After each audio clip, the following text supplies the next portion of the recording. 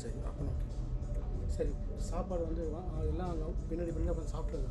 இது முன்னாடி ஸ்டார்ட் வந்துச்சு. தேங்க்ஸ் டே சொல்லலாம்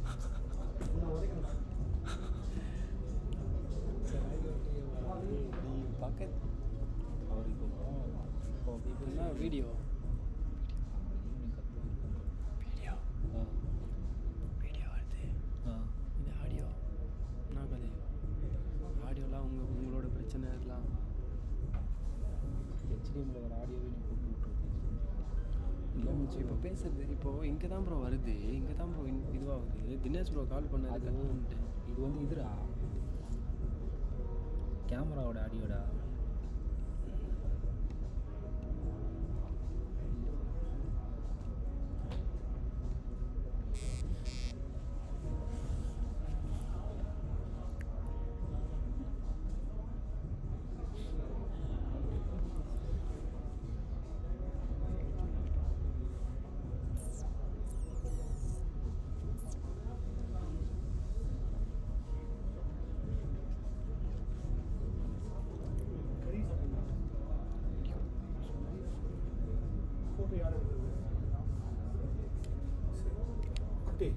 பின்னாடி தான் சாப்பிடும். இது அதுக்கு டிஸ்டர்ப் பண்ணாலும் அது அப்படியே போயிட்டு நீ அப்படியே போய்ட்டு முதல்ல சாப்பிட்டு வந்துடு.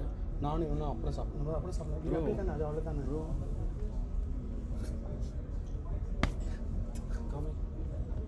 மைக்கில் கலரிங் இது பண்ணிட்டியாடா லைட்டாக ஸ்ட்ரைட்டாக? ஆனால் உனக்கு நர முடியல கலரிங் வருடா உனக்கு ஃபுல்லாக வரும்போதுடா. ஹலோ சொல்லு.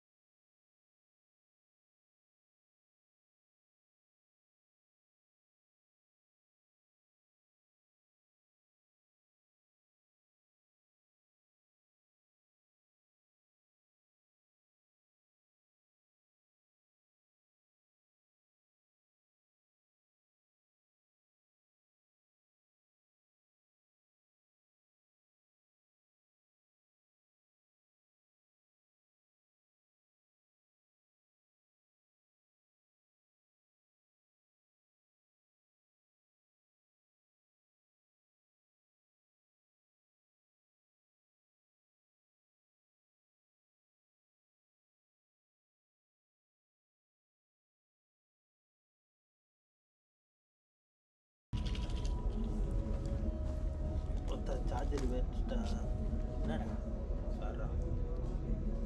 ஏய் பிரதீப் பண்ணுங்க சாரா கோளாறு.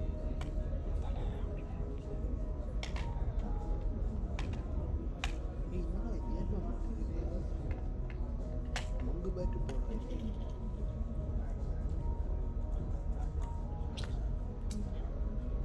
நீ பேசுறது வந்து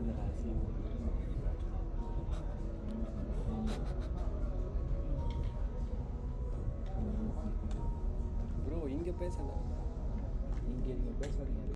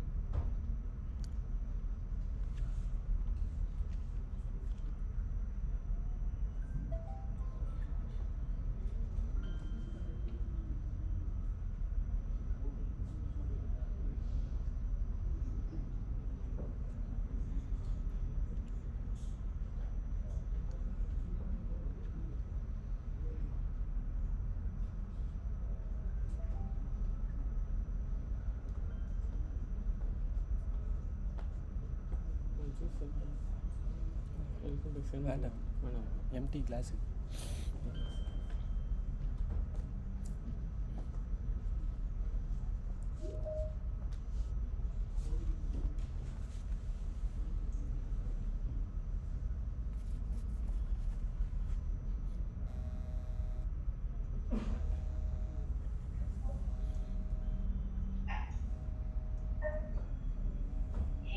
Hi Vikram, hi Arup.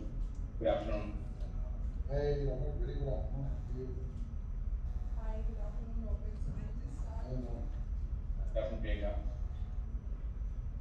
A very good afternoon to all of you from Tata Communication and from HP team. Half of you, I think, knows me, but I'll still introduce myself. I'm Priyanka, and I'm the relationship account manager from HP, handling Tata Communication.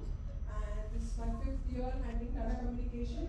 Uh, First of all, let me thank all of you to take out the time from your busy schedules and join us today for this informative session. And I'll not take much time because we have kept six brief sessions, and I'm sure from our side it will be very informative to you, all of you guys. And just to be more interactive, I will request all of you to ask as many as questions and queries wherever you have doubts. And we have some few surprise gifts as well for the most interactive and innovative questions from your side.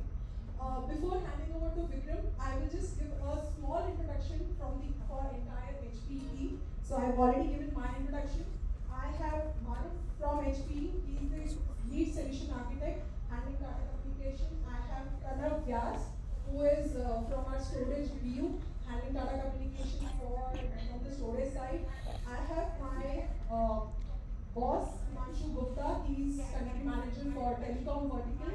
Um, Sorry, my miss. I should introduce Vikram also because Vikram has joined us online from Bangalore. So Vikram is our senior director for industry vertical, and he's my super boss. I have Ashish Pradhan, who is leading telecom vertical for Aruba BU for the country. I have Roop Kumar. He is leading our storage portfolio for the country. I have Priyanka Patira from HP. He is managing server portfolio from ISSBU, which is industry standard, supporting Tata Communications. I have Manas Nath, who is leading mission critical servers for the country in BU. I have Rohit Bhatt, who is from the industry standard BU, supporting Synergy server frames and C7000. I have Gopal from server view. He's leading our server portfolio for the country. Am I missed anything? Okay, I have a CMS team. CMS is our software portfolio, communication software portfolio. I have Rohit Bhatnagar, I have Ram, I have Tushar from our Point Next services team. I have Suman, I'm not able to see Suman. Okay, Suman is there. Prashant is also there. So sorry guys if I missed anybody from HPE, please raise your hand. Okay, we have our solution engineering team, which is our global solution engineering. We have Sunita and we have Arun from global solution engineering team. So that's a small but good HP team. Sorry if I missed. Oh, Prabhakar from storage. Prabhakar is there. Yeah, Prabhakar from storage group. And Mohan from our mission critical service group. Deepak Kumar. SD. Correct. Sorry guys, so this is a small introduction from HP side. Just request, please keep live and interactive sessions, and by this I'll just hand over to Vikram to give our HP's roadmap, HP's vision and mission, and how we can support TCL's digital transformation journey and the cloud journey in the near future. Hand over to Vikram. Thanks, Priyanka. So, firstly, I want to check if I'm reasonably audible because you were going in and out a bit.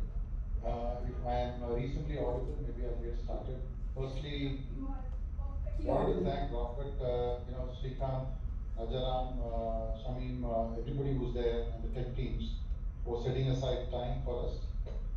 I've been watching with reasonable joy and excitement, the progress that you all have made as a digital connectivity solutions provider. And I think even more so, that's been substantiated by a lot of the quarterly results that we all get to see. And I wanted to take this opportunity to firstly, on behalf of HP, congratulate you on your Q4 results. And I'm sure you just on to your first month, maybe a little more than a month of your new year. Excellent results of improving consolidated profit by about, I think, a little over 20% or 22% for Q4. But overall, I think excellent results from revenue and consolidated profits. So congratulations to all of you on that. We have played a very significant and complementary role alongside with all of you, and I think our combined relevance and importance to many a customer is only on the rise. So we have some more plans. We'll speak about that. But what I intend doing here is to maybe the 5-7 minutes of a little more, provide a very high level view of how we are seeing the market and what we are doing as an enterprise, as HPE, to come around it, and what are the wares that we're bringing to the table, what are the solutions, so to say, we're bringing to the table. The way we see the world is clearly we are operationalizing partly the vision set aside by our CEO, Shantanu Devi, where many years ago we said, look, we see the future enterprises being cloud enabled, data centric, and edge driven. So most of all the wares that we are now putting together is around these three areas, and everything that we put together as wares, be it software, platforms, or otherwise, will be available in a consumption models. So consumption model. So at the start of every year, we started the financial year in November. We normally huddle around with some of the best brands in the world, and we meet the CEOs of the best brands in the world, and then figure out what they believe they are going to do, and what the pitfalls they are visible to them. And most of all the work that we do during the subsequent quarters is based around that. So when we did this, the last year, sometime around October, most of the winning brands, and these are many big brands that we all know from around the world, everybody believed that data is the new life force, essential for building all the next generation operating models. And most of the CEOs actually said the reason they're doing it is because they want to kind of enrich experiences every time a customer meets their platform or their brand in many ways. Of course, as CEOs, they would like to accelerate decision velocity and keep the innovation chain going on a non-stop basis. If I look around and look for one Indian example, perhaps the Tata NEU, as it's called, is perhaps the best app that I've spotted in the recent times, and that comes closest to what I would imagine delivering extremely rich experiences. So using that one Tata NEU, you could book as much as everything that you need for your kitchen, to your air tickets, to whatever that you do or need on fashion, on modeling, and the electrical gadgets, electronic gadgets, and so on. So I'm sure when this was done, there were a lot of operating models that were kind of tested, put together, and many questions and challenges that would have come around in the respective enterprises that brought these together. We see these quite relevant in the context of our customers.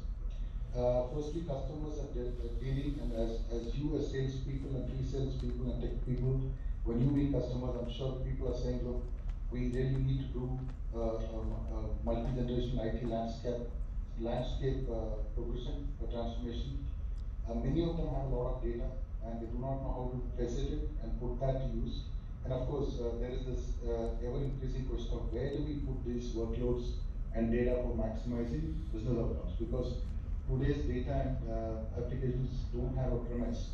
We all come, I think majority of us, like Robert and me, come from from an era where there were departmental servers, so on and so forth. For the very new generation, I think some of these might not be context that you'll be aware of. So, what are some of the pitfalls we imagine are that holds back the data first modernization is clearly what is spelled out just about a bit earlier. Data in most enterprises is in a fairly big disarray because of the silos that have been existing for a long time, and of course being also trapped in a lot of mission critical systems. And today we are adding a lot of data through the edge volumes that we generate, because virtually every app that is spawned out or microservice that is spawned out is largely playing at the edge. And of course, you also have the additional nuisance of having to deal with migration headaches of varying kinds. So, from our perspective, we thought there were five important areas or imperatives that perhaps every organization needs to look at. And when you see some of the examples that I will point out earlier, this is perhaps the last slides that we will have something around some of the fundamentals that we spoke about. But from the next slide, I'll go on to some of the examples that we've created from around the world and in India.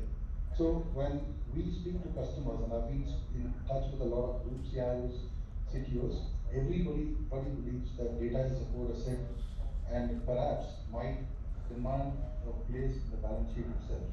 And just last week, we were in Chennai for a business critical dialogue, which is our most important mission critical event. One customer actually pointed out that they were starting to be data wars between whose data it was when they put it on the cloud or when they got into a joint GTM with some of the service providers. Of course, data is everywhere and it needs to be accessible at some speeds. The way we do Aadhaar, the way we do some of the transactions using NPCI, so on and so forth. While it has rights, a lot of the security around the data, we believe, are very, very important and needs to be governed with complete integrity. This perhaps is where the fulcrum and pivot of the whole conversation is from HP perspective. We believe the public cloud is not the right home for all kinds of data and workloads. There are some that definitely need to be there, but not all of them. And that is why we have always said we are edge to cloud and hybrid, and most of all the wares that we have been creating are in this space. And of course, last but not the least, fragmented and isolated operation is not going to be of any help. So when we approach a customer, it is largely advisory and professional services led. And when you see the next few examples that I will speak about, and these are from all around the world, those are the kind of impressions that we would like to leave behind with customers as well as with you people. With TCL, it is a great start and a great continuance of the start in terms of building business. These are some of the things that we've done worldwide. We'd like to do more of that together with you here. Just some examples from India. ONGC is a multi-year project. We firstly started with kind of trying to get the data part of modernization, which is a 10-year project, where everything that they will do, they would like to consume as a service. So in the sense that the data security, the data platforms, so on and so forth. But more importantly, they embarked on a two-phased, three-way DR SAP project, which is the migration from R3 to SOH as stage one. And in the second phase, they will move from SOH to S4HANA. So alongside what they have decided to do is also upgrade and update all of the platforms around the networks, which we did, and the security as well. So we use a lot of third party like Palo Alto, Checkpoint, and so on and so forth. So those are the integrations that we've done for them. So this is a multi-year project. SAIL is very similar. Steel Authority of India. Of course, we participated together, and one what might recall, and many of you as teammates might recall ONGC. SAIL is very similar that they have made the technical migrations feasible with the platform migration in the first place, and that again they have started by using that whole thing in a consumption model, and the digital transformation when they start will be the same path as moving from their R3 to SOH to S4. The two other examples from around the world, Zenziac is actually a Volvo subsidiary which manufactures autonomous cars, and the level of detailing and the amount of data that they use is humongous. There are some big figures there, but what we have provided them in a consumption model which is Green Lake, is the complete artificial intelligence and machine learning setup to help them react real time to any possible eventuality as autonomous cars move around. And many of you might know Volvo cars are a little ahead of even the German cars when it comes to the NCAP rating, as they call it, the safety rating, which is most of all the cars have an NCAP rating of 5. Worldline is from Europe. They're a bit like, if you add your the Paytms, the PhonePays, and everybody else, the Google Pay of the world, that's Worldline for you. And the transaction load that they have is a few billion every day. They are the largest in Europe. What they have done is very similar to what Zensept has done, except that to avoid missing any transactions on flight, they have chosen to deploy the non-stop platforms from HP, and they've used a variety of tools, as they've also developed a lot of microservices around this to develop real-time experiences for all the banking and transactional customers of theirs. So these were some of the examples to kind of just give you a very high-level view. So what we are focused on, we are clearly wanting to complement someone like TCL in the wares that you have, in the services, the portfolios we carry, and continue with some of the experience that we have.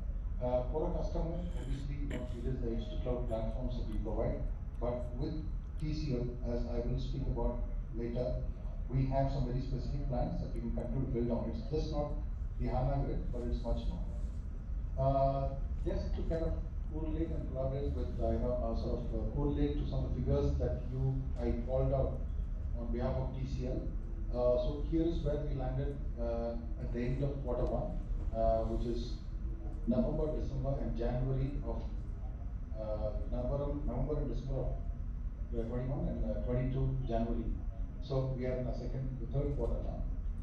We ended at about 7 billion, but most importantly, we executed on a plan, and the plan was to make it more eccentric, cloud-enabled, and data-driven. So if you were to see these figures in breakdown numbers as percentages of the total revenue, at some point of time, our compute revenue would have been the largest, about 78%. But today, we're far more distributed into all that we have around storage, around financial services, around HPC and AI, and more importantly, intelligent edge, because that is where we see a lot of the future markets kind of going to. So the other thing that we have been successful is, just like TCL must be focused on distributing revenues across the globe. It used to be largely America-centric firm, but if you look at those numbers, Asia Pacific is fairly large, and India now sort of reports directly to the US or the headquarters. So some of the decisions that we're able to make today and collaborate with the TCL or any of the strategic partners is significant, and also a lot of turnaround on products, on and services, so on and so forth. So those are some things that I want to speak about. What we would like to do is ideally have TCL as the strategic partner right there in the middle. We've continued to make a lot of acquisitions. Silver Peak is one, and we've had, I think, strategic arrangement with TCL. That's my next slide, I guess. But we continue to acquire firms like Zerto, like Determined AI, so on and so forth. While I will not labor around speaking about it, there are speakers who are going to speak about it. Zerto plays a very big role in IT resiliency and operations. Almost every customer that we meet today speak about this. Silver Peak, of course, we all know. Then there's Determined AI, which provides education around AI and ML and so on and so forth. If you see some of those strategic partnerships, they're global, and that is where we'd like to do things. That is how we would like to do things with TCL as well. Those were some of the things that I wanted to say, but I just want to draw attention to just this recently concluded agreement that we've had with TCL, which is around providing SD-WAN as a service. Of course, Silver Peak is a product, but I think what it helps us together is go to the market not just in India, but everywhere else in the world. And we've had some interesting conversations with Robert and Srini earlier. The biggest advantage of going with Silver Peak is the fact that it is both SD-WAN and optimization in a single appliance. And more than anything else, it could be available in an infront model. It could be available in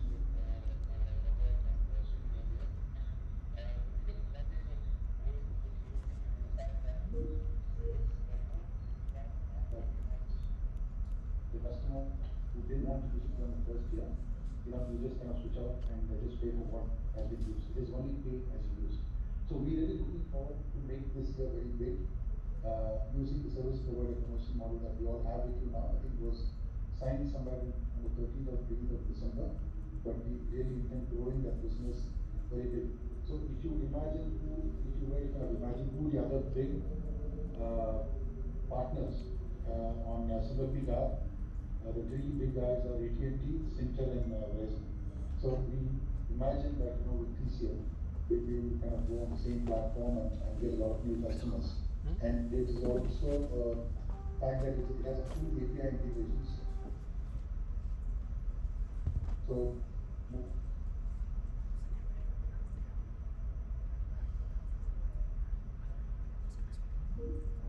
most of the use can and like I said earlier, all that we focus on is in making HP the most complete edge to cloud company. And what we're looking forward to is not being a provider to TCL, but we want to continue to add advanced, not just data, maybe with the networks everywhere. So that is all that I wanted to say. It was reasonably concise and not too lengthy. Thanks. So I heard you, Priyanka, speak, and it was a little vague, like I said earlier. So I will maybe stop presenting now, and you can invite the next speaker on. Thanks, Robert. Thanks to the entire team. Thanks, Vikram. Thank you for making this event for Tata.com, and this is really useful. And just that I was not able to make it to the session today for some reason, and on the entire team. Is it you? Is it that Srini? This is Robert here, Vikram. Hello. What is the sound sometimes? Okay.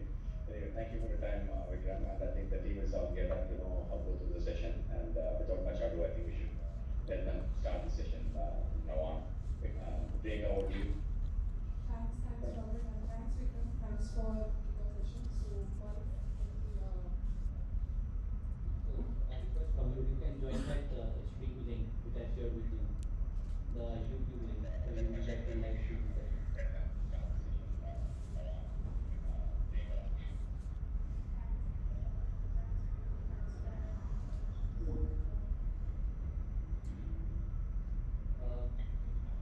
Good afternoon, everyone. My name is Mohammed Maroof, and I am the solution architect from HP side and working with TCLP from last 4 years. So if I can recall all the technical discussions that have happened with the TCL, the most important and the maximum time that we always invested is especially in the data. How the data grows, how we store the data, and when we are storing the data, so it is whether the performance or not. So we thought that data is always the life enforcement or is the main critical thing for all the organization.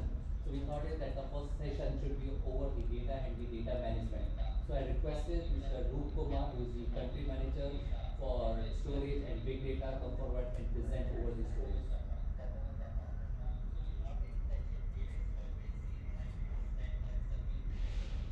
Okay, thanks, Madhav. Hope I'm audible. Okay. This is only one change I want to say. So it's not data, it was a data management. So from a leader being a storage, now we're going to transform ourselves to become a data management. And why we say this? It's going to be a lot of significance. With this, let me start.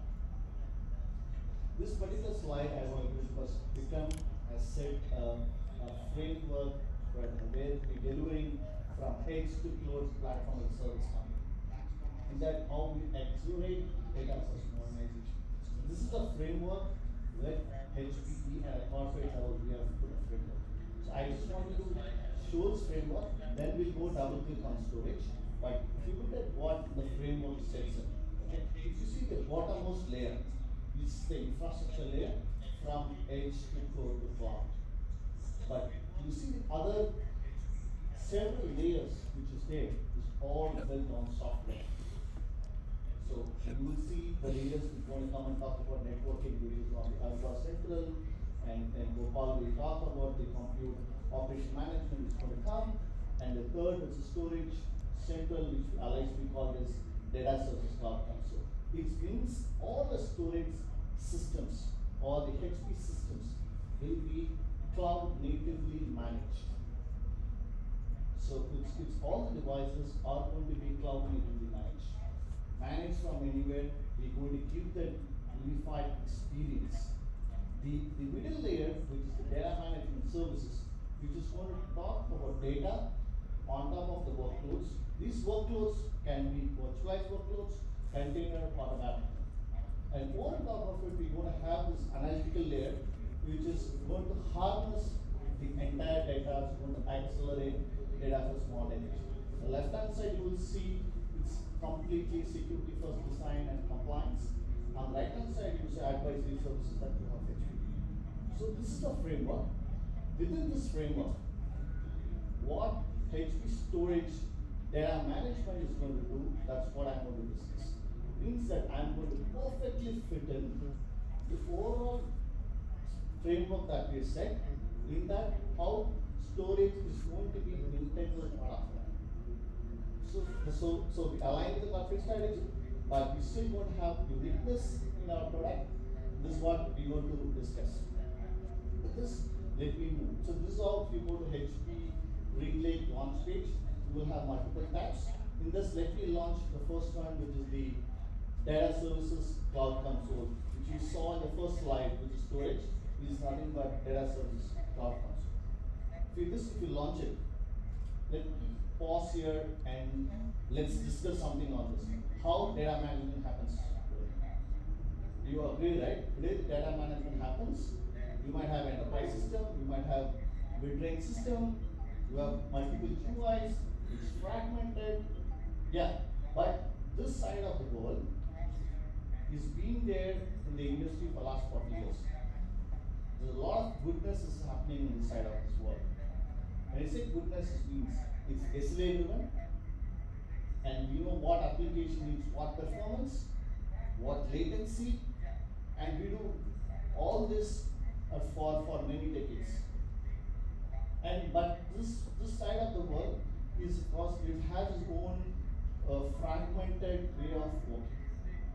So the other side of the world, which is the cloud world, which got boomed last decade, what does it do?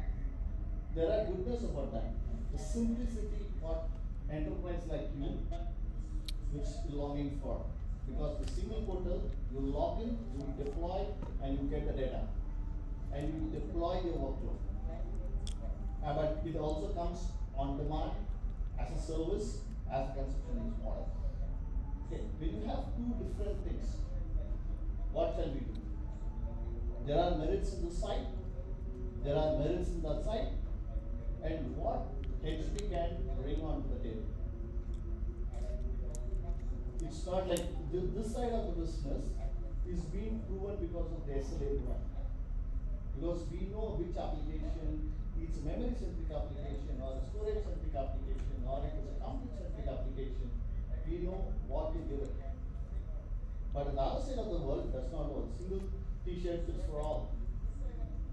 But the world has got the value of simplicity on demand consumption.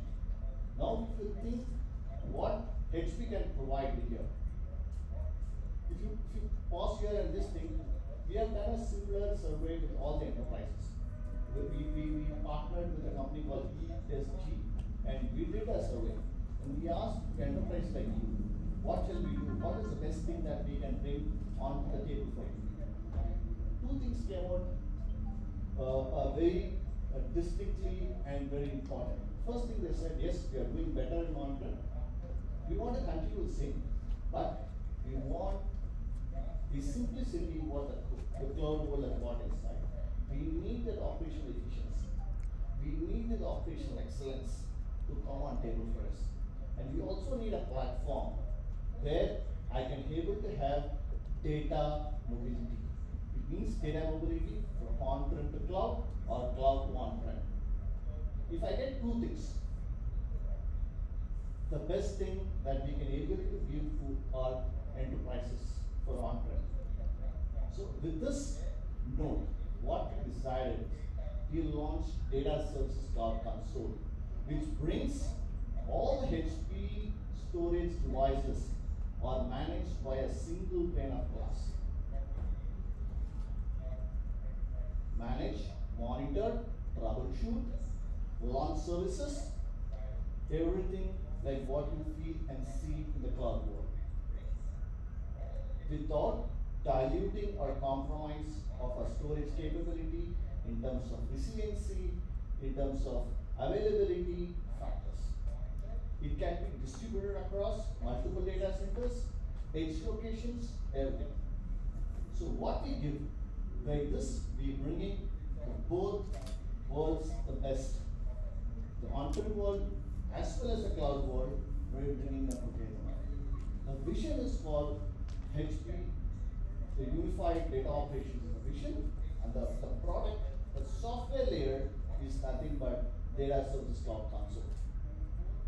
So this will give you a complete flexibility for operation efficiency, the right hardware, and also the hybrid, which I can move the data from on-prem to cloud or cloud to on-prem or multi-cloud. All the combinations possible. This is what we deliver to you. So there is some roadmap which I will share subsequently. There are something that we support today, and there is a lot of series of software launches that we are doing, which will enable you to do the excellence going forward. So summarize what are four things that we do? Simplify the data management. So what we say, we don't need to manage the systems. We want to manage the data. The first thing that you want to bring in. The second, it has to be self-service, on demand, deliver as a service, and provide data mobility to the cloud. So this data services cloud console will deliver all these four things. We transforming the cloud operations for on-prem and the hybrid model. With this, let me go a little more deeper into this. You've seen the framework that we set across as edge to cloud as a service company, where storage is integral part of it. Now there is a framework for storage what you're doing. So if you see, there is three horizontal pillars. The pillar one, this is our infrastructure pillar for mission critical workloads, Electra 9000, and you have the business critical workloads, you have Electra 6000, like for the secondary workloads and big data, and we have all the infrastructure. The middle layer is the purple one which you see, is the software layer, which helps you to do the fleet management, intent-based provisioning, security and audits. This is the software layer. And of course, the last you will see the infrastructure service on APIs, how this can connect with your existing automation or orchestration with your already have developed, how this can integrate with that. The top layer is what the data services that we have launched from the data services cloud console. It means that if you want backup and recovery or DR for the matter, customers can have on-prem HP storage system, and the DR can be on CSP cloud. So we can have this kind of hybrid model, which are the data services that we will launch. This is the framework within the our overall framework. This is for the data management. So what we get out of this, we have the right set of infrastructure for the right set of application. For the right set of applications, it's going to be managed through the DSC, which is data services cloud console. Third, over top of it, we're going to have data services, which as a subscription, as a model that we're going to launch. So with this, I will do a 5 minutes and video. This summarizes what data services cloud console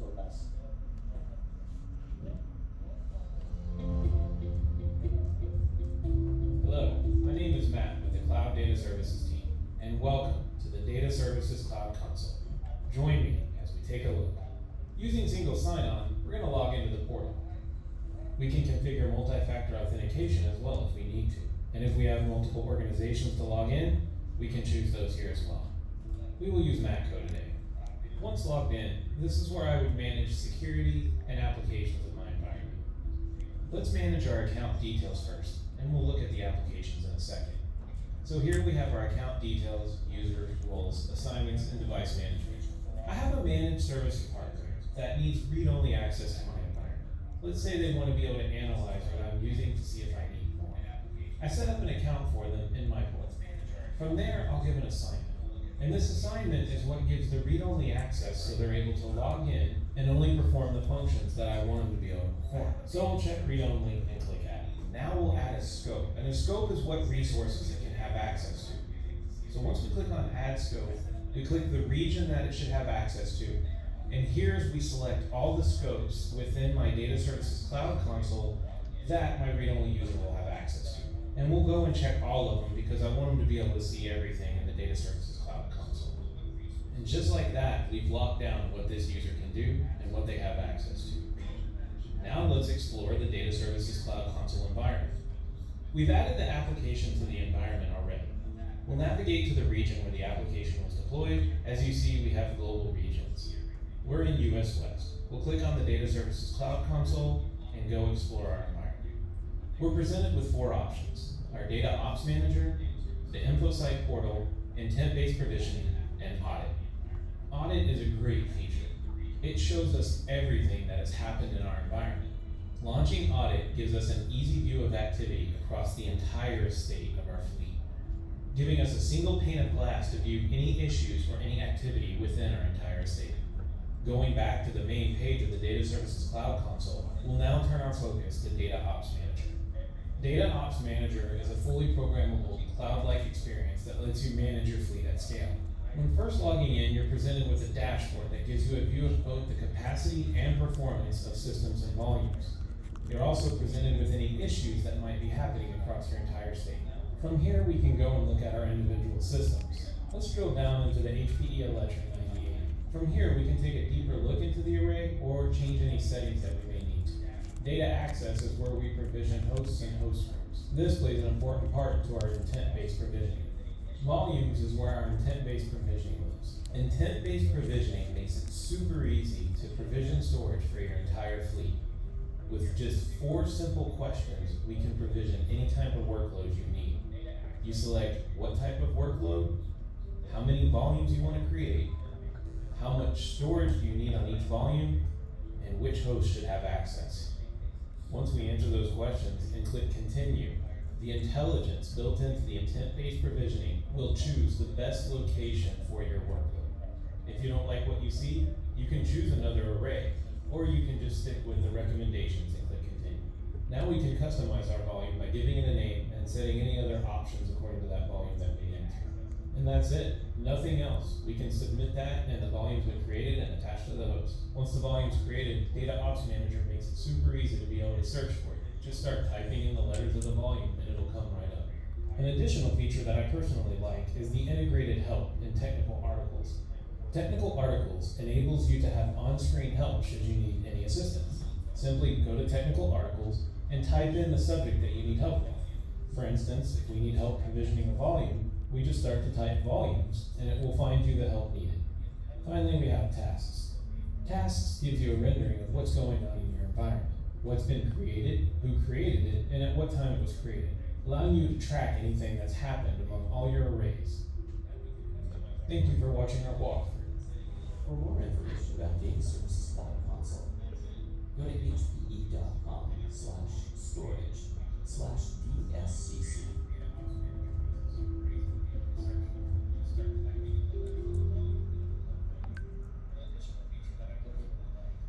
This slide summarizes this.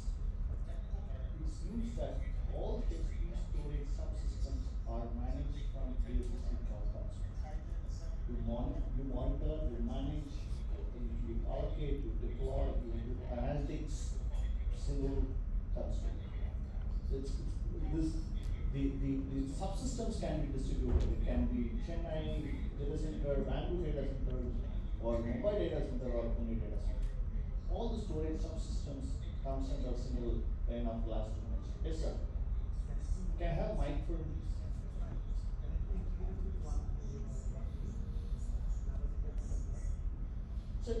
It's so with this particular. I have another slide. Okay, this just above the one view.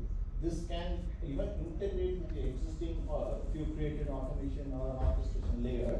This works on the public APIs. So I have a particular slide to it I could explain. Okay, in fact, the next video would be that. Yeah, exactly. So this particular software, which is the data service cloud console, designed on a security first design. So it's completely programmable with the public APIs. It's scalable.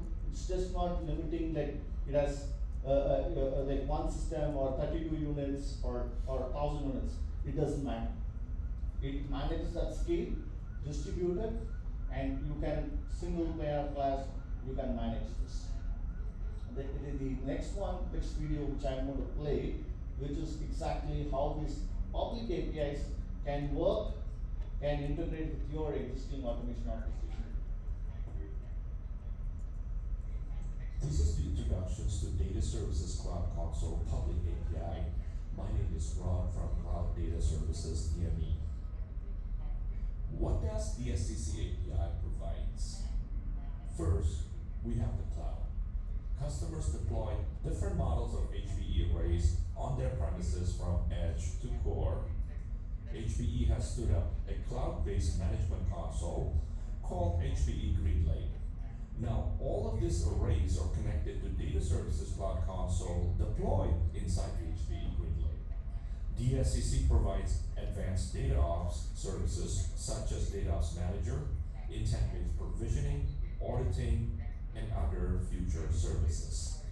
Now this is great, but customer has already deployed automations, provisioning tools, ticketing services, or monitoring as part of their current processes. Now the question is how DSCC can extend those customers' business processes. So the answer is API. Using the secure authentication in the HPE GreenLake, customer can obtain the delegated authorization for those tools to leverage the benefit from the DSCC. Let's talk about how do you create DSCC delegated authority. The user must be authenticated with the correct role assignments in order to create the delegated authority. Now, in this demo, I have already logged on into the HPE demo portal organizations. Under the Manage menu, and the role assignment tile, I can display that I've already have access and capability to make changes to the storage systems, volumes, host initiators, and many other objects under Data Ops Manager. Now, after I ensure that I have all the role assignments to create the delegated authorization, it's time to create that authorization. To demo this, I will go to the hamburger menu in the DSCC dashboard. Click on the Manage menu and click on the API tile. In this menu, I will click on the Create Credential button, select the DSCC application in the correct region. In my case, this is DSCC deployed at US region. Make note of this region as you will need to select the proper URL to be used as the resource path of the DSCC API. Now I fill the credential name to identify the association of the application with this client credential. Finally, click on the Create Credentials button to display the client ID and client secret combinations. Note that these combinations of both ID and secret will only be shown once. Hence, you will need to copy and store them securely. Now, we come to the last part of the API delegated authorization, which is clicking on the Generate Access Token that can be used for the executions of the DSCC API. You will need to enter the client secret strings that you have copied into the secret node. Paste the client secret into the client secret field. Press Create Access Token to generate the access token. Copy this access token into the safe place for the execution of DSCC API later. Now let's close this access token menu and navigate to the help for the HPE GridLink, which looks like the question mark button. From the help and support field, click on the down arrow icon to display a list. Click on the Data Services Cloud Console to show the list of the help, and click on the API documentation to spawn the API documentations menu. Let's navigate to the SCC API resource for the storage systems. Now you can find the API Get All Storage Systems to display all of the storage arrays that are connected to the HPE Demo Portal organizations. Using the path to the resources, Get API V1 Storage Systems, you can find the associated prefix URL for the US region. Let's copy it into our demo. This is the demo for using the DSCC REST API. Using a Linux host and HTTP tools called curl, you'll be able to create and issue the DSCC API call to obtain all available storage systems. The syntax of the curl command contains the HTTP method, which is get, and then the copy URL to this get all storage system in the US region. The standard header, so that this API will return the responding JSON, another standard header to allow the client's access based on this copied access token. I also added Python CLI to format the response for easy read. Voila! We receive this output in JSON that lists every single array and its properties that are part of this organization. For more information, please take a look at the developer.hpe.com. Thank you. Beyond it, if you want it, we can still do a specific demonstration for you, and because a lot of things available for us, we can able to provide that. Let's change now. So as of now, we spoke about the software layer beyond the infrastructure. So the other point which I was discussing is how do you launch services? So I have with this same data service cloud console, I can launch data services. So there are a couple of things which we can see: backup and recovery. On-prem storage can have backup on-prem as well as the cloud protection. Okay. And the second, if you see the different, yeah. Before going to this, from TCS side, I just have one question, and I'm sure all of them will relate to the question. We understood that because we have the integration with the public API, you can connect with the boundary and all. I just want 1 minute because see, right now they have Bandu also for the management of the server tool. They are also using the InfoSight for the storage tool. So how, just 1 minute integration with this DSCC with the current infrastructure of both server and storage. Okay. See, if you see, there is a tile. The InfoSight is an integral part of this DSCC. So you will have a tile where we can able to see the InfoSight, which is manages our infrastructure parameters on the trends, monitoring, usage, and stuff like that. This InfoSight is a part of it. It's a single console where we are bringing all our capabilities into this. And this particular DSCC will also get integrate with our overall framework which I started, which is the Aruba Central or the Compute Ops Manager, and you have the Storage Sentinel. This integrates, and overall you have the Green Lake umbrella where you can see all your devices from a single pane of glass. So to answer to you, sorry, this is no license. It's integral part of it. So early we had InfoSight was separately was there. Now we've got InfoSight as part of this. You can launch and you can see all your storage subsystems from this. The second one, I think Vikram also showed that the recent acquisition that we did a year ago is called cloud physics.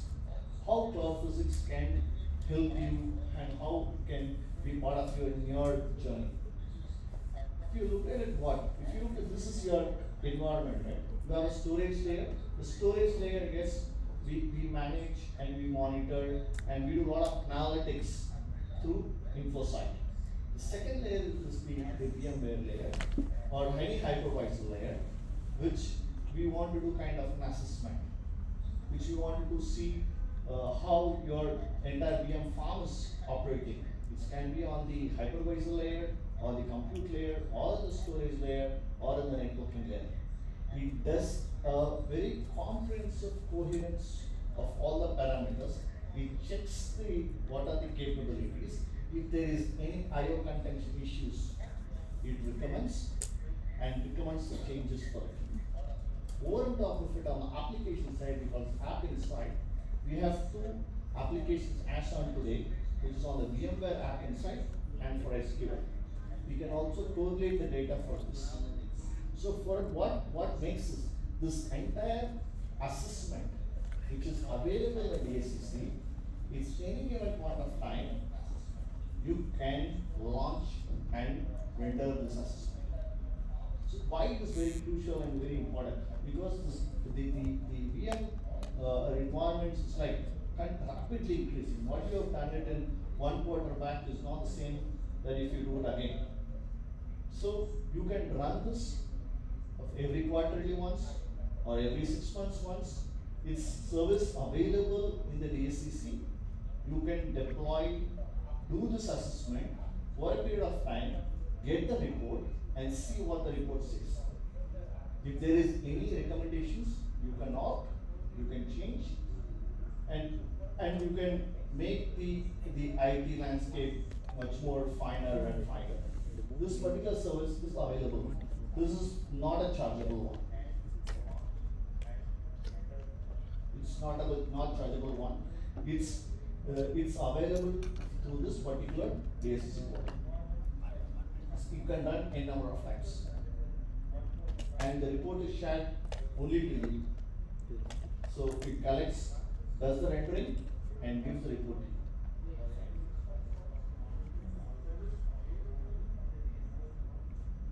See, it's an assessment, right? There is a deployment. You deploy. There is observer VM that you deploy. Then you can the longer that you keep, beyond 7 days or 10 days, the more the data it collects. The recommendations are pretty accurate. So it's 2 days, 3 days, it may not collect 2 months of information, right?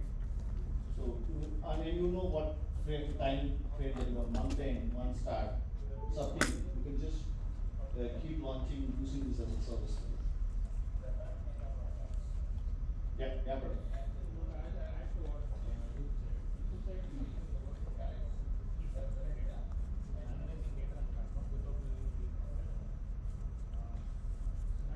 Always there. That gives you information about how we advance or answer in a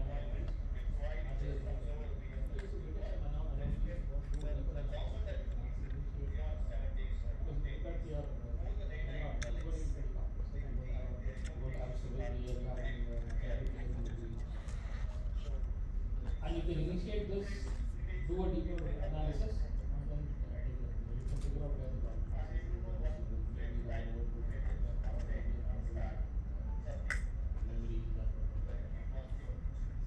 use InfoSec as a basis and look at deeper analysis, lateral analysis with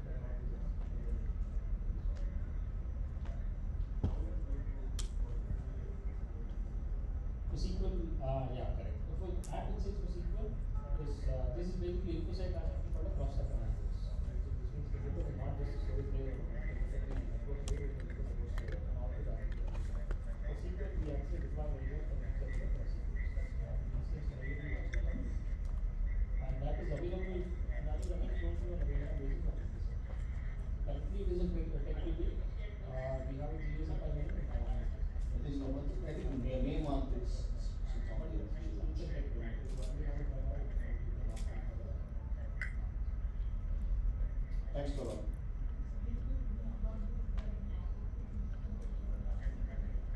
Yeah, see, because the info side, yes, there is ticketing which comes in the portal. There is, you will see the list of anomalies which comes. See, the second very important for this is it's a touch for everyone, right? Like which firmware version, because multiple systems. So we need a very centralized view of the storage subsystems, what version. Sometimes we decide to keep it on the latest version. Sometimes we decide to keep N-1 version. How do you manage it in a single repository so that all your storage subsystems from a single pane of glass can handle it effectively? So this is another one improvisation that we have done, because this is a constant feedback that we get from our enterprises.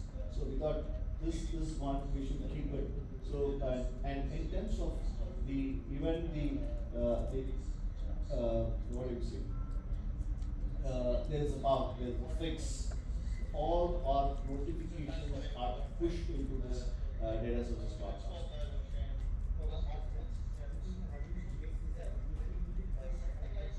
So there's no edit, please. No, no, no. Pass the mic, please. Yeah. So InfoSight is a part of it, sir. So it's integral part of it. Yeah.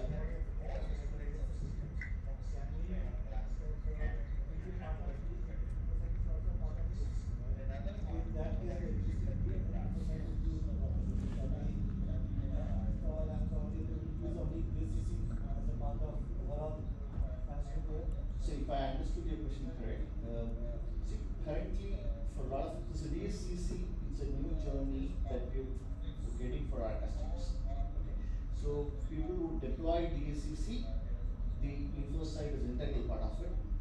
If you have not deployed DSCC, the InfoSight will still be a standalone option for our customers. That option is anyway available. Yes. Nowadays you are having DSCC as well. Yeah. You need to put InfoSight as well as No, no, it's InfoSight is a part of DSCC now. It's a, when you log into the DSCC launch page, you will see a tile for InfoSight where all these, the HP storage subsystems by default gets aligned to that. So InfoSight basically analyzes our problem data. The telemetry data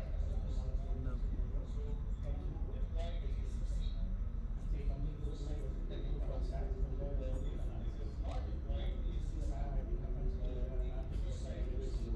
that collects telemetry information and then processes that, and we do machine learning algorithms on top of that. DSCC is the management portion of it, and InfoSight complements that. From DSCC you can actually get into the InfoSight portal and then analyze your so they work together in that. InfoSight by assets can be standalone, but if you going forward, if you're going to have a cloud-based management console, then this is going to come from DSCC. You can actually get a Now let me change the gear from we have spoken only about the software layer for for complementing the infrastructure.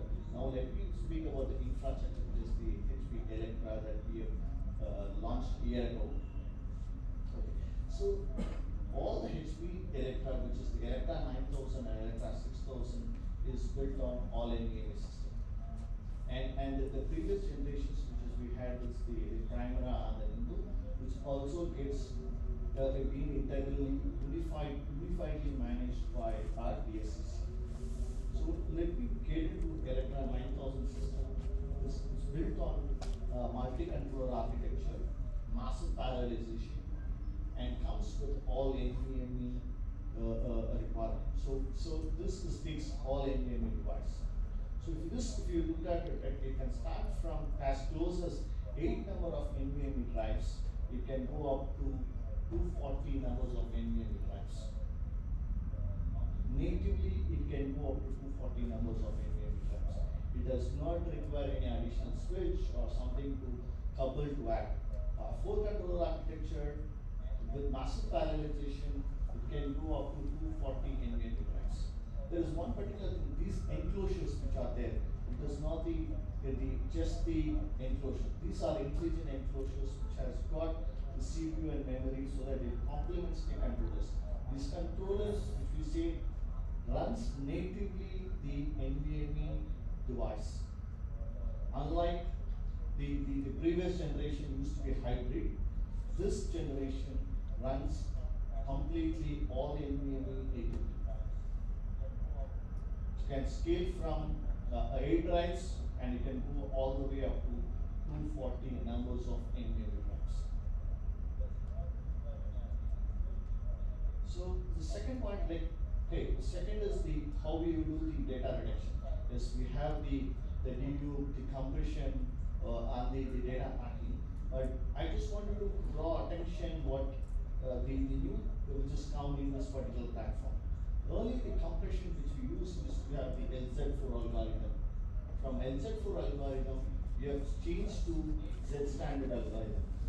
So there is incremental the data efficiency which is going to come in this particular platform. So if there is the existing volumes or in the LZ4, we can convert that to a Z standard algorithm so that you get the data efficiency and the performance which you asked for. So there is a process, yes, but we can convert. With this, if I move to another topic altogether, yeah, please. Okay.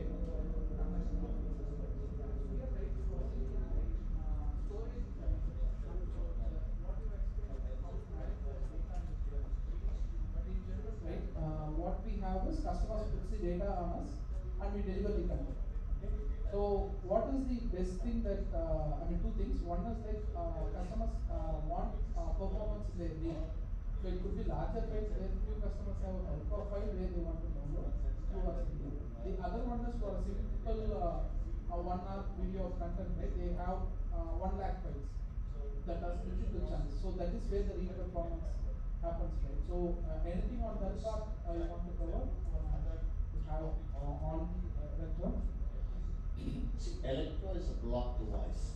Okay, for content delivery for CDN, we have a separate product line which we call the scale-out NAS, which can do this kind of performance, the sequential throughput performance that you're looking at. See, there is a separate, maybe I don't have slides here, but yeah, you can take it up subsequently. That's where we deliver the read sequential input for your content delivery that you wanted. It can be 2 megabytes per second, or whatever, the 2K payout or the 4K payout or high resolutions that you want to run across. Yeah, that's a separate product line that we do. It's called specialization on file. So we have product lines which can cater to your needs. And with that, the cost, approximate cost per GB. Yes, again, it's very interesting again. The cost per GB again, it's like this. If you want performance and you want to run a high resolution 4K playout, okay, it comes with a cost. That should be a balance, yeah. It has to be balanced. So how do you do it? Because all the playouts are not going to be the high resolution. All the playouts is not going to be the lower resolution. It's going to be a balance, and based on that, we can able to take in a very optimal way to size the infrastructure to deliver so much of concurrent session to give the adequate number of performance that we can work on. Let me move to the next one, which is data protection for hybrid cloud. So today, this is again a very important topic. There is one way of people talking about the applications which are going to cloud. In another way, we see there is a cloud repatriation happening from cloud to on-prem. And there is also another way to be talking about multi-cloud. But having all said that, right, we need data protection across if it is on-prem or it is cloud or repatriation, whatever it is, we need to protect the data. So how HP vision today to handle the hybrid cloud? So there are 3 points of it. One is the ZTO, which is the ransomware protection and disaster recovery software. So this ZTO software, which helps you have the data mobility, which is on-prem to cloud or cloud to on-prem or multi-cloud, where we can ability to keep the SLAs for our application, which is the the lowest RPUs and lowest RTUs. So when I say lowest RPU, can it be 5 seconds in the VM world? How do I protect these VMs at high priority? How I can able to move if it is an RTO discussion, what is the time in which I'm able to recover the application at a DSR, a sequence of application. So that's first one. The second we'll speak about the backup and recovery. And the third is the archive, which is the LTR, the long-term protection. With this, let me get into the Z2 part of it. I'll play a small 3-minute video which comprises what Z2 has been there in the industry. Then we'll get into a few more details on Z2. The market is ready for IT resilience to meet the needs of today while effectively planning for the transformations of tomorrow. Zerto is at the forefront of the shift to IT resilience.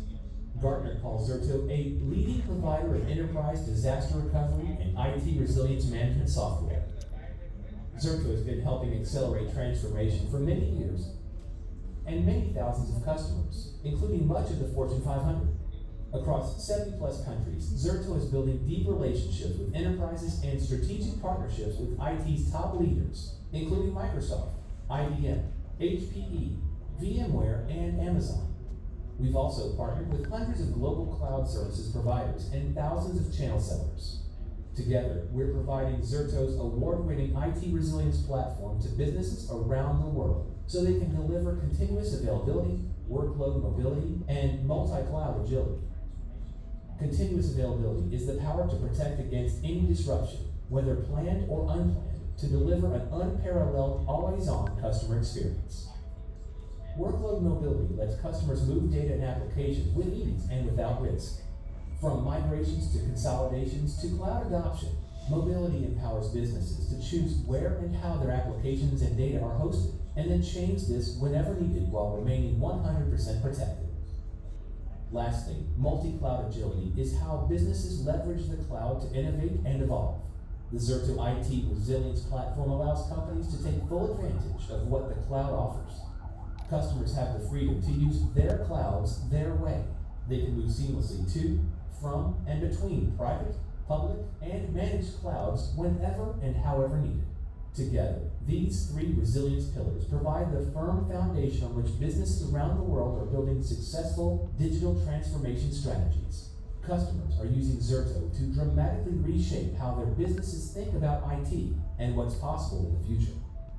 Leaving behind complex legacy solutions, they're embracing a future with continuous availability, workload mobility, and multi-cloud agility, protection for today's applications, innovation for tomorrow's.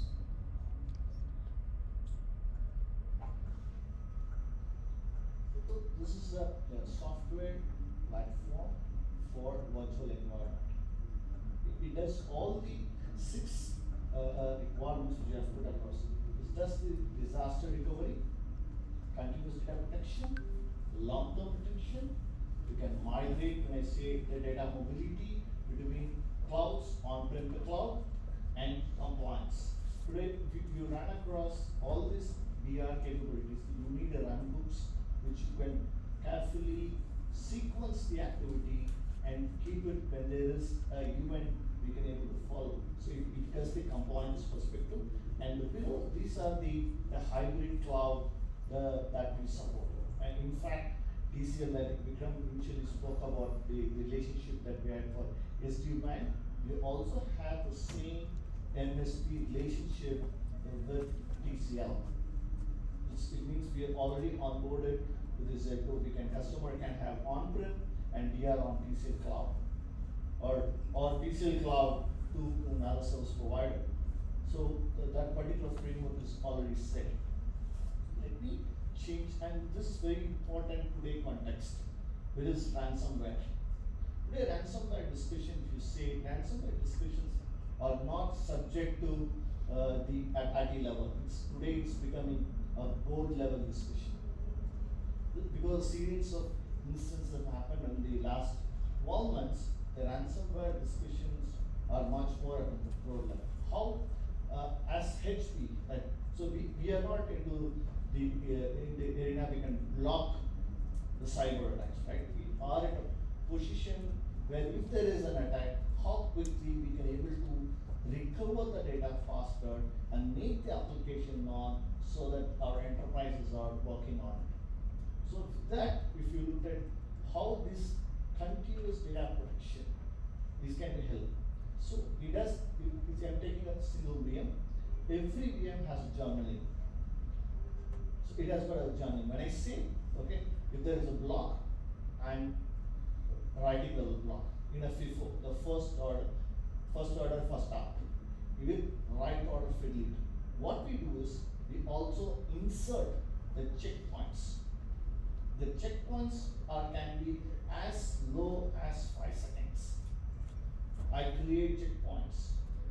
So with this, if I look at it, right, I have a journal for it. So the data is being continuously journal, continuous data collection is happened. I've created these checkpoints. These particular lines are the checkpoints. So assuming at 5:17:01, 56 seconds, there is a ransomware attack. So what the next instant which is available, there is a checkpoint which I am able to recover, which is 17:01 at 51 seconds, which I have a checkpoint, which is a consistent checkpoint where I am able to recover. It's a file or a VM or an application. So by default, this disaster recovery software also does continuous data protection. So it gives this fastest and the lowest RPO for it. When I say fastest, the recovery is fast and the recovery point objective as lowest. This particular feature comes by default in Zero software on a virtualization platform. The second one, this is the architecture slide. So you will see this is the protection. This can be an on-prem. So I protect, first thing I protect continuous data protection for the on-prem device, CDP. And if you see the VRA, which the block is being replicated to the DR side. The DR side can be on-prem or can be public cloud or a CSP TCL. So I'm also having a replication on a DR side, an asynchronous. And you see the VCA, ZCA has also, I can program it based on the policy, I can able to do a long-term retention. The long-term retention can be on-prem, which any of this distributed device, or I can also go to the cloud wall, any of the ASP bucket, or a deep Glacier from AWS. I can also do long-term protection. The single software does disaster recovery, continuous data protection, and LDR with all permutation combination. It can be applications which are already in AWS. He wants repatriation. He wants to deploy the DR on-prem. Yes. Or between two public service providers. So this particular software, single software, does all the three capabilities. The second very important thing is called the consistent recovery application. So whenever I say application, it's not a single VM, right? It's a grouping of VMs. In this case, I've just put like file server, a DB server, you have web server, and app server. If I want to go to a DR side and want to recover that, we need to recover the entire set of VMs. So this gives the consistency recovery for applications. So the DR side, I'm able as a single entity, I can able to recover the entire set of VMs which you have grouped for. So it means your recovery time objective is measured and it is faster. So to add more on to it, we can create multiple virtual protection group. You can create multiple virtual protection group. In this, what we can do is like you say like one vertical group, I wanted a highest priority at 4 RPOTP at 4 seconds.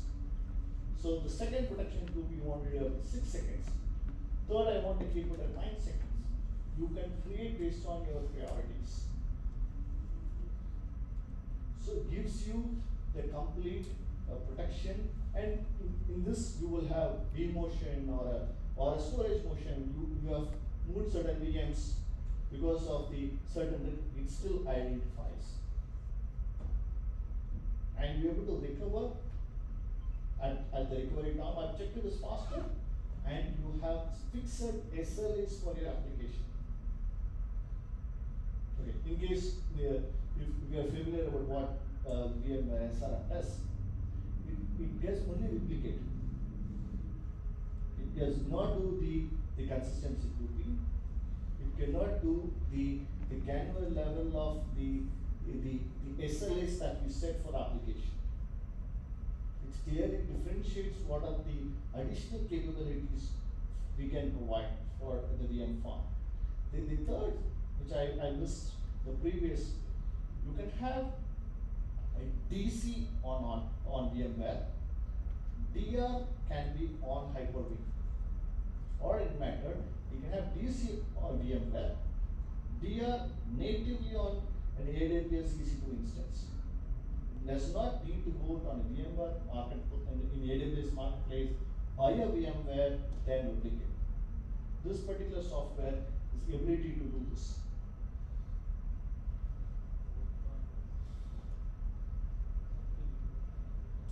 Yeah. So it understands. So if you have big VM farm here, right, and you might do you have grouped it, and it is and because of the physical attributes, and you have moved to another storage subsystem. This identifies that. It does not do, yeah, it does not do, correct. So this some of the parameters have spoken on Z2, and I really want to have a deeper discussion on this. If time permits, we'll go much more detail on that. I want to spend a few more slides on this, but quickly go on. This is on backup and recovery. So now we want to protect your VM farms. This is as simple as that. We want to protect without any additional software like ISV software. Inherently, you want to protect your VM farms. You have local protection on-prem, and if you decided, okay, some of the VMs that you want to have cloud protection. Yes, we will support cloud protection, which will be HP managed S3 account. And further, it's another the roadmap discussion.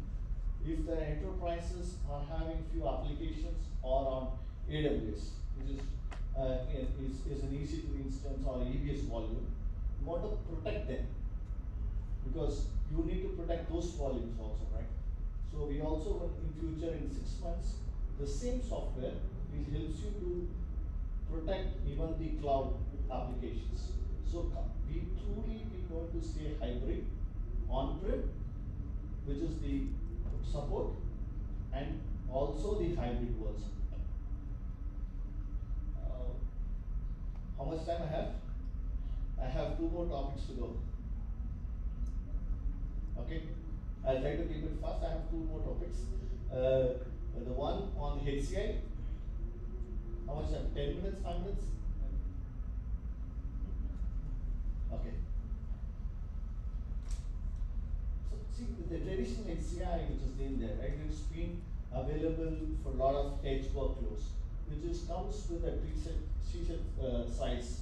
Okay, for each node comes with a specific memory, CPU capacity which can hold. But if what we have realized, even in the HCI 2.0, we have realized there is an enterprise HCI which is coming. We need the applications are deciding how the VMs are. So VMs can be a memory centric VM or a compute centric VM or a storage centric VM. How we can able to handle the HCI for you.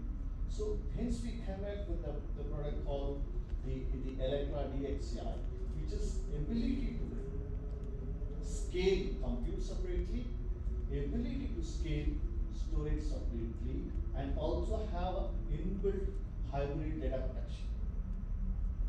So with this, if you look at, I have no overprovisioning. If you look at the traditional HCIs, if you want 100 terabytes with X amount of compute, you have to provision 3 times the capacity. There is a 3x of the capacity which you have to provision. Here, no over provisioning.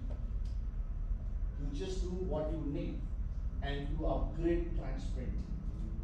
So what we have done, we have created a differentiated enterprise DHCI for you where you can independently scale compute, independently have scale storage with the inbuilt hybrid cloud protection. It also gives the lifecycle management through vCenter. So we can able to cater the large VMs or a medium VMs. We can able to handle effectively no over provisioning. So to summarize what the importance are: always on availability. It has sub-milliseconds latency. If in a traditional HCI, you will not able to see sub-milliseconds. This here you can have sub-millisecond because the underneath the storage subsystem can be all NVMe or it can be a hybrid. So we can able to give you sub-milliseconds latency depending on the model that we choose. It's fault tolerant. It can sustain 3 drive failures simultaneously. So this gives the ability for doing enterprise HCI 2.0. With this I stop.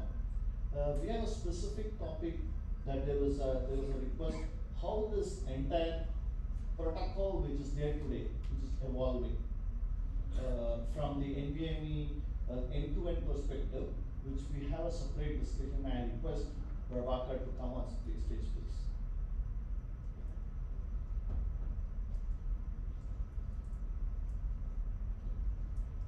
This particular session is more towards the how the protocol which has been emerging. How this, I'll play the slides.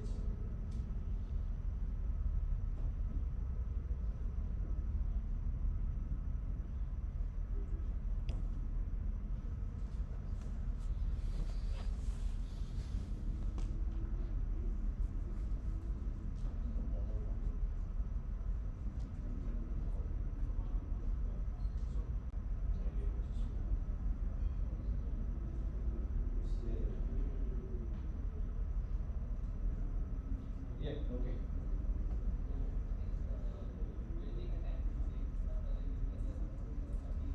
Right, so we'll take a break for 10 minutes.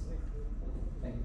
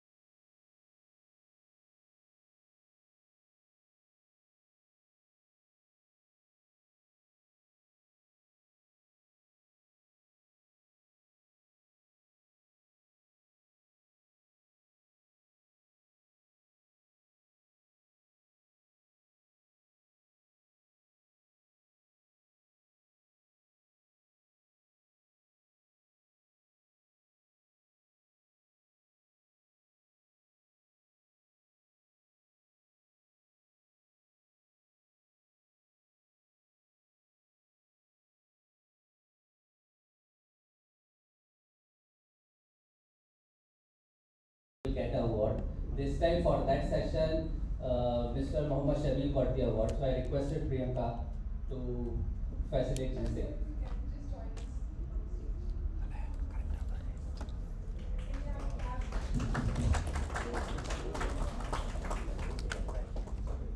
Thanks a lot, sir.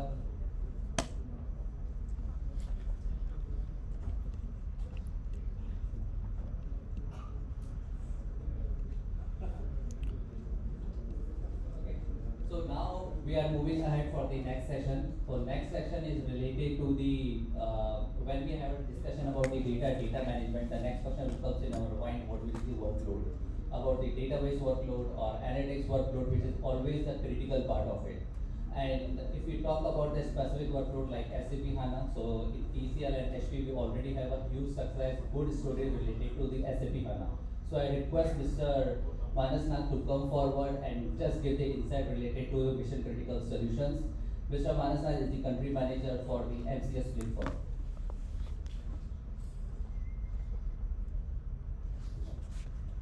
I'm audible? Behind? So great, good afternoon to you all.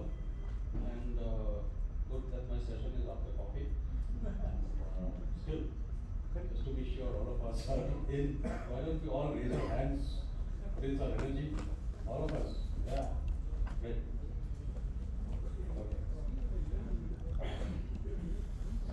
So I manage the what we call is the mission critical systems portfolio, which includes our Unix systems, non-stop, which runs the world's payments, and mission critical x86, something that we use and another communication tons of customers use.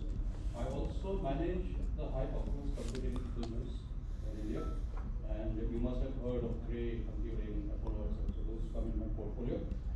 Today I will not talk about HPC, but I do hope sometime in future, near future, we speak about HPC, because that's a market we can't ignore. Certainly. Okay. So on that note, let me start. This is briefly the agenda. I've kept little less of product and more about what are the dynamics in the market, and I do want to hear from you.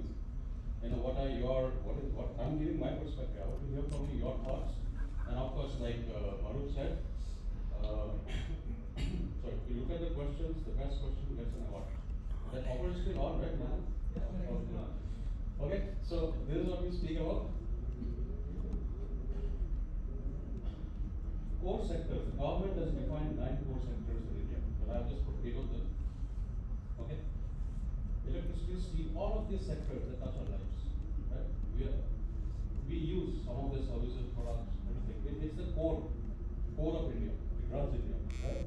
Whether you look at Tata Power, electricity, look at steel, SAIL plants, we spoke about SAIL, refineries, right? Crude oil, name it.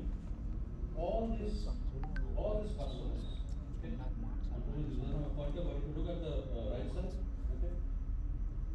The attributes that they use, the key attributes, are what you see on the screen. RAS, right? And they look at a lot of scaling. And when I say near 100% scaling or availability, right? When I scale, I don't want performance to take it wrong. That's how the architecture should be in such large corporates. Okay? And the SLAs are very, very stringent. Most stringent in the country, or most stringent globally. In fact, in India, we are known to have much more stringent SLAs as compared globally. Okay? And all of them were running on, or are still, some of them are still running on our Superdome 2 platform, which runs on Unix, HP Unix, and many of them have migrated to Superdome Flex now. Okay? In fact, Tata Communication and HP partnered to clinch Coal India, right? So these are all on Superdome Flex, and initially they were HP Unix, right? Do you know HP touches each of your lives, each of you, lives of each of you, okay, from morning to evening. From the time you get up, have a coffee, tea, volume of that coffee, tea must be made in a company which is running their SAP on HP or Oracle Inputs on HP, right? You read the morning newspaper, Times of India, let's say, or many of other newspapers, the SAP is running on HP. Okay? You get down to your car, go to office, most of the car manufacturers are using HP. You go to the nearest fuel station to fill up petrol or diesel, 90% of the fuel stations are ICL, big sale, running on HP. Okay? On the way, withdraw some cash from the ATM, 98% of the ATMs are running on HP now, and so on and so forth. Right? Tires, newspapers, paints, the two largest paints companies in India, Asian Paints, Nerolac, I'm sure you must be using that. Okay, on it. And so on and so forth.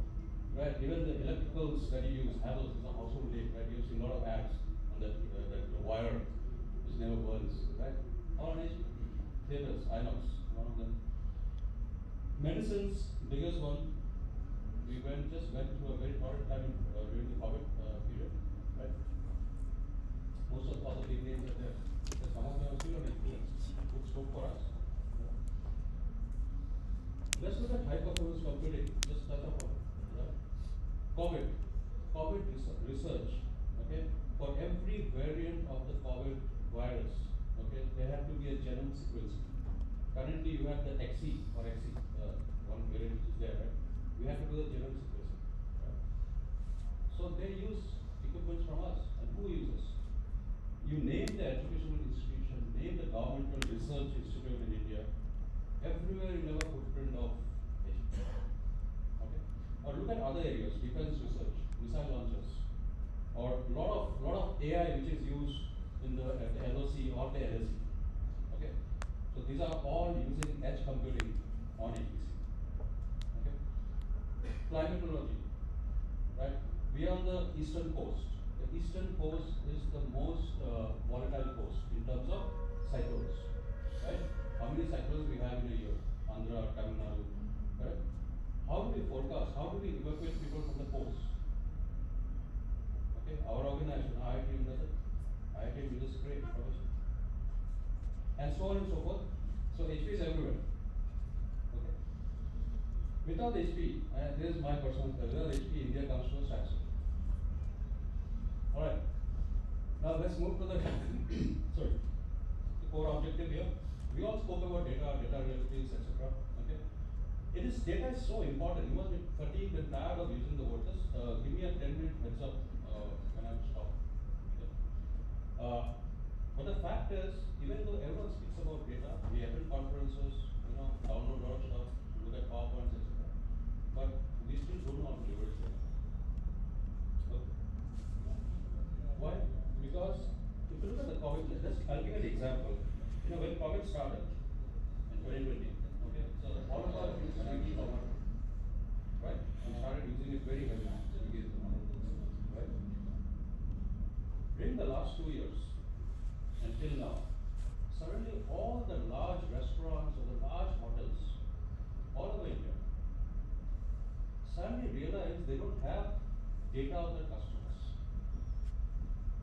Suddenly they realize that the crucial customer data is with Swiggy and Zomato. Suddenly they have the data, customer data. The restaurants and the hotels from where the food is taken is not having the data. Just imagine the possibilities for Swiggy and Zomato. The data, they can easily monetize the data. Correct? See the potential of data. Okay. So if data is not leveraged correctly, okay, analysts say you lose 30% of our revenue. Okay, hence the great talk about data. 76% organizations have failed to create a data-driven organization. I gave a very simple example of the restaurants and the hotels. There are much more. You look at the patterns of fuel consumption. Or look at how all the kirana shops during COVID, right? We used to go out and we used to buy in bulk, all of us, panic buying, right? All of us did. Anyone did do? I think all of us did, right? We went where we needed some 1 kilo of butter. I'm just giving an example. We probably took 3 kilos of butter, thinking that we don't have to go to that shop again and avoid a risk.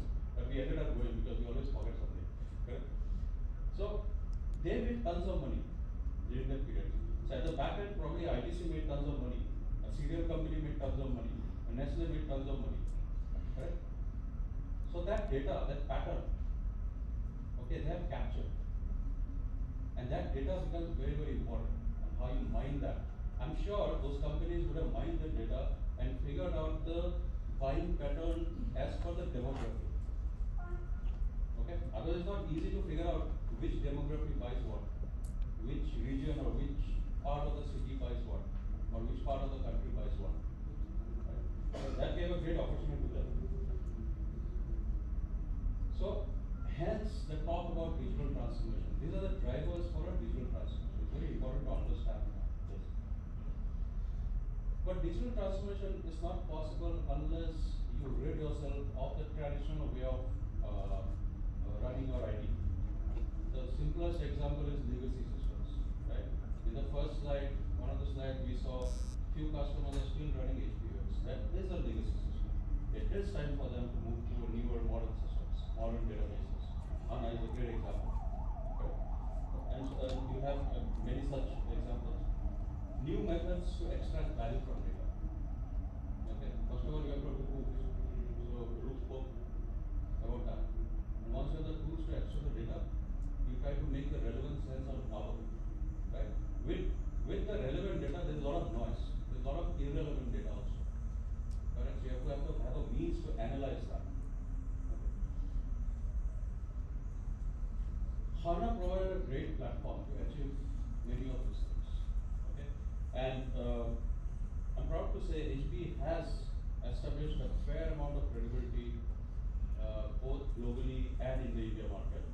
Globally, we have close to 40% market share, and no surprise because the traditional ECC install base, okay, globally, there also we had a 40% share, so we sort of transferred it to HANA, right, on mission critical x86. In India, it's close to 60-65%. Okay, I think all the big names are there with us. Some of the names that we partnered with, one large manufacturing company, Whole India, and I'm sure we know much more. Okay. The important part to realize out here is that when a customer who has been running ECC, which is a core application, mission critical application on Unix for all these years, and Unix is supposed to be the best and stateless performance, error-free, correct? We all agree on that? Yeah? Okay. Should we raise our hands again? Okay. Alright. The mission critical aspect of the core application, answer is no. Because when it's a Linux x86, right? You think, okay, x86 means a lot of crashes, downtime, blue screen, right? But we didn't have any of that. Why? Because we actually offered something unique, which is MC x86, mission critical x86. We brought in features like Service Guard. You would have heard of Service Guard, the great clustering technology we have been using for decades on HP, right? Many of these aspects we brought into mission critical x86, and the results speak for themselves. Well, this is a 2019 deployment. After that, we had COVID. Much didn't change. In fact, the HP bar became slightly more longer. Okay. Globally, this is what we do. And why are we doing well? That's what. Why are we doing well? Is because our own IT, HP IT, runs on HANA, as for HANA. Recently, we just finished the entire migration. Okay, and we run a 50 TB database. Okay, all our Salesforce, automation, or order logging, order processing, deliveries, supply chain, service and support, everything is on HANA right now. There are few bits and pieces which also still could get integrated in software. What is the key product that we talk? We have Synergy. I know Tata Communication uses Synergy for your HANA grid. Okay, and we'll continue to supply that till the time we want it. But the flagship product, and there's something I would request you to sort of think through and carry back as a takeaway from this session. The Superdome Flex is going to be the key. It is already the key platform for large corporates. If we are talking about smaller corporates, Synergy is great. Okay? But if we are going to talk about larger corporates, for example, Coal India, right? Or let's look at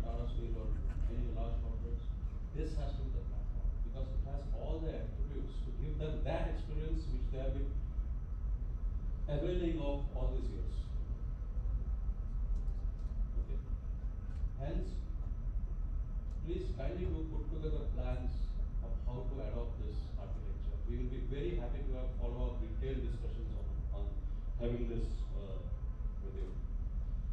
Okay. Everyone who has heard of Suboto Flex? All. Any question you want to ask me on Suboto Flex? Not okay. Yeah. I think let's get to this close. Can we have a mic, please? Yeah. So anybody want to ask any question? It's a big question. Was HP having a Oh, it's not a very tough question, no? If it's tough question, I have more notes out there somewhere. I can see it. Did HP have a first mover advantage? I mean, what is special about it where you have such a niche and you are such a Sorry, you have to come again. I mean, did HP have a first mover advantage with SAP HANA where you have such a large presence, or what is special or different in this product which is making it so successful? Okay. See, the HANA platform, the development when it started, okay, the initial development, it was a joint collaboration between HP and SAP. Okay, and that was not something new. Even when it was on ECC, a lot of joint collaboration happened between HP and SAP. The point here is that we cannot create a patent out of it and stick to it. It has to be for the general market. And a lot of people adopted it. Okay, similarly for HANA. Okay, so in 2012, 2010, sorry. In 2010, we came out with something called Project Odyssey. Some of you may have heard of it. In Project Odyssey, I don't have a slide, but it's quite beautiful actually, very simple. Okay. You had two circles overlapping each other. Okay, part of it is, you know the Venn diagram, how it overlaps in between. Okay. So here we had IBM with HPUX. On one side you had x86 with Linux. It could be Linux, Windows, whatever, right? In between that overlapping portion was called Project Odyssey, where we wanted to bring the mission critical aspects of Infinity and Unix, okay, onto x86. Well, the x86, the larger part of x86 was the commodity x86, right? How do we bring this together? That was the overlooking Project Odyssey. When we launched that, okay, there was a lot of collaboration which happened with SAP and Intel, and we supplied tons of equipment to SAP, including here in India, or to their company's lab. They have a company's lab of it. Okay? To test various ticket sizes that we speak about today. The 3 TB, 4 TB, that time we used to talk about up to 4 TB. So we did have a first mover advantage, and primarily because 40% of the SAP install base was on HP. Obviously, SAP as the application vendor would want to look at the leader, right? Coming to the products, I can confidently say with conviction, okay, we have been selling this product. There was an earlier version of this product also called CS900, which was based on Superdome X. The Superdome X is renamed the Superdome Flex, a bit of architecture change. But the key essence is the mission critical aspects of the platform. Okay, in 2014, from 2014 onwards, okay, our first win was how much time do you have? 10 minutes. Okay. First win was Asian Paints. Okay, and then there was no looking back. Tons of customers followed. We have customers in Chennai as well, large truck manufacturers, etc. So we did have a first mover advantage, and these are the products which were adopted by all these big names, all the known names, and they are still very happy. Even when you tell them product has reached end of support, like no, we want to stick to it. Right? So it's a great emotional product for us, doing well. Hope I've answered your question. Okay, great, thank you. Hi, Manas, I have a question. Okay. HP is That was a good question, by the way. Yeah, Manas, I have a question. Yeah. HP is still hanging on to this Linux, the whole world is right now moving towards Linux. Sorry, could you say it louder? HP is still hanging on to the Linux, whereas the whole world is right now going towards the next one. That is first question. The second question is, you guys ever tried on ARM-based processors? Right now, right now ARM is getting more popular, and especially for data processing, ARM is more suitable, whether power-wise or processing-wise. Right? Have you ever tried this? Answer to the first question. HP is not sticking to Unix. HP has Unix. We have already declared Unix is done, gone, dusted. But there are large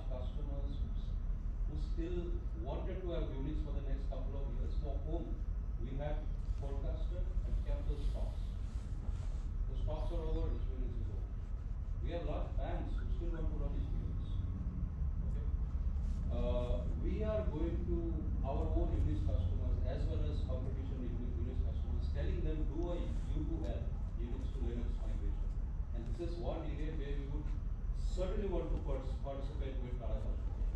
It's just for the want of time, otherwise I would have put beautiful UQL slides or magic that we can do on UQL on this platform. I don't want to name I can't name some customers, but very large financial institutions in India have done a unit with us. Okay. Answer to your first question. Answer to your second question, that is still a work in progress on our processors. Having said that, on the HPC front, we are doing ARM. Okay. Our largest research institute in India, CDAP, they use ARM processors on Apple. Okay. And if you just Google a bit, ARM I think has been taken over by some company, I believe, something like that. Okay, I'll just move a bit fast. I'm sorry? Okay. Because you have to give me some 10 minutes more about it. It's a very popular session, looks like. You just claim that Superdome is the one to go and so on, but you don't have much of experience or a user base, user access control on it. It's all reliable on the OS and so on. You don't have intelligent UI on the Superdome box. Okay. Deeply technical question. Mohan, can you answer that, please? Thanks for the question. So from management, we support on you. And from flexibility, we can do end passing. Can you go back to the queue? The first one is that is flexibility. So that you can partition into multiple four-subject domains. So from flexibility point of view, I think that's more flexible. You can take a large SMP and then create multiple hard partitions, individual hard partitions which can behave as individual cells. That's right. What I was saying is control which access across the entire box as a synergy, as what is the partition and so on. So you can still use only to manage. It's an external only. So you can have you have the APIs, right? So the Superdome Flex has an interface called RMC that has connections with all standard Redfish APIs. So you can have any third-party open source management tools managing the Superdome Flex. Yeah, that's what I'm doing. I'm just saying, you just go and take this box and handle it. I need to have an external element committed into the world. So that's correct. So that we wanted to be more open source friendly. So we don't want to make any proprietary software solution. So like any expected standard hardware, it integrates with any standard API. So can we discuss this more in detail offline? I think I need to understand maybe specialist to understand. So in the interest of which was the best question? I hope you one point I want to make. Can you back to this one? More back? Okay, so what differentiates HP from the standard offerings that all vendors offer is, especially in the Superdome Flex, we have our own chipset. We don't use the standard Intel. So that allows us to scale from standard Intel's limitation of 8 sockets to 36 sockets without compromising on performance. Like when you using a standard Intel server, when you cross the boundary of 4 sockets, like your performance comes down. It's not linear growth. So with HP's own chipset and the architecture that we have inherited from the S5 Linux systems, we are able to scale linear to 32 sockets without relying on Intel's native. Thanks, Mohan. I hope the question is fully or partially answered. Okay. Okay, so in the journey towards IT transformation cloud. Right? Now, the question out here is that, you must be facing this, what's the reverse timing? Am I getting 10 minutes more? 5 minutes? Okay, 5 minutes more. As Tata Communication, right, when you go to your customers, when your Salesforce goes to your customers, right, obviously you talk about cloud. But it's very important for us to understand, imagine ourselves in the customer's shoes. Here is a customer probably adopting HANA as part of the digital transformation. How do we guide them? Okay, we can't just blindly tell them go to cloud. Here, no. Okay, customer will have concerns. It's very important to understand those concerns. Whether you should fully go to cloud, you should partially go to cloud. How much of cloud is good for them? Okay, so these are things that we should help customers with. That is our perspective. And why I'm saying this because of this. Even now, when heck,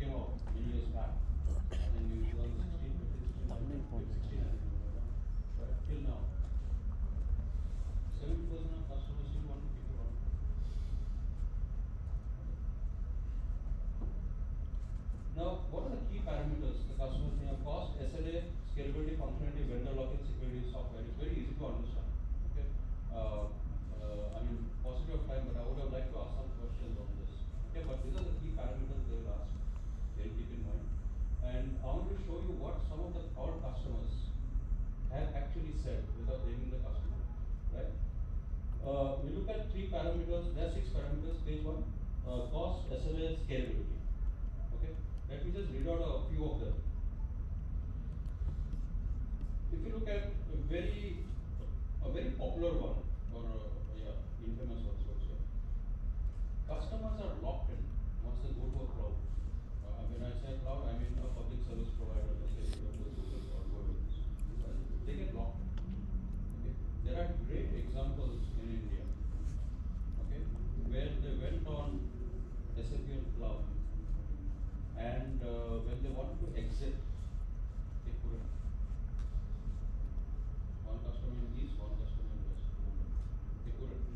Okay, they were. I mean, there is a way of not letting them escape, right? That's a lock-in. Okay, which customers don't want. These are the concerns. Then the overall TCO across initial costs might appear very attractive, but if you look at the TCO across 5 years, 3 years, 5 years, especially 5 years, it's not so attractive. And you don't know what you get paid for.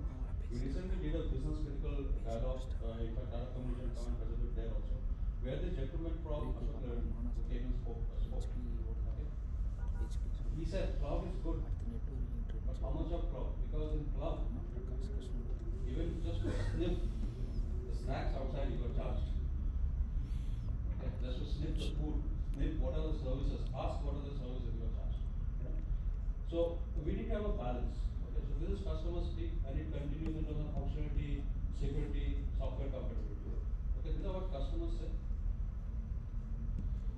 What we say, okay, we have the goodness when you do CapEx, right? You have everything in control, but problem is the cost. Problem is you have to do it everything yourself. You have to invest in resources, data center, power cooling, everything. All this is known, right? That's why Tata Communication is there. You understand this business much better than we do. Okay. Then we have the public cloud, which is the other extreme. Okay. What are the challenges we have? Main challenge is data privacy and security. You don't know where your data is. You have just handed over data to somebody. You might have an SLA. Okay. 2 weeks back, do you know Swiggy and Zomato were down for the entire day? Do you know that? You know, right? We use, right? Why were they down? Because they were AWS. And AWS, I think, was down. AWS is your one of them. Entire day, there's a business loss for Swiggy and Zomato, and people were hanging. Okay. Can they really punish that hyperscaler? Answer is no. What will you punish? Can't do anything. So, that's why we spoke about GreenLake, and we continue to speak about GreenLake. Okay, we combine the best of both worlds, right? We give the flexibility of public cloud, and we also sort of solve the challenges in terms of data privacy, protection. Plus, we also with GMS, right? We help you manage multiple public clouds. Like in many organizations, some of the apps, front-ending apps, let's say for the Salesforce, etc., they might already be on the cloud. It makes sense to have it on the cloud. The core apps could be on-prem, or when I say on-prem, it could be their data center, or maybe with, let's say, organization like you. Right? How to manage those multiple setups, right? So with GMS. So this is our story, and I think it is a good story for both of us to go together to the market. Okay. Just 5 minutes. This is what customers spoke. Now this is what the big four, or some of the big four are speaking. Okay, I took McKinsey. McKinsey says that the end state vision for cloud, okay, should determine which application data should migrate and which should stay. Okay. They say cloud operations can be adopted in multiple environments, not just public cloud. This McKinsey, okay, who do business consulting for large companies. This is IDC. IDC says again the same thing which we talked about. Public cloud obviously gives all of that, flexibility, etc., etc. But then you have again the same issues around data privacy and cost. Finally, the cost also, right? Private cloud is great in that aspect, but the cost is the issue, and that's what we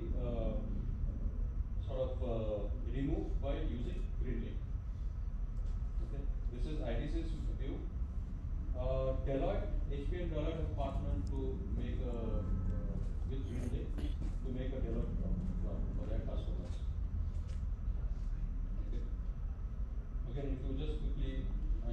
up, but you have S4 HANA, you have the IoT, okay, you have tons of things, a lot of apps, which are the legacy apps which were modernized, which is there on this cloud. Okay, and if you see, it's a Deloitte open cloud. Okay, you have the private cloud, okay, and you have the public cloud managed through GMS.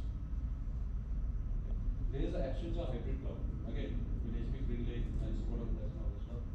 And these are the applicable workloads that are.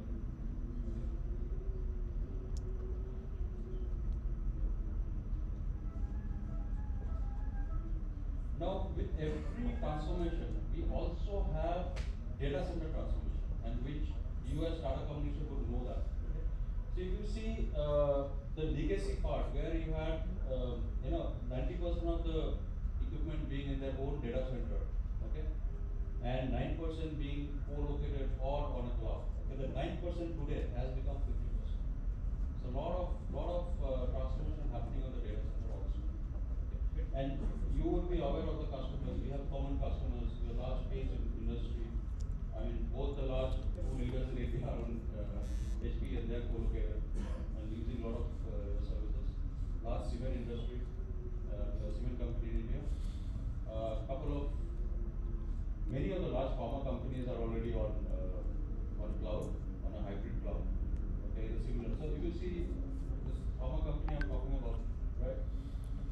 It's a big number, which is co-located already.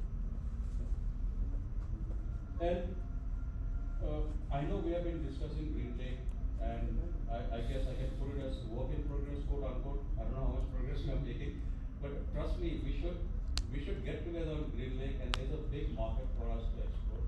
Not only on SAP, but even on Unix to Linux, like the gentleman mentioned, there's a large Unix market which is there. Customers are still there, and they're wanting to move. So it's up to us to go to them, guide them how to make a transition. Right?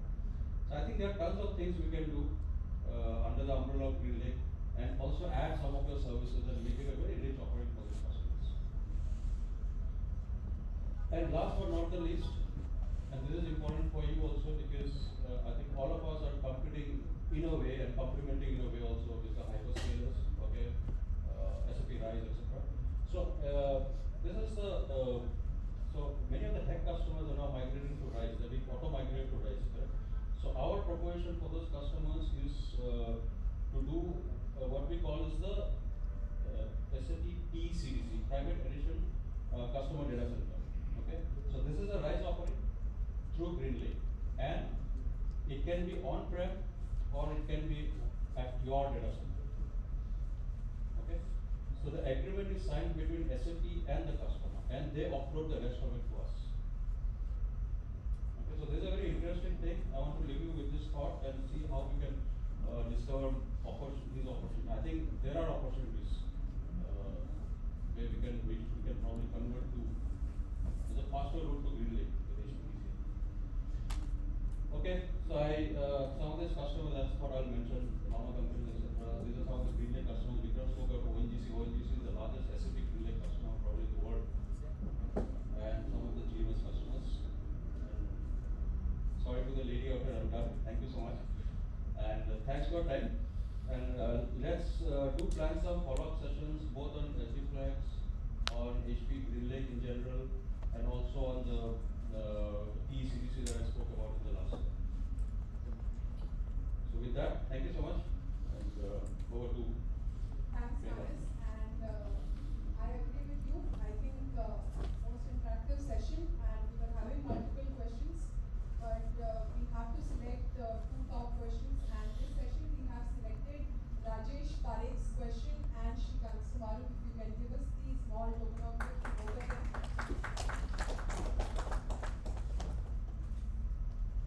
And with this, let me introduce our next speaker, Mr. Prakash Krishnamurthy. He is Director Aruba for India. And over to you, Prakash. Thank you.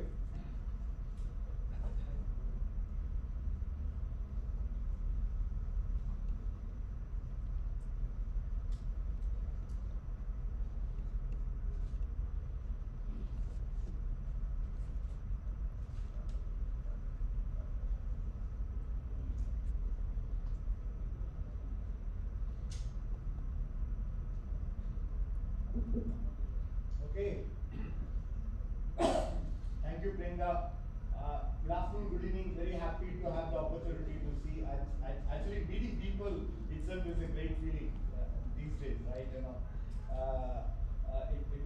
We went through one of the toughest phases where we had to isolate ourselves, isolate our family, isolate ourselves from friends, isolate ourselves from customer. And those of you in sales here, I don't know how many of you are sales, how many of you are technical, but those of you in sales, like, it was tough, right? How long can you sell to your wife, right? So I think, we went through a tough phase, and very glad that we could come out of that. I think, as a nation, we have done well.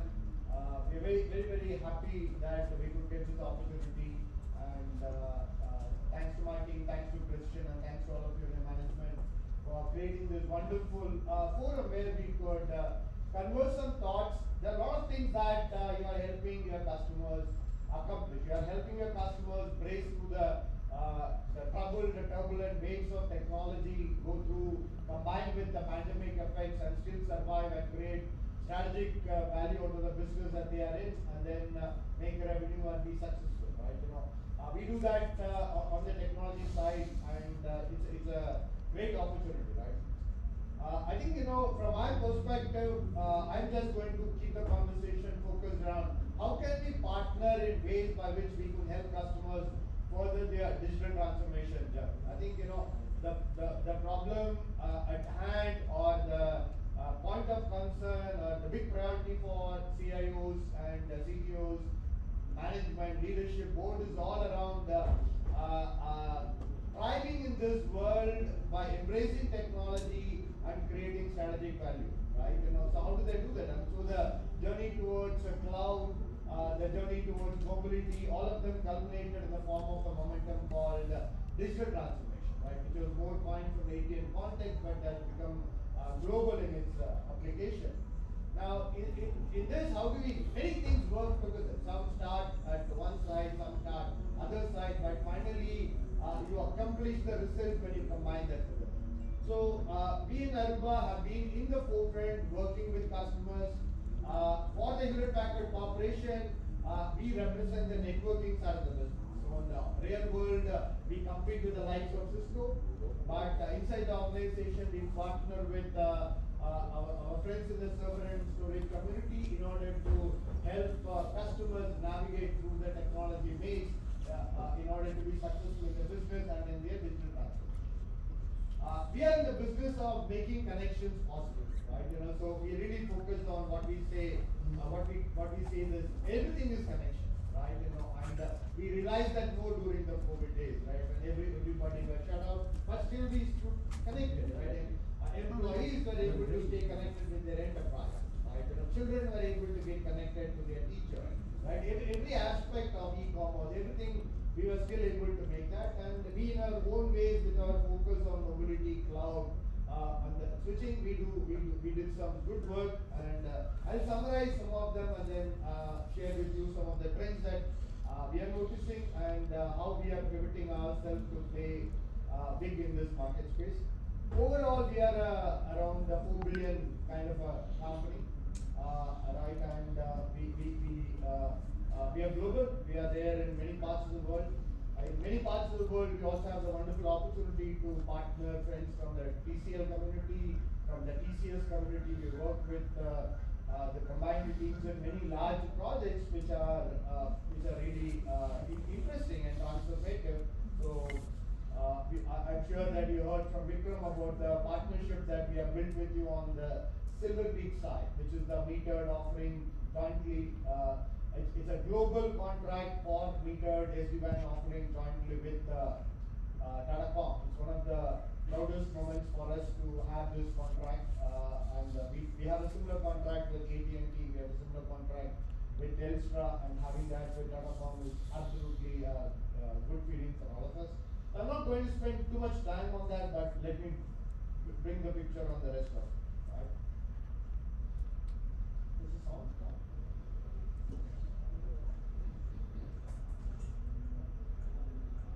No.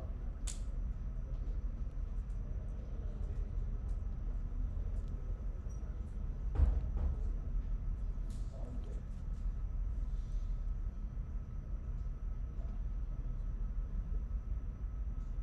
Okay, I'll get up. Okay, So what is that we do? What is that we do as a team? What is that we do as an organization? What is keeping us busy? Are we a networking company? Yes, we are a networking company. Do we challenge Cisco? We are challenging Cisco. Do we make switches? Yes, we make switches. Do we make routers? We make routers. But having all of that for what? There is a purpose for which you make products, or a purpose for which we go to the market, right? We are trying to disrupt ourselves, disrupt the industry, and then take the envelope of networking world further. That's what we try to create as a value. So in this journey, there are two questions that we ask ourselves. Is it possible to figure out what problem can we solve for customers next? Right? What is that the customers would like to see solved? What kind of opportunities or what kind of convergence of technologies we want to do? That's the first of that. That's powering, that's keeping our developers. I'm sure within TCL, your developers and your technologists are basically having similar things. Can I predict what problems customers going to have so that I can then be the one who can solve those problems? So we also work in a very similar manner. Can we predict the problems that customers might face or what the customers need in future? And then can I be the one who can deliver that also? Right? That's what we really do. And in this journey, customers basically, when we listen to customers, when we listen to people like you who are talking to customers, when we listen to partners like Precision who are talking to customers, obviously they do tell us. So the things that the customers tell us is, we would like you as an organization to have a very broad portfolio, not a narrow portfolio, not a too large, bigger portfolio like Cisco, but a very broad portfolio. But most importantly, they would like that portfolio to be managed through a single common interface. Right? Having too much platforms and too much associated management platforms, to manage them also becomes a problem sometimes. And earlier it was okay. But now it's like too many, right? Even in a data center, you have a server stack, you have a storage stack, you have a networking stack, you have VMware, you have DBA, number of management orchestration platforms are increasing. Similarly in the network, do you manage your access with one platform, you manage your aggregation with another platform, you manage your Tor with another platform, you manage your security with another platform, it's getting complex in the network world. So most customers are trying to tell us, can I reduce the number of management plane I have? Can I manage wired, wireless VPN through a common interface? Very logical question. Can I manage access aggregation, distribution, and data center through a common interface? Right? That's a good question, right? Second, now most importantly, people are saying, boss, work from home, hybrid workplace, all of that is happening, and my organization is growing in scale. Can I manage them through the cloud? Right? So on-prem, bringing a unified console itself was the first problem, first challenge, and an opportunity for vendors which we set out to solve. Right? And then they said, can you move this platform into cloud so I can get scale? In addition to getting scale, it becomes so much more easier to upgrade, manage, maintain. Right? And that is also like originally putting it on a hosted platform or a cloud was good enough. Then they wanted multi-tenancy for service provider like you. You are managing many customers. For customer, a cloud version is good enough, but for a service provider like you, you would prefer it to be a multi-tenancy so that you are able to efficiently manage the resources of your customer, right? That's what customers, including you, tell us. If I can manage them through a single console, can I fix the problem before they arise? Nobody likes downtime, right? Nobody likes downtime. Downtime has its own consequences. It brings about an impact. But the recovery of the downtime is what causes people more time. If you say that 1 hour it won't work for you, it's okay. They can manage it up.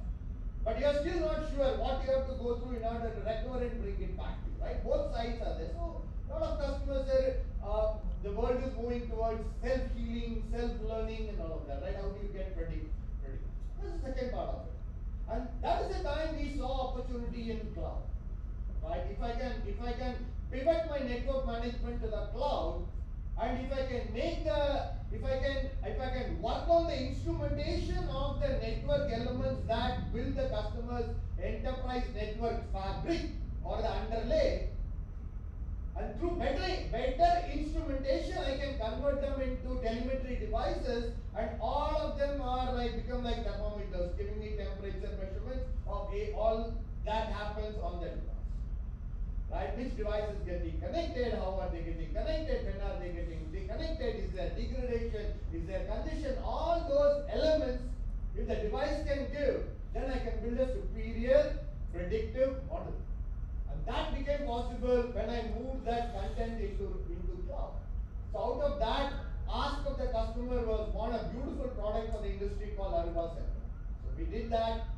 Now when we built it and took it to the cloud, I can easy for me to build a data lake, and once I have a data lake, I can build a data learning, machine learning model with R and Python and everything. All the developers will know that, and we were able to get into a stage of predictive support, automated operations, right? So that's the second part of it which we focused and we started with. Third of late, customers are trying to tell us, look, technology is great, understand how it works, understand wireless, understand standards, understand wired, understand management console, I understand all of that. But at the stage of my business, I really can't afford it. I want it, I like it, but I can't afford it, right? Is there a simpler way? Otherwise, we won't get into protracted rounds of negotiations, right? And in this industry, I think, there is a lot to be learned from associate industry. The electricity industry taught us something called consumption, pay for what you use. Our home meters are the classic example.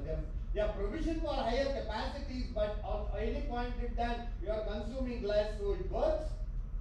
At the same time, you only pay for what you consume, right? That has been in the minds of everybody, every IT company. Some call it on demand, some call it on tap. But the great grandfather for all this cloud thought and this metered thought is actually the electricity. Nobody knows where it is getting generated. Nobody knows how many miles it actually gets transmitted. But when you reach your home and turn on, it works. And on day 7 you get a bill. And on day 21 you better pay. Otherwise on day 29 they will disconnect. Right? These rules are clear. And that model works. Right? This is something like that. So increasingly we are seeing, and out of that was born the vision in the company on the Green. So what we are trying to do is, can we take the Green Lake model, satisfy the requirements of the customers for consumption, and build a model what we call network as a service. Right? These are the things that customers tell us. This is what we try to do. Right? And in the current context, the hybrid workplace has become an added new dimension, right? There's a interesting study which says 61% of employees are never going to work from office in a week. Right? 61 is a big number, right? And in the Hewlett-Packard enterprise definition, right, 80% of the employees are not going to work for 4 days in the office. That means they come to work only 1 day in the office. Now, how do you now build a network? Earlier networks were built with everybody at office. And all of them are built with, it is the only exceptional condition people work from home. But today, you have to remodel your entire network in such a manner that you expect everybody to work from home. Because 60 to 70% of the time, everybody is going to be work from home. So how do you expand your arena of data center, campus and branch into including a new arena called home? Right? That's again a big one. So we have been constantly working, and we clearly see that results in the need for network modernization. And this time when customers does network modernization, he's not talking of a new access point, new switch or a new PoE or a new 10 gig, 25 gig, 40 gig. All those specifications and those throwing more bandwidth to solve every problem of the customer, that battle has been won. Customers no longer interested. There are 40 guys who can deliver you 24 gig port, right, with a 10 gig uplink or a 10 gig port with a 25 gig uplink. That problem is solved. But now the problem in modernization is customers really want to drive more efficiencies, more effectiveness, right? That's where automation comes into the picture. So now when the customer says, I want to push and propel my network modernization, right, which is a part of digital transformation, he's talking of automation, he's talking of embedded security, he's talking of agility. The speed with which to carry it out. There was a very interesting study which one of our leaders shared in one of the public forums. You could have heard it. He said, in a particular network, it used to take 600 hours to do a firmware upgrade, right? And today, improvements have happened. You are able to reduce that 600 hours to 5 hours, which means 595 hours you can focus on doing something else. That's the power of transformation, and that is the kind of a leap ahead that technology has made in the networking world, has brought forward in the last 2-3 years. Right? So this agility, security, automation are driving. That's where we are trying to focus. And when I say we are trying to focus, then I should also tell you, having understood all of it, what am I doing? Right? What have I done? What is that I have as a value proposition to the market? Or in simple terms, what makes it compelling for customers to talk to me, work with me, or a partner like you to choose me as a partner so that we could go together in digital, help customers in the digital transformation, right? So the answer to this journey, we built a framework architecture called ESP, right? What you see on the top, it's the Edge Services Platform. That is what we built, and that's built on 4 foundational elements. The first of the foundational elements is, how do I unify the connection layer, right? Typically, otherwise, what was happening, everything was a task. So underlying was built on connect, which is wired, wireless, SD-WAN, all kinds of connections. So we are able to make all of them into what we call unified. Both of that we try and take into consideration when we build networks. Every device and every element that gets connected to the device and every source of resource you get either from the data center or the cloud has to be in a manner that it is built on the foundation of zero trust. So, built on the foundation of zero trust, we build a security layer, right? So, it's easy said, but how do you do it, right? It all has to begin with, how do I gain visibility to the device that is getting connected? It starts with that. Visibility is the most part of it. And then you take it all the way to authentication, all the AAA functions, and then the resources, and then is it good enough to put it on the network or forget it, or it is important for you to put a device on the network and continuously monitor it? The answer was pretty obvious. How do you continuously monitor? So continuously monitor is good enough, or continuously monitor it, and when something happens, take a corrective step. Answer was pretty obvious. Can you take the corrective step? How do I take the corrective step? Am I the only doctor in the premise, or are there multiple doctors in the premise? So you need a policy framework through which you can take those decisions when things go wrong.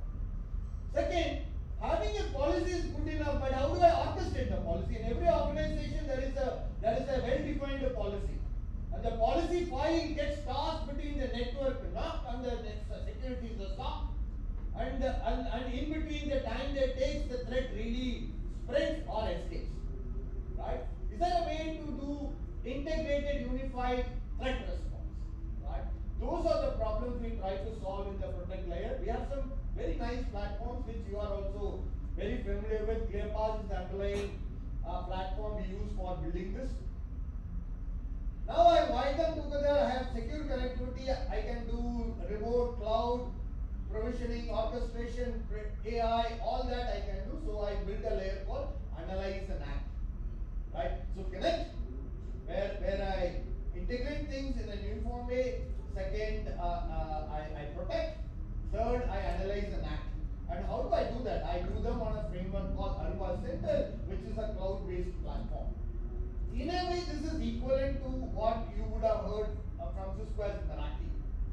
Right? Except that it is uniform and it is adaptation. With the central, I can manage your TOR. With the central, I can manage my access point. With the TOR, I can manage an access switch, and I can also integrate that with the SD-WAN.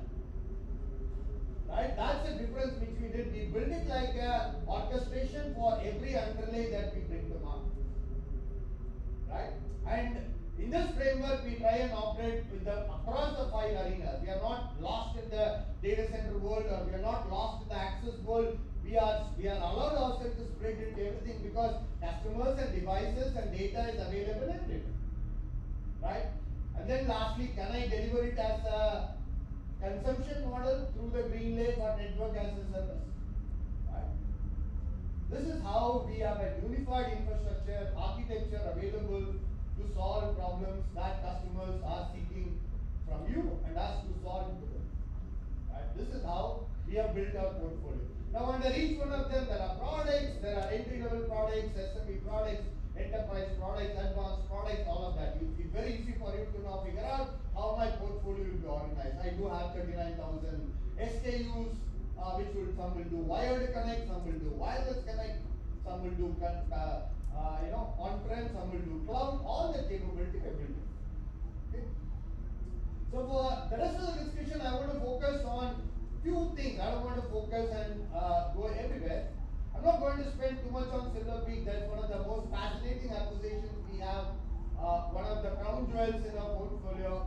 Extremely thrilled and happy to have the opportunity to partner with a leading company like Tata to take it to the global marketplace. I'll just focus a little bit there, but I'm not going to spend so much time. Wireless is where we really go. We built wireless in order to make the planet easy to live.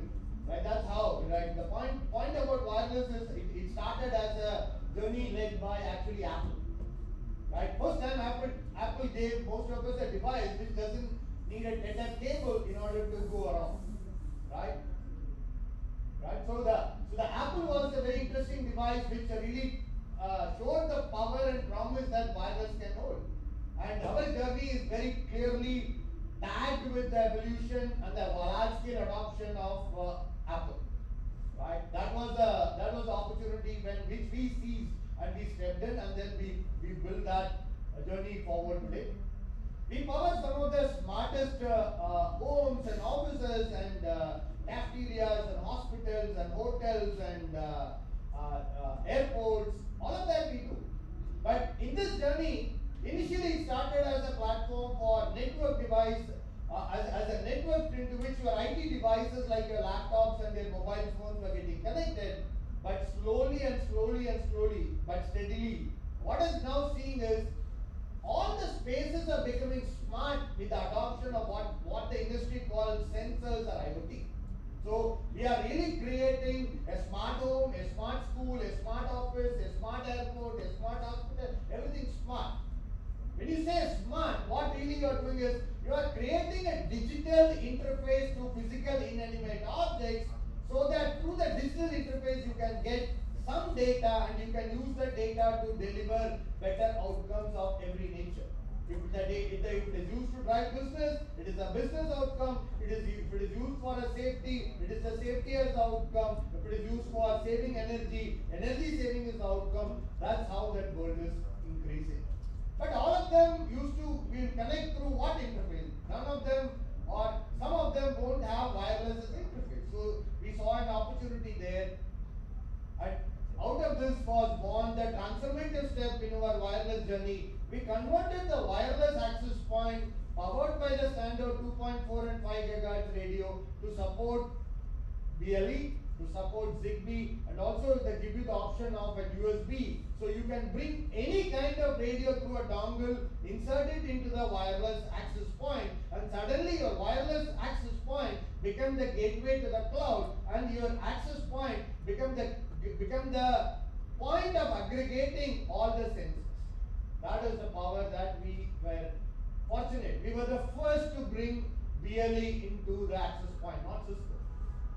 Right? And we followed that with being the first to bring Zigbee, and we introduced a USB dongle in order to allow more radios to be developed. That's how we transformed the ubiquitous access point into an IoT gateway. And when we did that and made devices get connected, mushroomed lot of companies which were able to harness the intelligence and the power that we brought into delivering intelligent services.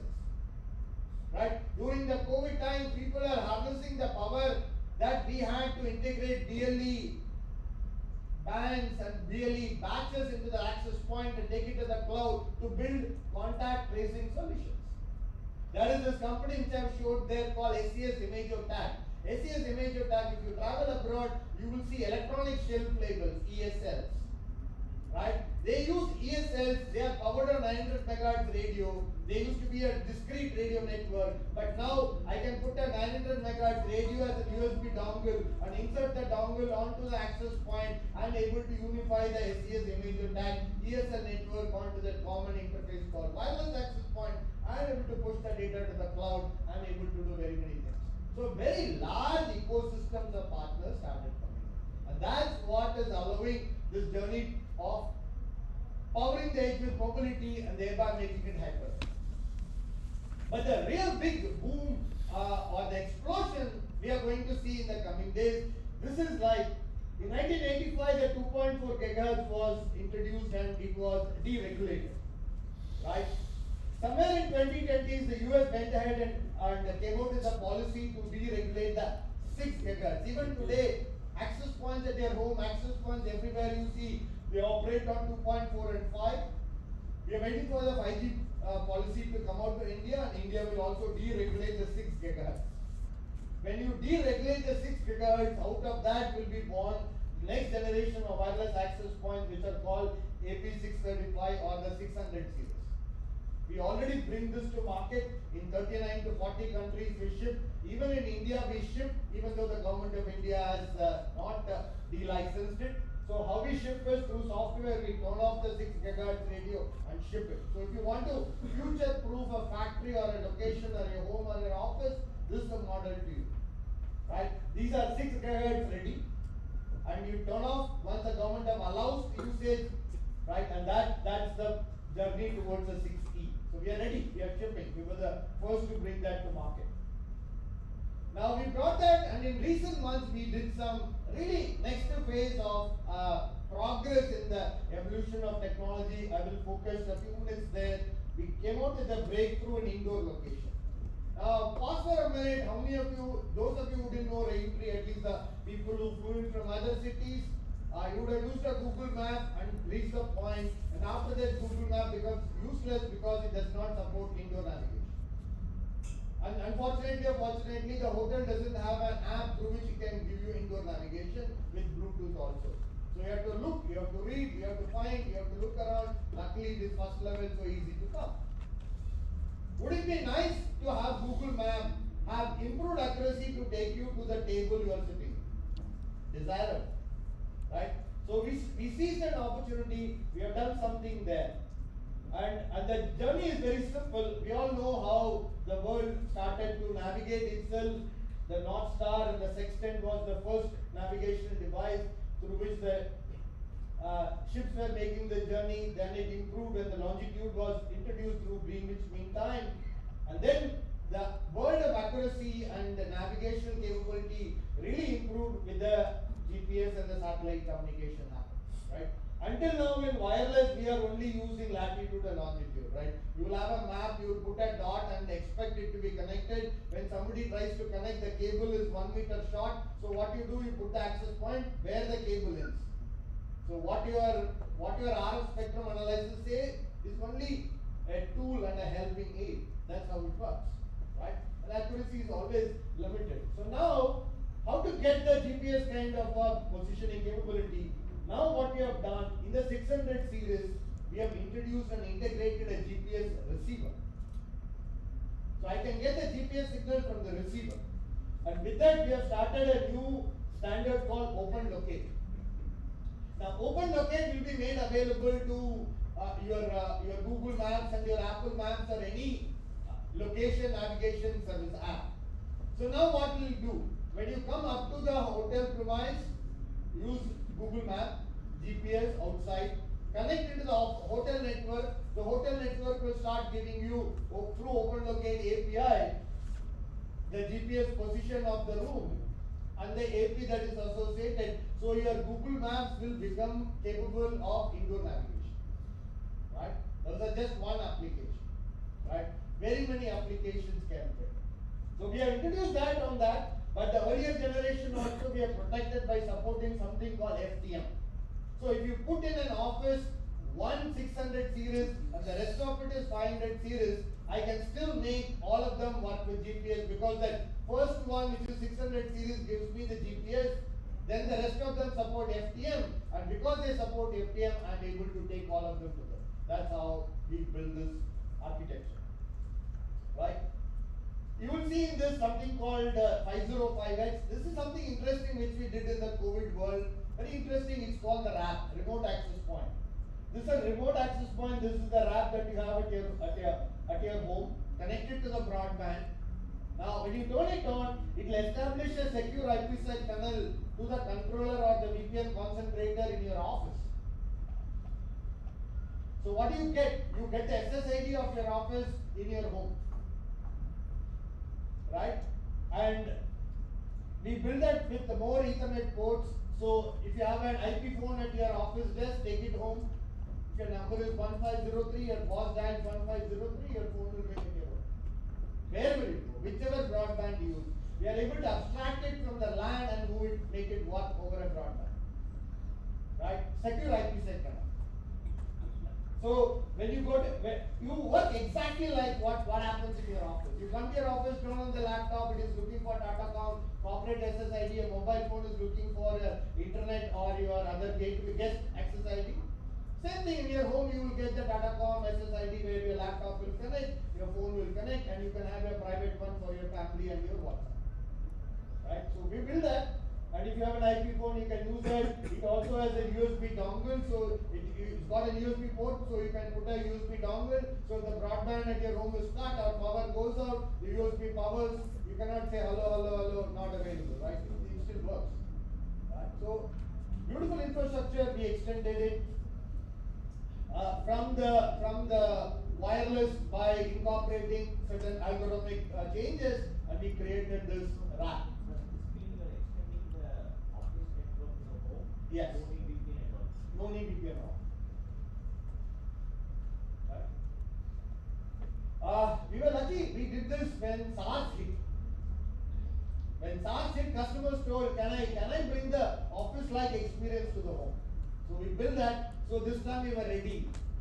So actually the first 6 months of COVID, entire production of access points in the company, we are only making this product. Because the demand surged. Like, suddenly you have to move people home, right?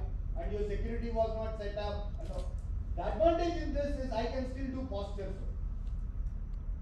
Right? With VPN, it can be any laptop with a VPN. See, VPN is actually a good solution, but it is a work from anywhere solution. This is a work from home solution. Only your laptop can work. It is little different from any laptop with having the password and access can work. It is VPN. Right? So slight deviation from the work. So work from anywhere is good, but work from home is a reality today. You need secure home connection. There are interesting use cases. One customer took it on rent for me for a board meeting. He just used it for the board meeting. And then after that, everybody liked it. Now I don't want to go and disturb it. I will pay you, even though it is used device.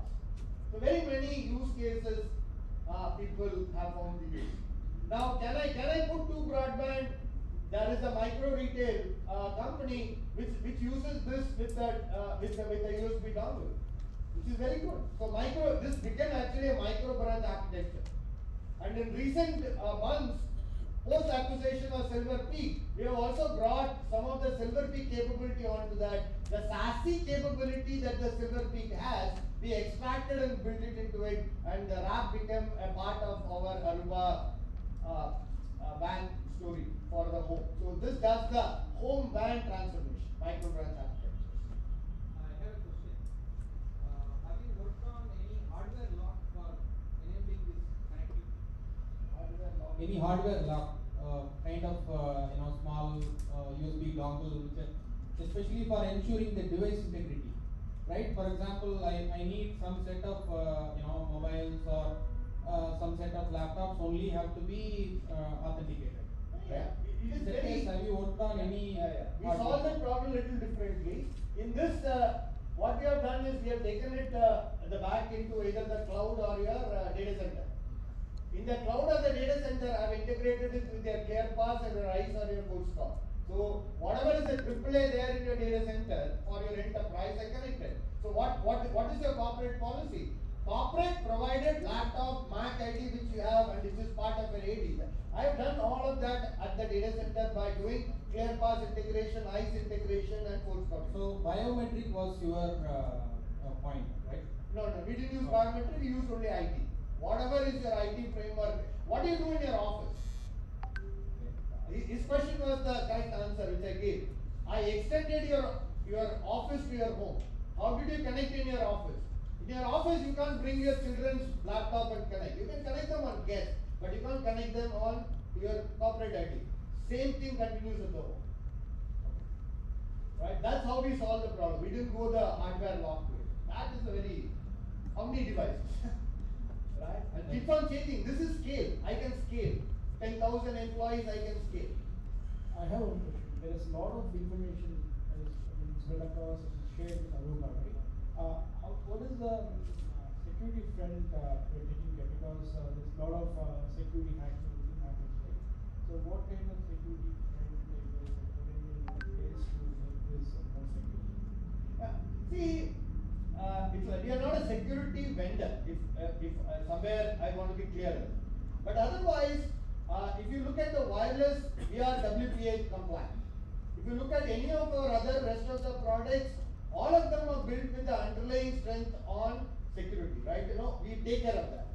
But at an enterprise level, how it works is we orchestrate that with what I call the Zero Trust Security Framework using a product of ours called ClearPass. Right? How does the ClearPass work? What it does, it is a AAA, it is a NAC, and it delivers on the strength of that in order to give you the right foundation. That's how we solve security. How about the Green Lake is only a consumption framework. So you could buy ClearPass under Green Lake, you could buy wireless under Green Lake. So that's a consumption framework. It's not a product. So this is what it does. Home connectivity is an extension. What you rightly picked the word. I extend the office. Very great user experience. IP phone. This is a good thing, right? One of the biggest user of my app is Avaya, right? In their all employees have Avaya phone, right? So when COVID hit, they gave everybody a app. So they took their app, home phone, and they went. Right? So lot of use cases.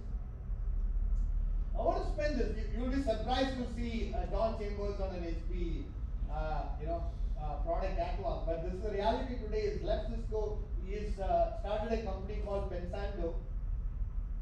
What does Pensando do? This is how their networks have evolved. Pensando is focused on solving a problem in networking industry. What he calls, can I build a microservices programmable architecture in the switching world? Right. So that's what they set out to solve. And they came out with an architecture. We took their architecture and we incorporated that architecture into our top of the rack switches. So what problem does it solve? This is how your typical data center will look, and the traffic will flow from one server to other server. You will have certain functions which are centralized, like firewall, DDoS, encryption. All of them are centralized functions. So you will push the traffic all the way there and bring it back, even if it is the VM in the same server, or VM in the next server, or the VM in the next rack. That's how the traffic flows. Now, is it possible for me to bring all of them into closer to where the server is? Yes. So what we did, we took the Pensando chip and integrated that chip onto our top of the rack switch. So our L2 L3 suddenly became capable of having an incremental chip which gives you the ability to program. So we built a container microservices architecture capability into the top. So you don't need a centralized function anymore. Right? That's how this Pensando came. Using the Pensando chip, we have launched a new top of the rack switch called CX10000.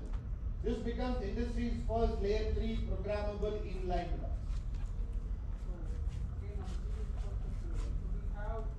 We are providing customers where we have DDoS, right? So all the customer traffic has to go into my data center from nearer devices. So we have some data center, all the traffic has to go into the DDoS center, then only goes to the street. So with this, you are saying that on all my individual data centers, right, you will have DDoS capabilities because posting all the customer traffic to a single point. That is the promise of this technology, but we have not reached on DDoS there yet, right? I'll show that in the next slide. In the phase 1, what we have done is we have brought firewall and micro-segmentation to the CX10000. We have brought that. So today, that works inside the data center. In the phase 2, I will move the DDoS, right? And I will take the journey around distributed data centers or distributed cloud possible. When that problem that you said we can solve. But that's in the direction. Probably 6 months down the line. So you're saying you're going to put DDoS in chip? You could take it as DDoS in chip, but I have a general purpose chip into which I program it for DDoS. I won't call it a DDoS chip. I have a Pensando chip, right? In which I can build a firewall as one microservice. I can build a DDoS as another microservice. So it's a microservice distributed architecture that we are building on the top of the rack switch. How much of bandwidth can this one? Very large. Uplink ports are something like 800 MB per second. No, we use what type of DDoS support, especially in gig case, like 100G. I don't have the data, but I'll revert back. But another thing is DDoS. What about the context of programmability of this DDoS? 100% this is programmable. That is what makes both this state and stateful and stateless. stateful and stateless. Yeah, because we do have a DDoS. Yeah. So I can work with you. I can work with Robot and make probably a pair of CX10000 available to your lab. And if you have developers, you can work on this. Is this a programmable chip? It's completely programmable. Okay, it's like a smart NIC kind of solution. So we have two. I have a smart NIC solution for our synergy we have as a company. Okay. But if you don't have synergy, you can't put a smart NIC because right. So for them we have a Tor. Right. So we have a Tor and we have a smart NIC. We have two products based on Pensando. The smart NIC is what playing whatever simplicity she sells, synergy. You could buy a smart NIC there. But if you don't go that approach, you want to do it at the top, we can give you a CX10000. So we need to understand more on this. Like, I'll help you. Lovely. enabling all these things. Mellanox and media kind of smart things are there in the market. So This is changing, evolving, so happy to work with you, right? This is the Tor data center portfolio that we have. The CX10000, we have picked the 83 for its low latency, very good throughput and all of that. And we have built the Pensando microprocessor on top of that and build the CX10000. That's what we have done.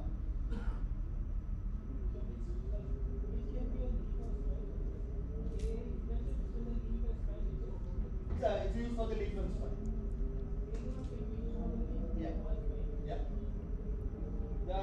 This is the architecture. I skipped this. This is what it works and it supports both. Okay, I'm coming to the management layer. We built a management layer on another interesting offering that we have in the market, which is called the Aruba Fabric Composer. Right? But the Aruba Fabric Composer, we did not make it only to manage CX10000. We can use it as a mother of orchestrator to orchestrate a Nutanix environment, an ESX environment, a compute platform, and a storage platform. So that's the next part. You can automate the workflows into the data center using the Aruba Fabric Composer. This is the problems it can solve. Just not your hardware infrastructure, but also the software infrastructure. Right? And with the CX10000, it can also orchestrate the security infrastructure. Right? This is how this works. So how it works, the solution you have to deploy it on across 4 Aruba Tor and then put it on top. The rest of the network will feed it into that, then it will use the standard OSI to extract the information. But the AFC will orchestrate 4 Tor switches, it will orchestrate all hardware, all software.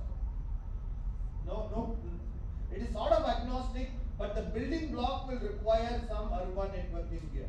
That's the complete solution. This is how it works. Yeah. Is there a plan or roadmap you have where in future you're talking about edge computing, right? Yeah. Going closer to the edge, right? Yeah. So with that in mind, is there a say smaller version of this box which I can deploy in every edge for DDoS protection, for example?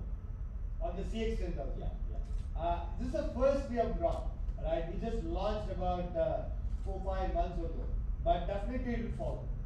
Right? That's what I said. We are in phase 1. We only brought 2 products, firewall and load balancer and micro segmentation.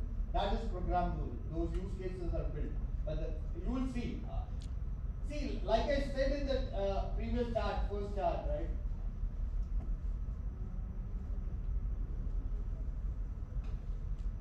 It is an evolutionary process, right? Layer 2, how it grew and how it helped. Layer 3, then the data center fabric. And same way now the distributed will come, right?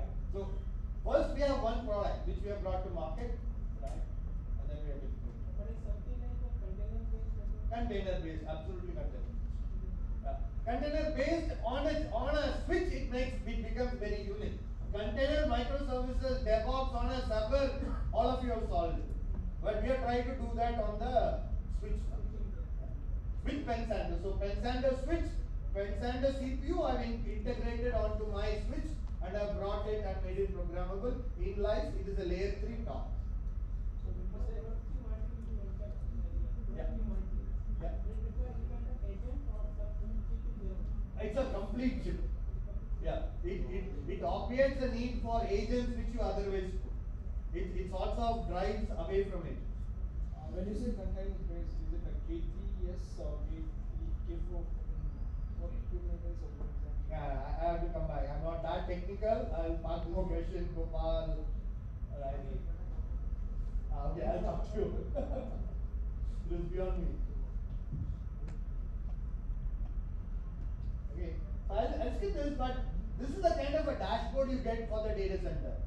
You are a large cloud data center provider. Now the Aruba Fabric Composer can manage and monitor every infrastructure we have. Not only the hardware infrastructure, but also the Nutanix infrastructure, the VMware infrastructure, and you are able to orchestrate. And when I say orchestrate, you are able to make changes. I said the problem for customer is agility. How do you spawn a service quickly, right? It will help you spawn a service quickly. Can I reduce it from hours to minutes, from days, weeks to days? Those kind of benefits is what we have.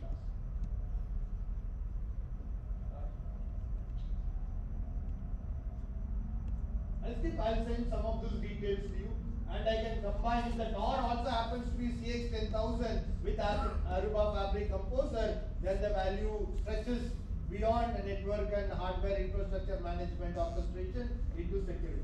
That's what it does. I'll skip some of the stuff. I just will take 1 minute more. Somebody asked a question. This is an interesting topic. You are familiar with the Green Lake for compute and storage. Now the orange piece, the network also we bring.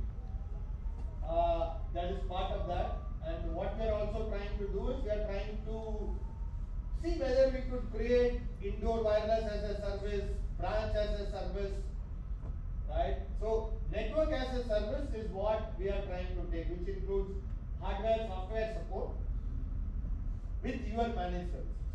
Now the beauty is, it is easy to wish. Now you are actually delivering network as a service to your customer, but you take the heavy burden of financially remodeling it. You put your own tools to manage it.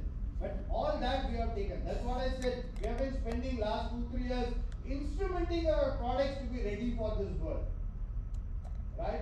One thing to take it and put it on the cloud. Second thing is instrument it for cloud. So we took the harder choice. We have worked over the last 3 years in order to instrument it better for the cloud adoption journey and the network as a service journey. Right? So this is very interesting work we have done. So we'll be very happy. So we can combine with your managed service. I can give infrastructure as a service to TCS.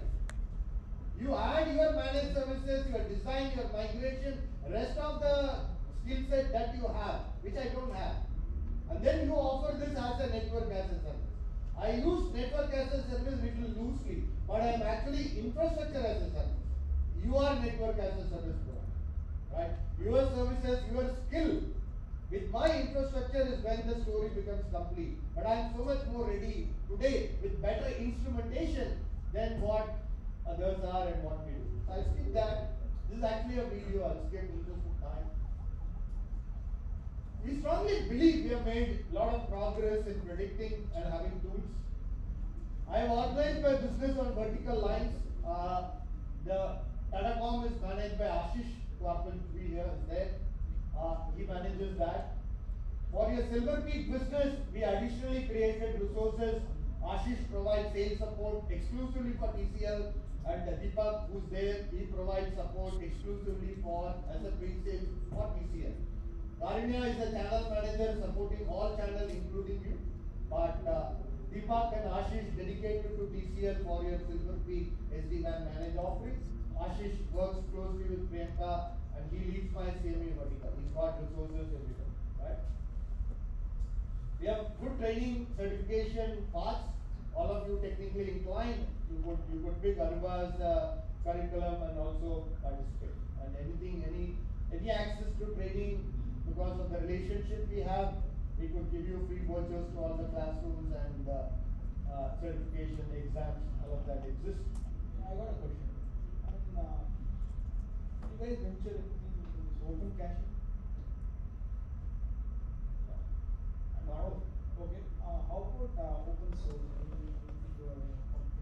Open source, whatever you discussed so far. Two things we do. We use a lot of open source. Second, we completely support ONF and open. So everything that you heard from me, all of them support open API and are developer friendly. But we have not taken it and made it as open source. We are not. Any plans? I don't know. It's too beyond my pay scale. But open API, by doing that, we are allowing you to pick things from our controller, right? Like open locate. Actually, open locate is our contribution to the industry, right? That's a new standard which will come for location services. But our products will come embedded with it. That's how we are making. So truly, I think, the opportunity is real. And we are in the forefront of harnessing the power of technology, the convergence of cloud, mobility and IoT in order to transform customer workplaces. Right? You understand customer business. You help customers run their businesses and their IT operations successfully. So I can clearly see plenty of opportunities for us to partner and do this transformation work for the customers. Right? So very keenly looking forward. My question I want to leave with you is what problem can we solve for your customers? Right? That's my access. My teams are there. Ashish, Priyanka, all of us are completely available. Give us a chance and we would love to work with you. Okay? Thank you very much. Hello. Yeah, thanks a lot, Prakash, for such energetic presentation. And for the distribution for much communication done by the TCL team.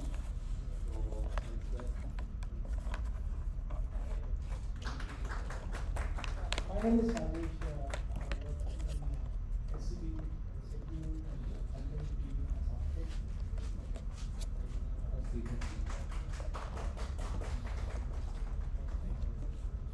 Hi, I'm Dr. Sundar Raman. I work for Tata Communications in the system architecture team. Thank you. Thanks a lot.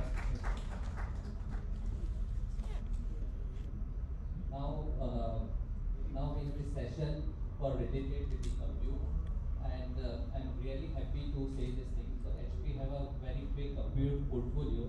In that compute portfolio, TCL implement maximum of the servers. If you take the example of the CDN, so we have the ProLine server implemented with NVMe. They have the solution implemented with the AMD as well.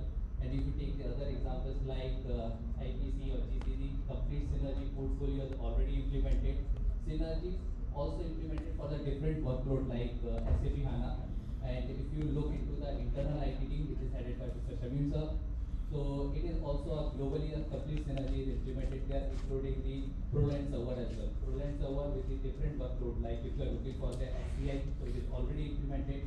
Plus, if you are looking for recent solution, so these kind of workload, everything is maximum, all the portfolio which HP have is already implemented here. So now I requested Mr. Gopal to come forward and just present over the compute portfolio or about the industry trend. He is the country director and is completely Indian view.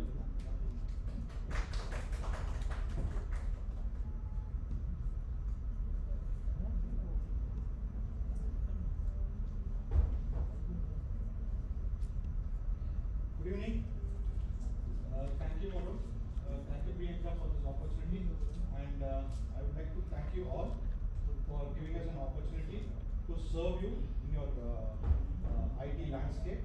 And thank you for all the business which has come from TCL. Thank you so much. And actually, it was a cyclone by Prakash on Aruba. Okay, so definitely mine is not a cyclone. Okay, so I will try to go very smooth. Okay, so basically, like what we want to talk about is the Intelligent Compute Foundation. And why we are saying this Intelligent Compute Foundation is there are three factors, external factors, which is disrupting the enterprises today. And to disrupt the three external factors, and we are trying to build up a story how we can support the enterprises to manage those three disruptive factors. And these disruptive factors are happening on the positive sense for the business, because today everybody is talking about digital transformation, right? That's the normal word today, right? But actually today enterprises have gone beyond digital transformation, right? What they are actually looking at it is business transformation, right? That is what people are expecting today, because the business is getting transformed, and that has accelerated during this pandemic. And for business to get transformed, it is very, very important for them to be in a mature phase of digital transformation. And to support the digital transformation, there is a lot of foundation block which is required. So compute plays the foundation for anybody today. If anybody wants to run business, you need basically compute. And that you can, on a right note, you can see it on the HP logo. It's a DL382U kind of a form factor, which you can see on the logo. So that's how the Proliant is so embedded with the HP. And like you can also say, 65% of the revenue comes from the compute portfolio. And everybody would have heard about this brand called Proliant, right? It's almost 33-year-old brand. And we have been used to driving the innovations and driving the industry standard. But now things are changing, right? And we are very simple people, okay? But solving the complex problems of us. And Maruf said there are large portfolios. No, we don't. We have very simple portfolio. Okay? Tar, rack, synergy. That's all, as simple as that. So what is that we are seeing in the market today? Right? I said three factors which is disrupting. Right? The first one is intelligence. We are living in an intelligent world today. Right? And that's how we are seeing in the market. And what is intelligence? Intelligence is what we learn from surroundings, right? Because what we come across every day in our life, right? We learn from surroundings. And why it is important? Because it helps to deliver the experience, right? And that is what today enterprises are trying to learn. Enterprises are trying to learn from the experiences, right? And create a business outcome which can deliver a better convenience to the customer. So there are three factors: intelligence, experience, and convenience. These three are key today for any enterprises to have a successful business. Let it be a cloud native business, let it be a conservative traditional business, or let it be a hybrid business. And the people are looking at now moving towards business transformation and being digital native, right? And for these two end objective, it is not the end objective, it's a journey. And for these two to be achieved, the three things which is going to really matter is intelligence, experience, and convenience. And I said these are three external factors, and we are trying to address these three challenges. And how compute is going to play that role, there is a story for it. Right? So everybody are aware about the flash era, right? Right? Because we had lived through this some time back. And this is the time frame where performance doesn't matter, because you can expect maximum speed from the system. And a lot of traditional spindles, rotating components, magnetic components started disappearing. So with this coming into picture, so we were able to see the system is able to deliver better performance, and we can expect a maximum performance, and no more performance was the key.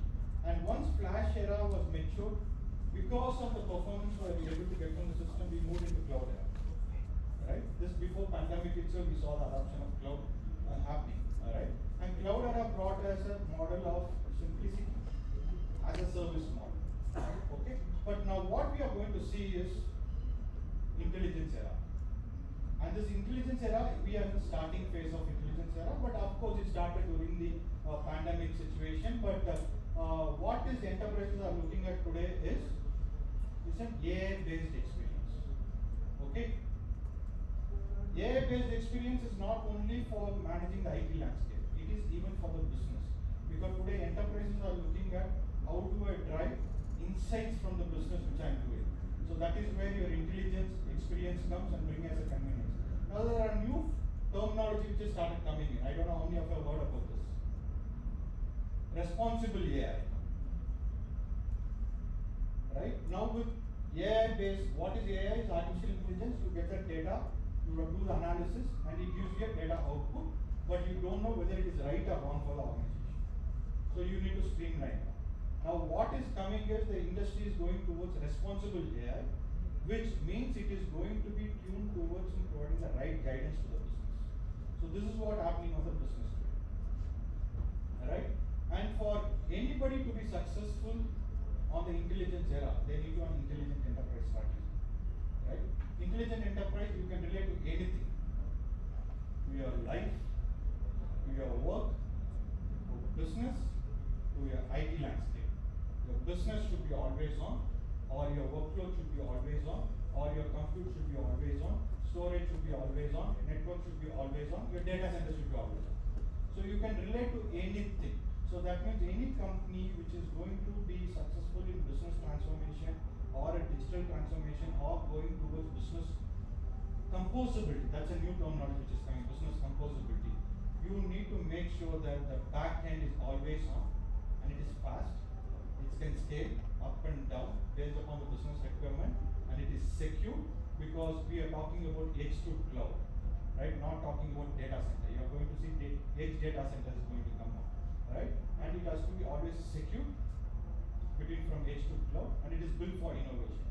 What is the advantage of built for innovation is, today the most important factor is nobody is eager to look at a reactive or a proactive based management. Everybody wants to understand the prediction, right? Like that's what people are looking at. Our human psychology itself, like we look at YouTube videos for astrology just to have some prediction. Right? That's the kind of human mentality. So today people don't have temperament and patience to see and analyze and get out the data. So basically people are looking at insights from the business, like how I can drive business, where I should be tomorrow, where I am today. So all that kind of data is very, very important for them to drive business model for the future. Right? And let me come back into compute now. Now I'm getting into the hardware perspective. Today, this is the biggest issue, right? You have a data center, you have server, network, storage, virtualization. It is very, very difficult for anybody to manage this complete environment. Okay, you cannot have Excel sheet, or you cannot have notebooks, or you cannot go to each and every component to manage it, right? So the most important factor in this pandemic, what we have learned is how to manage it remotely. More than remotely, people are looking at autonomous data centers. An autonomous data center is not a proactive management or a reactive management. It is about predictive analysis. And it should drive intelligence from the management layer, which will help us to optimize the infrastructure. Right? That's the kind of intelligence which enterprises are looking at, because this is going to become a foundation for the journey. Right? And the second most important factor is, now with edge to cloud coming up, you are going to have workloads which is going to run on public cloud, you are going to have workloads which is going to run on your data center, you have workloads which is going to run on your edge data center, you are going to a public cloud environment, or your cloud environment. So you need tools to understand which workload can run in an optimized, better manner in terms of performance, as well as on the total cost of ownership, and that guidance has to come from the infrastructure. Right? This is one of the key requirements for you also to propose a solution to the customer, or for you also to adopt a solution to the customer. Alright? So to help the customers to get into intelligence era and move them towards intelligence enterprise strategy on the journey from digital transformation to business composability, we are building up the compute platform with an intelligent compute strategy, just to address the three disruptive factors of intelligence, experience, and convenience. We are trying to bring all those three into the Because today, if you look at it, nobody is worried about performance of the system. Nobody is worried about IOPS of the data or transfer or something like that. Nobody is worried about like hard drives, SAS drives or SSDs or NVMEs. Because today you have got the best performance like our highways, right? And most important, the next factor where people are looking at is redundancy. For everything they were saying, I need redundancy. Now today, people are not looking at redundancy. They are looking at resiliency. Now from resiliency, people are moving towards geo-resiliency. Because we don't know what can happen like Ukraine war. It can happen to anyone. Right? So these technologies are evolving, and for us the fundamental block for all this is intelligence. Right? And that's how we are focused on the global intelligence and security. Right? HP is focusing on the management platform like what Roop covered on DSSCC. We have compute ops, and we have got set of software suites along the portfolio, which Rohit will be covering the portfolio presentation, to make sure that we are able to build in the intelligence and provide that insights to the infrastructure. So what is intelligent compute strategy? We should want to make sure that the workloads which is running on the compute should be always on. We should have the resiliency. It should be fast enough. It should be secure and automated and on demand. It can scale up and scale down depending on the requirement of the business. Hybrid by design, because hybrid is going to be reality. It will be between private cloud, public cloud, or edge to cloud, irrespective of multiple versions of cloud. It can be hosted virtual cloud or virtual hosted cloud or private cloud and public cloud. So this is going to be the reality for an enterprise to have a successful journey. Right? So this is where the compute strategy comes into picture, and we are building the foundation block for it. And I say the three factors which is built into the compute portfolio to make sure that it brings in the flexibility to the customers and also supporting them in that journey. So that's why it's called Intelligent Compute Foundation, because these three things are going to be very, very critical. One is the platforms, the servers which is going to come from HPE Proline portfolio or the Synergy portfolio will be workload optimized depending upon the workload requirement for you, running on private cloud or on public cloud, and also it will be built in with the best efficiency. Like for example, Prakash was talking about the Consander. Our Proline DL380 supports Consander CAP, so you are able to bring in the distributed service architecture into the server and bring in the security access at the host level, right? And using Aruba switches and the DL380 platform, you can bring a composability layer, what we talk in our composable platform on Synergy, you can bring it on your rack portfolio. That means on your existing infrastructure, if you want to move towards composability, we can do it with the Pensander platform. Of course, we have taken the request, we'll have a detailed session on Pensander with our technical team in terms of how we can help you. Second is the 360-degree security. Because today, from edge to cloud, you are going to have compute devices across your environment, inside the data center, outside your data center, and security is very, very important. Security is not only at the server level, it is at the complete layer. It can be at server, storage, network, operating system, application, virtualization, container. So it can be multiple layers, right? So what we are doing from the compute, because that is going to be the foundation layer, 360-degree security we are bringing in. So what we are doing is all our servers, compute portfolio, comes with something called ILO5 chip. I think you would have hearing about ILO5 chip. It is a remote management. Most of them know that as a remote management processor. But ILO5 is a security chip. It's a hardware-based silicon, and it takes care of the complete security of the server, starting from the design till end of life and decommissioning. That is, before a server gets manufactured, the first algorithm and the first design happens on the ILO5 chip. And this is not related to any of the system components, it works on its own. So the main objective for this is to protect the server at the host level from any malware attacks. In case if there is going to be any malware attacks, the system will block it will shut down and then restart into the factory condition, and it will prevent the malware attack on the server. And all this is done by the digital signature verification. Right, there is a fingerprint in the server. So that's how we are doing on the 360-degree security. And intelligent automation, so we got set of software code. You know something called IL Advanced Pack for remote management. You have something called OneView, which is basically this software-defined server management. Then you have something called InfoSight, which is going to bring in the autonomous data center on your compute portfolio.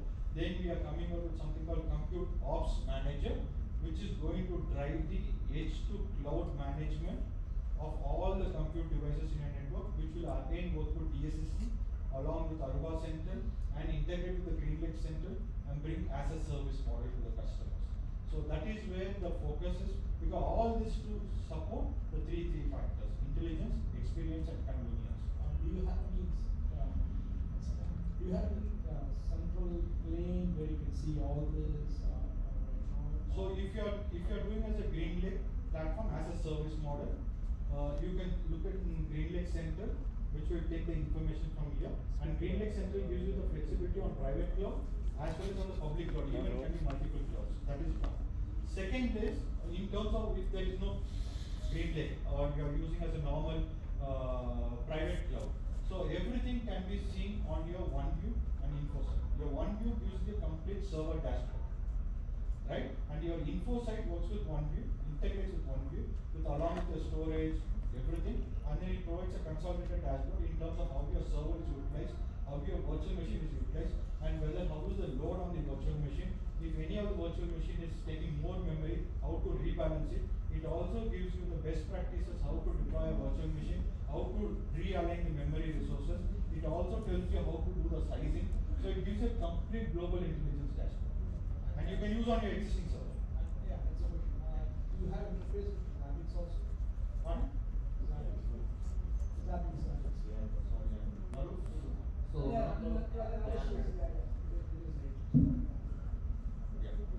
so if you have DL380s, I think you have the DL380s or even the Synergy. You can have inside InfoSite, is InfoSite configured? Yeah. So InfoSite, you should be able to see the complete dashboard, because that brings in the flexibility of autonomous data set. Because your OneView brings in the composability features of the software-defined management, but your InfoSite makes it as a complete autonomous data set. Right, so this is the HP's composable vision to simplify hybrid cloud. Because hybrid cloud is a reality, and no more we can escape from it, or we cannot say that it's not going to eat away from the market. Everything is going to coexist, and most important is how do we collaborate with everyone and then provide a solution to the customer. Because it's not one man play. It's not that as a server I can win everything. No, it's a collaboration. It is with server, storage, network, application, virtualization, containers, security, cloud provider, hosted cloud provider, public cloud provider. So everybody is going to coexist, and it is very, very important how we collaborate. And if you look at the bottommost layer, you can see the workload optimized infrastructure. It is not only compute, it is as well as specialized compute, which manages the mission critical and artificial intelligence workloads, HP storage, and we are also working on something called machine, which is based on photonics, which is memory driven computing. And the middle layer is most important, because this brings you the intelligence, experience, and convenience. And the composable fabric is what Aruba's Prakash talked about. Along with the product portfolio, we can bring in the composable story on both rack, and anyway we have it on our Synergy platform. Alright? And it's going to be hybrid to cloud management, edge to cloud, and everything is available as a service model. So we bring cloud to your doorstep. Right? Or even if you want to offer cloud to your customers, so we can provide envelope that along with the GreenLake model and provide as a client. I have a question. Right now, if you see by market share, AWS is out. And coming to this GreenLake, how is GreenLake compared with AWS, and because of security or resilience or reliability, whatever you call it, parameters, right? Yeah. So what is happening is in AWS, today AWS is focused on three main things: infrastructure as a service, platform as a service, software as a service. And if you see, the cloud adoption started increasing during pandemic, right? Because they didn't have any other option, because nobody was going to office. So then what happened is, like because of this adoption which has happened, now people after opening back the offices, people coming in, they have to look at the OpEx bill, and they will start evaluating whether am I in the right strategy on the public cloud, or can I look at private cloud. So our role comes into place when the cloud repatriation is happening, where people are going to come from public cloud. I'm not competing with AWS, I'm not competing with Google, I'm not competing with Microsoft Azure. They have got their own domain, they have got their own strength, but our way where we are going to operate is on a place where the customers who have been to public cloud during the pandemic, who are definitely looking at cloud repatriation, and they want to do it on on-prem. So So we bring that as a consumption model, as a service model, the customer premises, that's why we call it a cloud at your doorstep with the green lake. Security, it is aligned with your complete framework, right? And see, for example, in AWS, your domain logging is not at the local level, right? You have to go to Singapore. So that is why now we are talking about geo-resiliency. Now Amazon has to move that to India, right? Otherwise, your data, everything is here, but your authentication happens at Singapore. Right? They have not built up the geo-resiliency. Even though they have the DIA setup here, everything. Now, if they move it to India, then yes, completely they are done. But I am not going to compete with the AWS or something like that. Right? For me, it's only thing there is a separate market which will move from public cloud to private cloud. I'm not saying 100% of the customers will move, but people with the right analysis, like we also do the cloud advisory in terms of which one to keep on public cloud, which one to keep on private cloud, and those workloads we bring in as a service model. And security, we can build it because it is going to on-prem, so we can do it. Or if it is going to be TCL premises, like for example, you are offering to your customers, you can do a virtual hosted private cloud, or even hosted private cloud. And anyway, you are going to define the security parameters. And what we are doing in GreenLake is, we are working on a project called Project Aurora. So Project Aurora, what does it do is, it integrates with the foundation infrastructure on Silicon Root of Trust, which is our IL-5, and it builds in security layer on a hardware, operating system, virtualization, containers, and application. So the entire security is built up onto your GreenLake platform. And that's going to come out by end of this year. Okay, so that means your GreenLake will be a complete workload optimized cloud at your doorstep as a service model, and with the security from the hardware to the application layer, which is what cloud-based agree.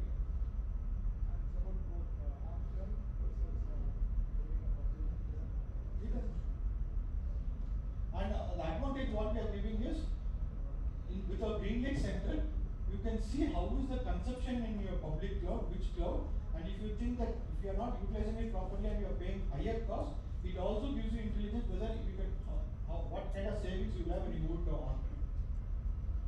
Right?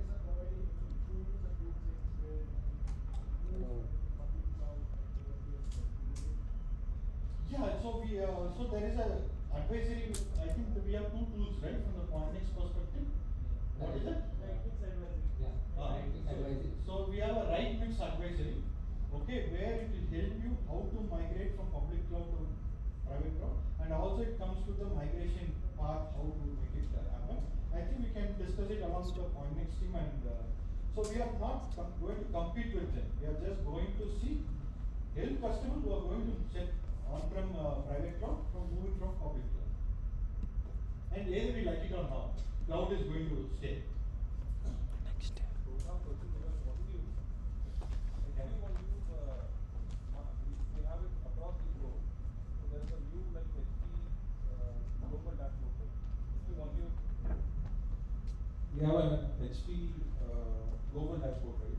So Yeah. will that be integrated to this InfoSight, or how is it? See, everything will coexist because each one is going to speak to other, right? Your InfoSight focus is on your autonomous data center. Your IL-5 is on the security. Your OneView does the server management, right? Does the server management. So the information is going to pass from each one of the framework to the main dashboard. So all this will flow from IL-5 to your GreenLake center. If you don't have GreenLake, it will flow from IL-5 to Compute Ops Manager across edge to cloud. If you don't have Compute Ops Manager, it will flow up to your OneView and InfoSight. So everything will come in OneView. The other challenge we have is hardware failures, which we face frequently, right? So we can get the view on. So that is what InfoSight brings in. So what InfoSight brings in is, InfoSight brings in the intelligence, and it will tell you when it can fail. Right? That's why I said it's not proactive or reactive management, it's a predictive analysis. What it does is, it has got a repository of failures across the board, and based on that it is built on a database, and depending upon how your memory errors are getting done, or your hard disk, how the batch sectors are getting developed, it will be able to tell you there can be a chance of failure, and also gets integrated with the automatic call log, depending upon the SLA. Yeah, I think there was a question. If you look at the story, you have predictive analysis or error. That you are bringing into the server. So it's it's there because the InfoSight is a common platform which will manage all the compute portfolio except non-stop. I think everything is managed. But it needs access. Yeah. Otherwise, Yeah. So this is my final slide. So basically, like we have got the right infrastructure, right servers, which can provide you optimized workload performance, and also security with intelligent management, and providing as a cloud model in your premises or for your customers in your premises. So that's the kind of business proposition HP Compute brings it to the table. So we are addressing three external factors with three foundation blocks of the compute portfolio. So that's why I said we are very, very simple view with three points. Okay, so thank you for all the support. I think we look forward to the future, and we will anyway definitely take them on the pens and on the right. Thank you. I'll ask Rohit to come on the fourth question. Thank you, Gopal. I think Gopal rightly said, workload, optimized, secured, and automated are the mantra today, right? If you have to run your business operation very smoothly. And in the past sessions also, there was too much of emphasis on the security, whether it's outside, within your office, within your data center, right? So, I'm going to talk a little bit on the security, why it's important, and what makes HP, ProLine, and Synergy unique servers in the world, which are the most secure servers in the world. If you see today's market, ransomware, you open a newspaper, open a website, there are cyber attacks, especially with more digital transformation happening in the industry, more cyber crime will go on, right? So data is the new money, and people want to basically attack that money, right? Data is the money. So if you see a lot of companies have been paying ransom, payouts, there are people have been Russia has been using SolarWinds to hack the system, and it basically stops your day-to-day operation, getting back to normal work. A lot of business losses are there, right? So there's a third-party research also which says that the cybercrime, the amount of worth 10.5 trillion is going to by 2025. That's a huge number. And people today want to safeguard their data centers, want to safeguard their data so that they don't have to shell out extra money as a compliance fees or as a data loss, especially when a cloud service provider is holding the data or managing the data of some other customer, right? It becomes very important for you to make sure that there is no leakage of data. So with HP server, we are fully compliant, FIPS certified. You know, FIPS is the highest standard which US and Canada defense uses, and HP, ProLine, and Synergy both are FIPS compliant. We also comply with most of the industry compliance throughout the globe, whether it's HIPAA from a healthcare perspective, whether it's PCI from a payment gateway in India, UPI, or a GDPR from a customer or a people database, right? It becomes very important to safeguard our data. So, what is unique with HP, ProLine, and Synergy? So we are talking about zero trust. What does that mean? You know, everyone tries to safeguard their data center so that no one comes from outside. You will have your own firewalls, industry standards, right? So that no one comes from the outside. But what about the internal attacks? Most of the attacks nowadays could happen internally. You know, it could be from disgruntled employees, dissatisfied employees, someone trying to physically breach your data center. What are you doing about that, right? Everyone is focusing on someone who's sitting outside, but there could be a disaster which could happen within your own data center. So what HP does, what Gopal also said, with the help of ILO file and the firmware, it makes a hash for every configuration, every firmware which you have on your system. From the time system is made in the factory, shipped to you, and till the time you start the server. So any change in the BIOS, any change in the configuration, it can pre-alert you, make sure that there is no one who's trying to disturb your configurations or a firmware within your own organization and attack it, so that your systems are most safe, right? So it's not only the building a firewall from outside, the silicon root of trust makes sure that the hardware is safe and the configuration level, at the firmware level, and the version app level. So that makes ProLine the safest server in this universe. You know, we can proudly say that ProLine is the most safest server in the universe. And coming to the Synergy, because you are the one of the largest install base for us in Synergy in India, with Composer 2, it's not only the IRL chip, right? It also gets at the next level where we can have a firmware authentication, it validates firmware, BIOS, also at the system boot level with the help of Composer. It's much more enhanced, I would say, security on a Synergy as a platform, which we have been using. So, what we call basically your system is safe from cradle to grave.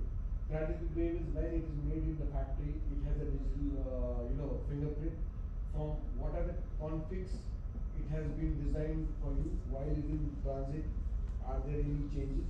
While you are running the servers in your own data center, automated security, it will try to see whether anyone is trying to attack or change your configuration or change your firmware, do an attack. If there is, it will alert you and it can reset to its factory setting.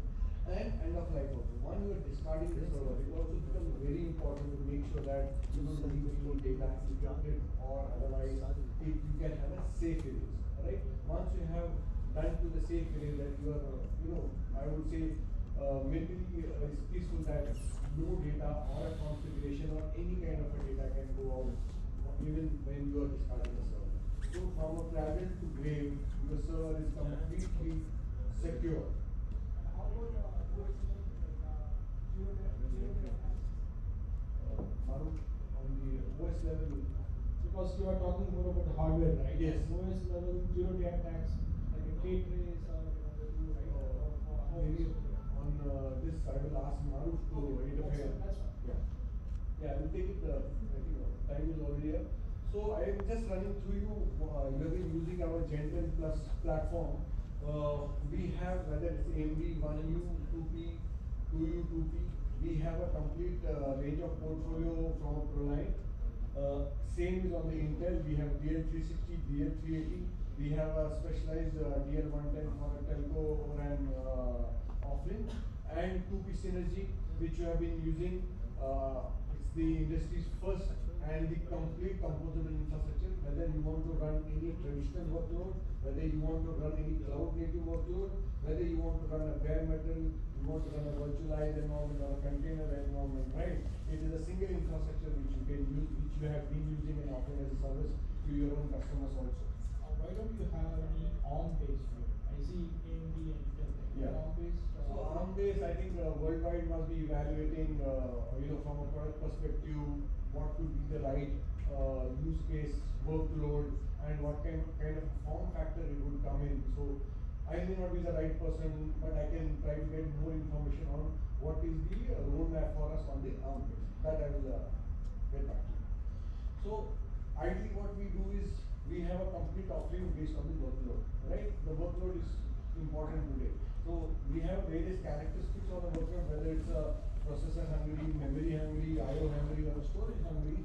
We have a complete platform from ProLine and Synergy which fits into the customer requirement. Whether you want to have a hybrid or a private cloud, we have DL360, DL380. Whether you want to run containers, we have AMD platform, Intel platform, and also as a graded Synergy starting across VDI, data management and analytics, right? So whether you want to have a composable journey for your customers or yourself, or whether you want to have a rack as an offering to your customers or certain needs, you can choose one of the best what fits into your workload. So that's how our portfolio is designed across various workloads. And coming to the last, the management. Management is the biggest task for any organization today, right? Everyone wants to have a simple management so that the IT team can be utilized in much more better way, right? For any other important workload. So just taking you through how the journey of management has been with the ProLine and the Synergy. It started with HPILO, which was more of a management tool, but it has become more security and management.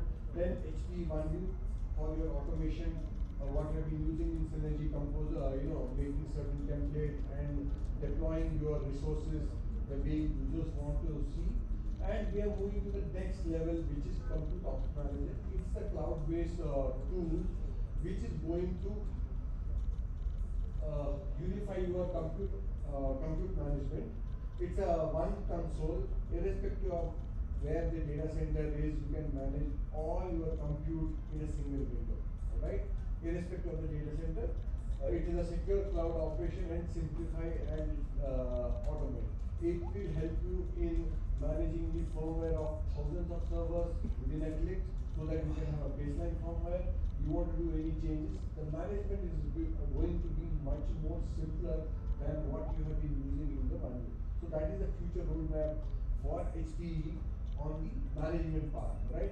What Gopal also rightly said, you have DSCC from storage, you have Compute Ops Manager, you have Aruba Center. This is going to be combined together so that the IT operations at a customer place looks much more simpler, much more manageable, and much more scalable. So with that, I come to an end of my presentation. I just wanted you, because there was a request to talk about the next generation of servers. As we are under embargo from respective OEM, but on a high level, I would like to tell you that on AMD platform, the next generation of HP servers, right now we are at Gen 10 Plus, the next generation of servers which are most likely to be out by Jan-Feb of 2023, the AMD portfolio will be based on PCI 5, DDR5. We will have the latest PCI-based NVIDIA cards supported on that, and we will have CPU supporting up to 96 cores on an AMD platform, single CPU up to 96, right?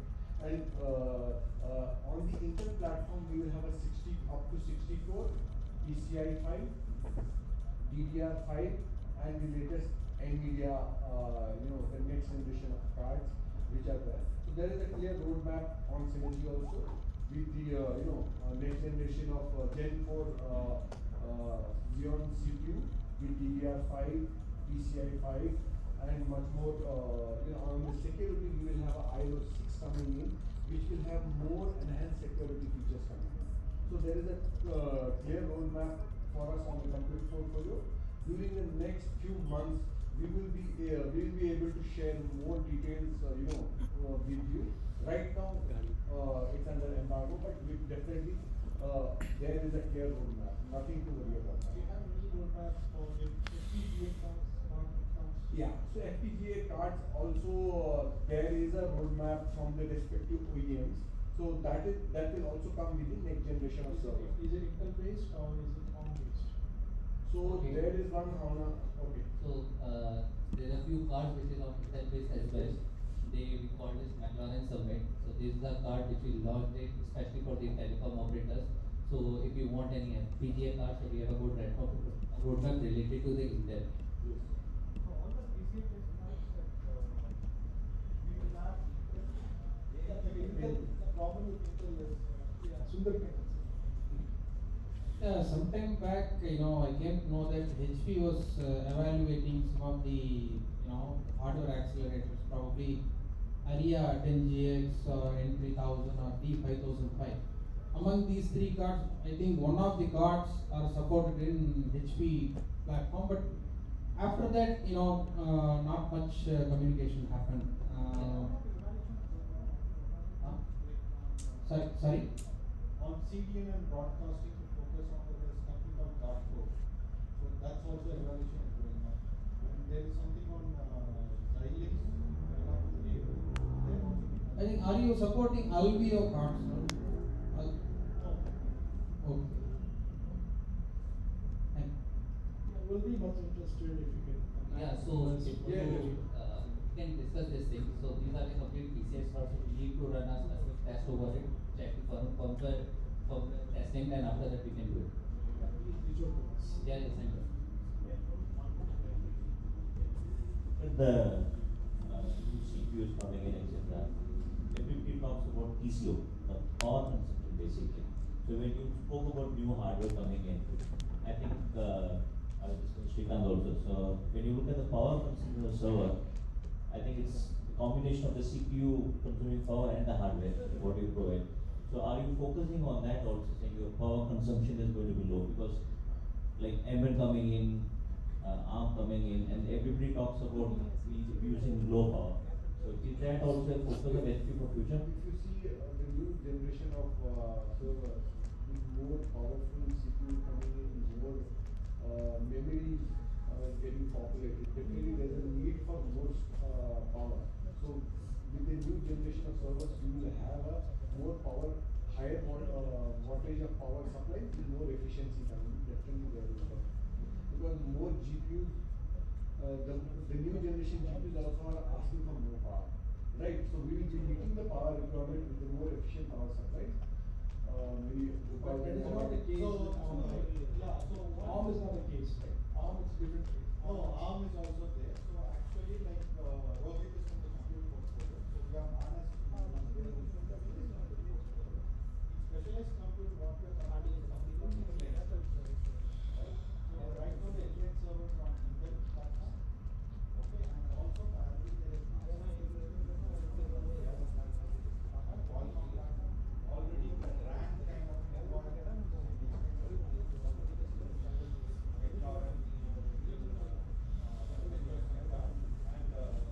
AMD also getting qualified, Qualcomm also getting qualified. So you will see more portfolio coming on your edge like compute on both on ARM as well as on Qualcomm platform. And also in HPC kind of To see the benchmarks. Sure, I think for ARM we already have some benchmark, so which we can share it. I think Manas is also.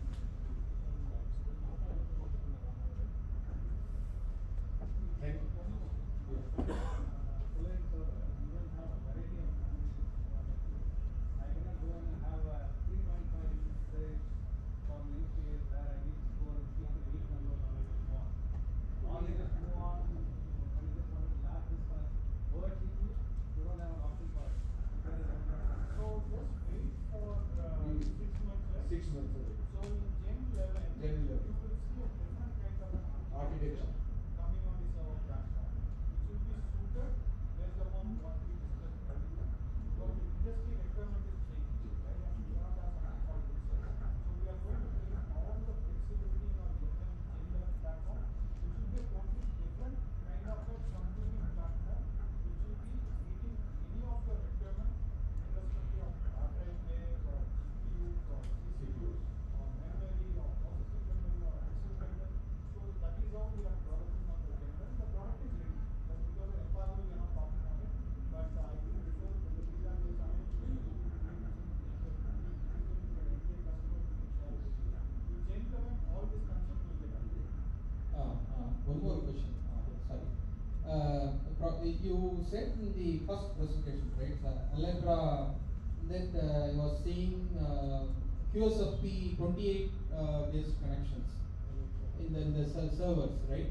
So do you support the SFP plus and the QSFP plus and the QSFP 28 or only QSFP 28? Because people want, right, different. They may want 10G cables to be connected, not only 100G cables to be connected, right? So what is your support on all the variants of network cables?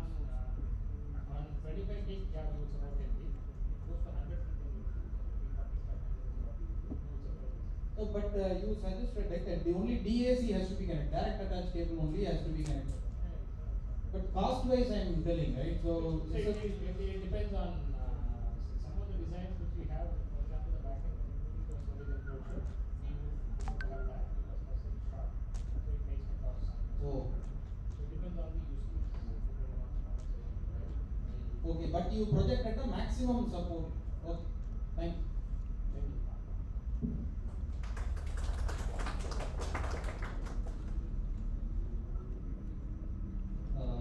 Thanks a lot, Upal and Rohit. Now we have a break for 10 minutes, and after that again we'll come back. After that we have two sessions. One is for the containers and another is for the CMS. For the award perspective, there are many containers. Today we have a lot of discussion over the compute.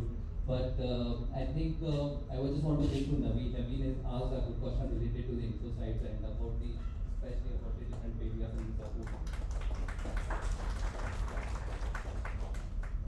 So now we will take a break and yeah, 5 to 10 minutes we will take a break.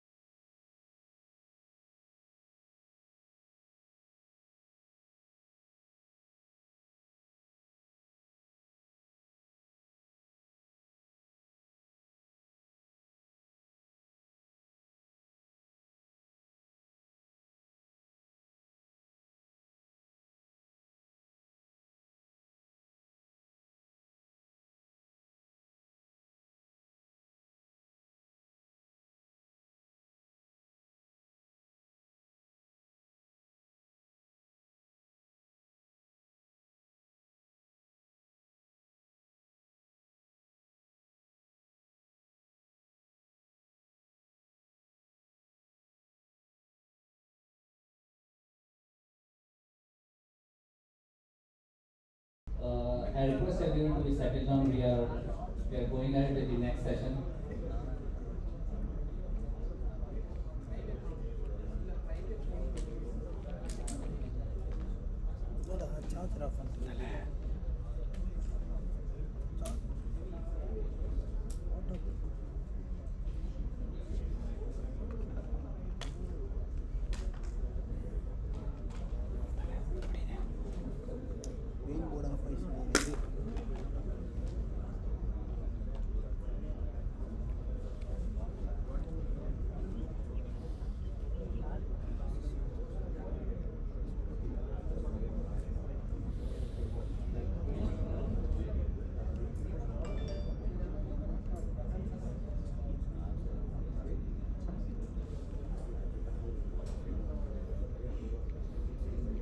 So now we have the next session, which is related to the Esmeralda. So in Esmeralda, there are two flavors.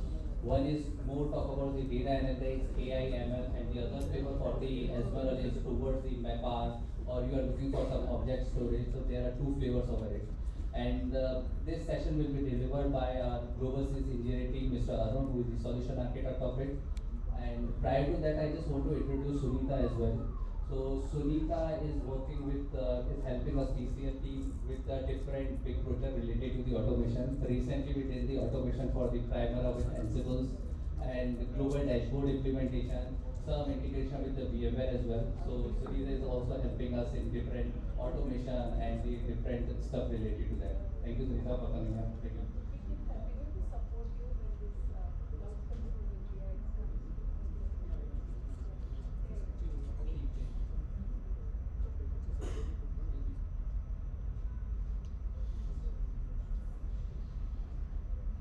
I'm just handing over to her.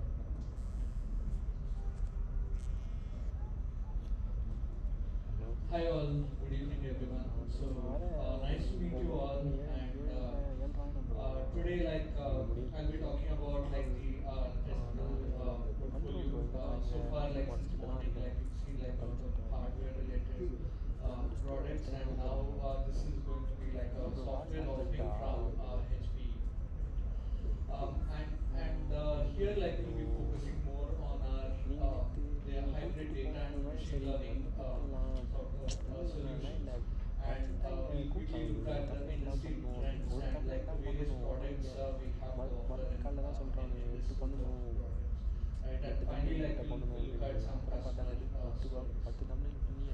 So like I mentioned, this is like a platform to host and run your analytics workloads, right?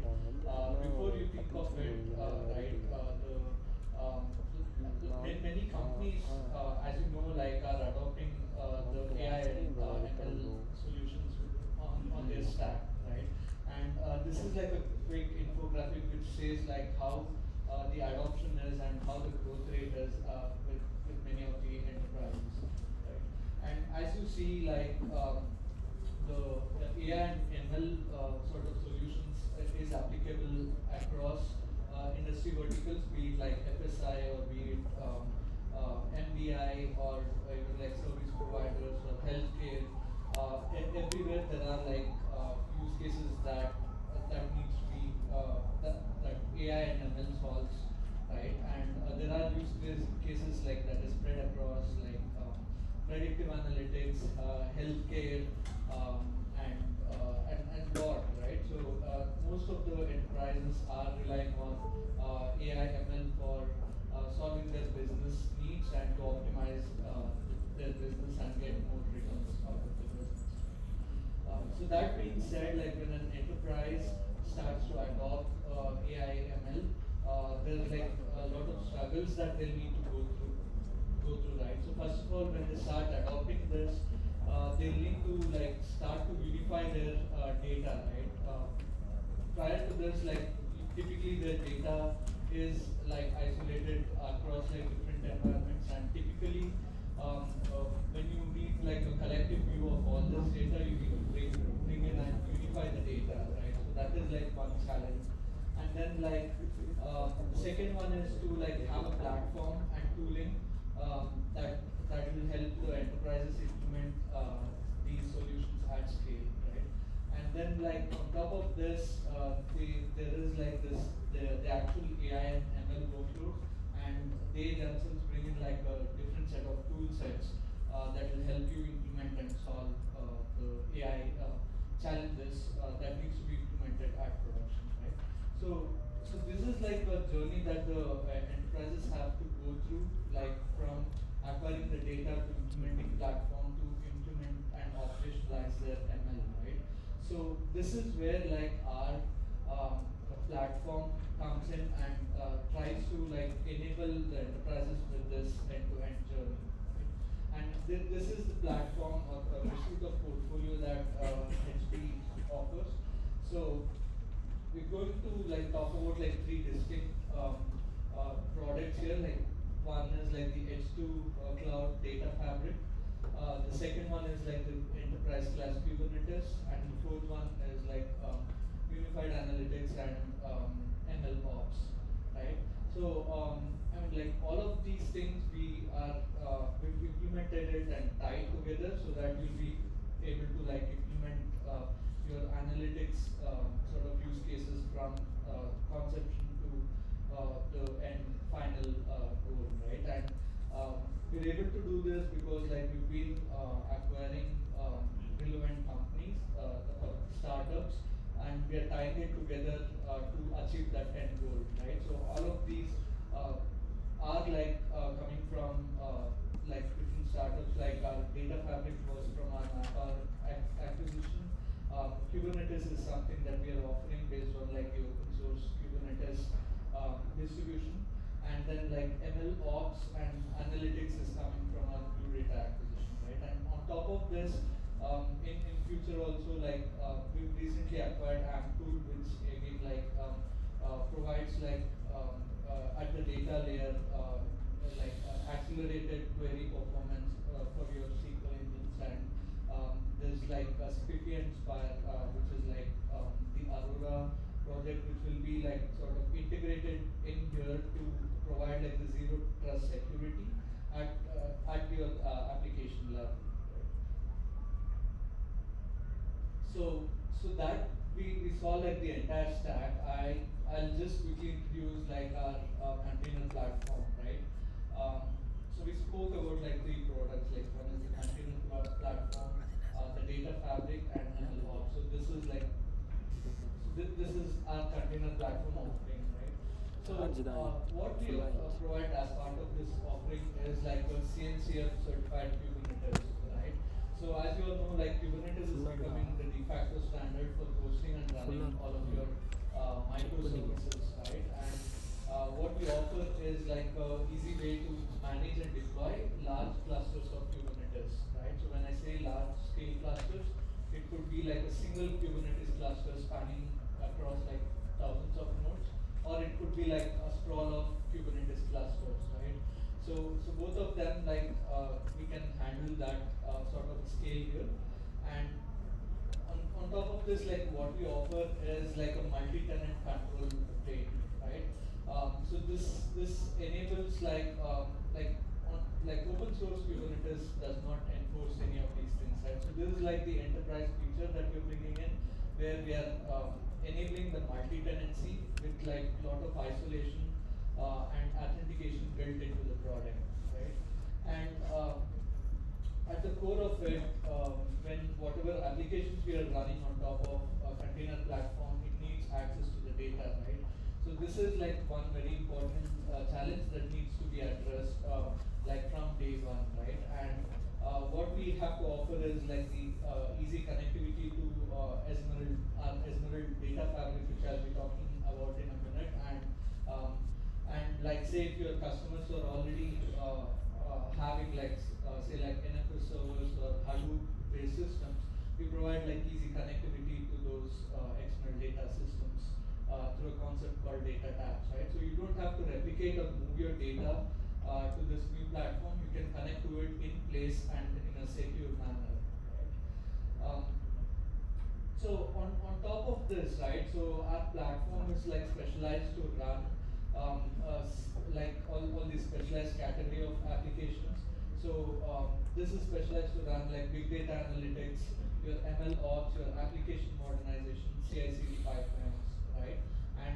this is like a not like a locked-in product, so definitely you'll be able to like bring in your own applications, right? And so on the top, like whatever I mentioned, these are like some of the specialized tool sets that we already package in into the into the platform, and which will help you get an up and running in like very less time, right? And finally, like with the App Store, we also partner with like several ISV vendors. There's like a marketplace where you can look up with the ISV vendors that we partner. So those are like the ISVs who are like tested and validated to run their software on SML container platform, right? So all of these things come with like the enterprise integrations and security. Everything built on open source Kubernetes, so you have like maximum portability. That means the applications that you've developed with Esmeril can be easily picked up and run elsewhere on any CNCF certified Kubernetes, right? So just want to ensure there's like no lock-in there and maximum portability is available, right? And so all of these things, these are like pretty much the software is like pretty much hardware agnostic, so you can run it in a on-prem, public cloud, or edge, right? So this brings in like the truly hybrid capability of the platform. And finally, with multi-tenancy, also it supports like multiple personas. So based on the roles, right, like you'll be the menus and the context will be changing. So it's based on the personas, like the admin will be able to control and grant access to like specific set of services. Yeah, I have a couple of questions. Sure. Yeah, right. Yeah, that's fine. So we talk about this one, like Kubernetes, Right. and the clusters across regions all over the cloud. So how do you do this? Like, use something like S3 API or anything like this? And what is the, is it manager for, is it mass or is it like OpenStack?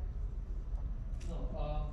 So we play like above like one layer above the I'd say like OpenStack, for example, right? So we do not like deal with hypervisors.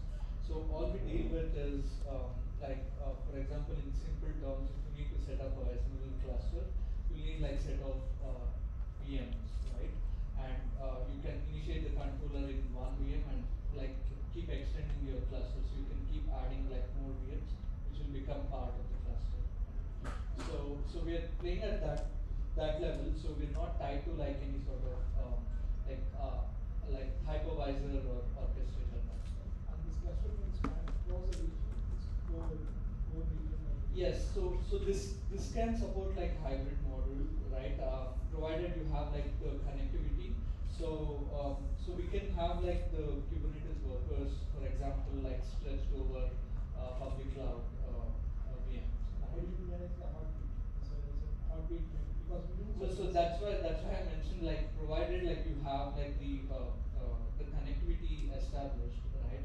The control plane sits here, and so there are like multiple scenarios, right? The Kubernetes, you can have like one cluster of Kubernetes, which includes like master and client workers sitting entirely on cloud, but you're managing the Kubernetes sort of operations from on-prem, or you can like have like a stretched cluster between like on-prem and cloud, right? Which requires like more stringent networking requirements. And because it's multi-tenancy, right? Sure. You deal with trusted clients and trusted tenants or untrusted tenants, or how do you separate and segregate them? You say it's a container, multi-tenancy, it's a control. Container control. Because there are three types of container, right? Multi-tenancy. One is namespace, other one is control plane, other one is cluster segment. So here it is control plane. Right. So what we do is like it's like a layer on top of the whatever like the Kubernetes constructs are, like for example namespaces, right?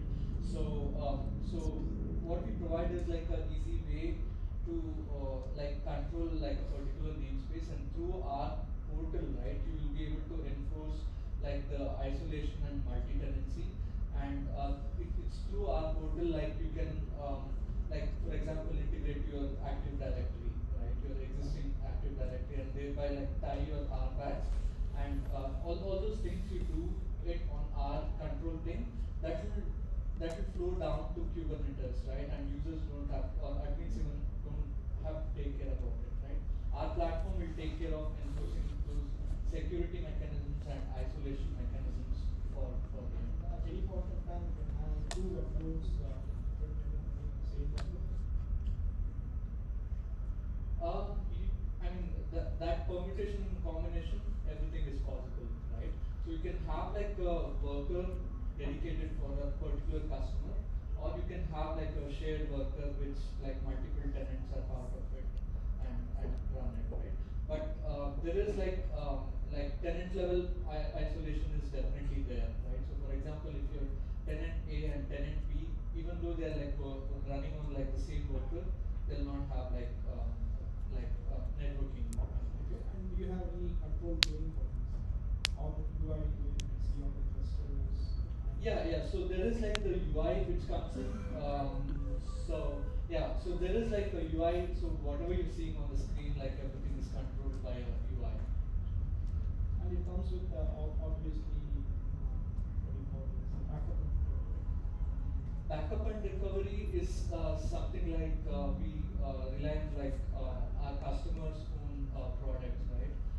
So we do not have like opinionated backup and recovery, but like we based on like customers whatever like they're implementing at the time, right? They would have adopted a backup strategy. We sort of like tailor the solution accordingly.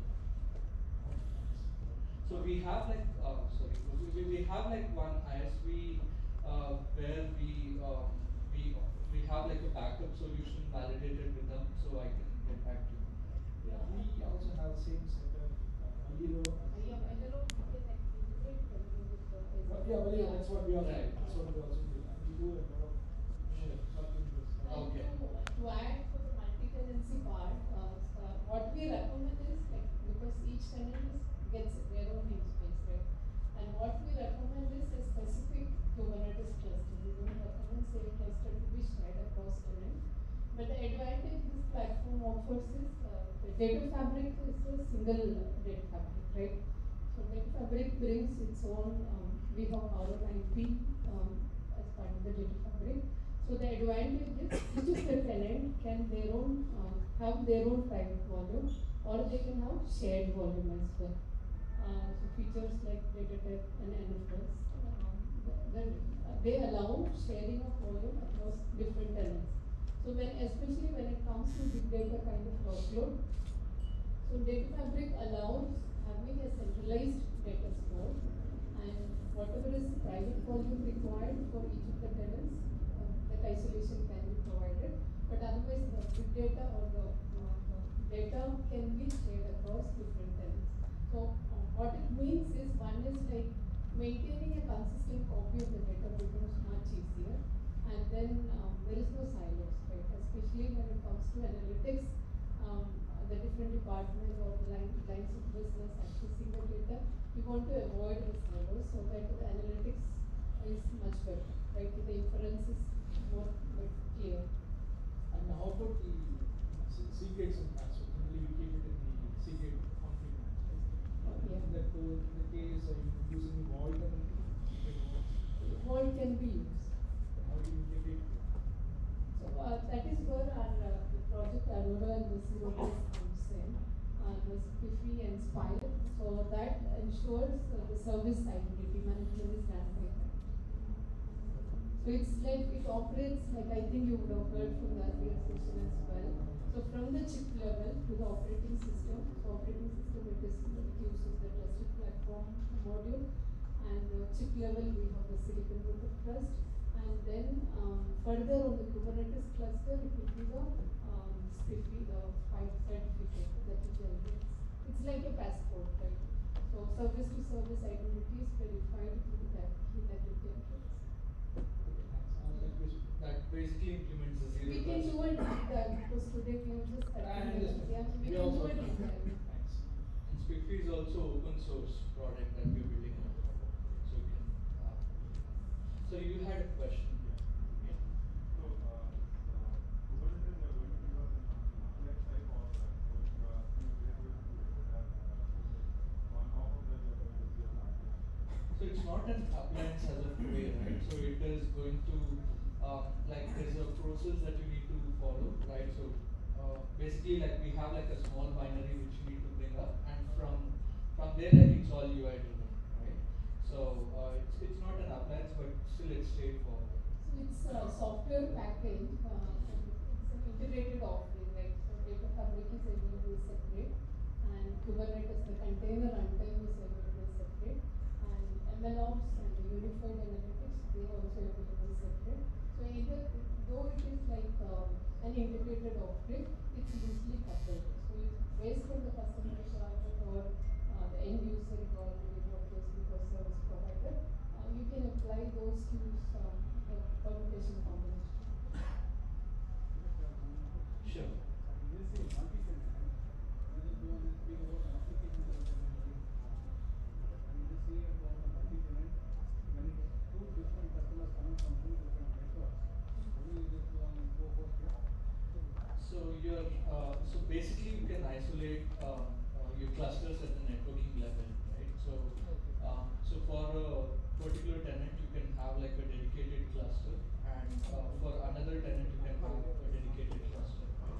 So like I mentioned earlier, it's very much like capable of handling multiple Kubernetes clusters, and you can basically isolate your customers at the networking layer right there. So you're not running a large box and then having one support. Cluster is very big. So that's also possible, right? I mean, we again, like we need to get deeper into the networking things, but we implement like a CNI, which is kernel. It implements like a CNI plus a networking policy agent, right? So out of the box, when we have like multiple tenants, it enforces that between tenants there's like no networking connectivity. So that's.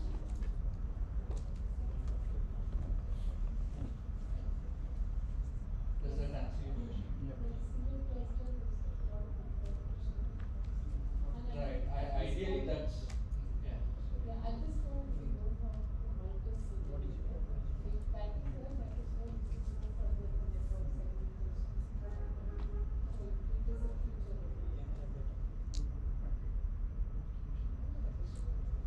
So again, we're scratching the surface here, and we can go like much deeper. But just wanted to introduce the control, like container platform here. So we'll move on to the next offering, which is data fabric. Data fabric is actually a distributed data solution, and as you see on the screen, we bring in like a concept of a global namespace, right? So what this enables is to sort of like unify the data across different locations, right? So one of the challenges that we saw initially was like the data sprawl and duplication of the data.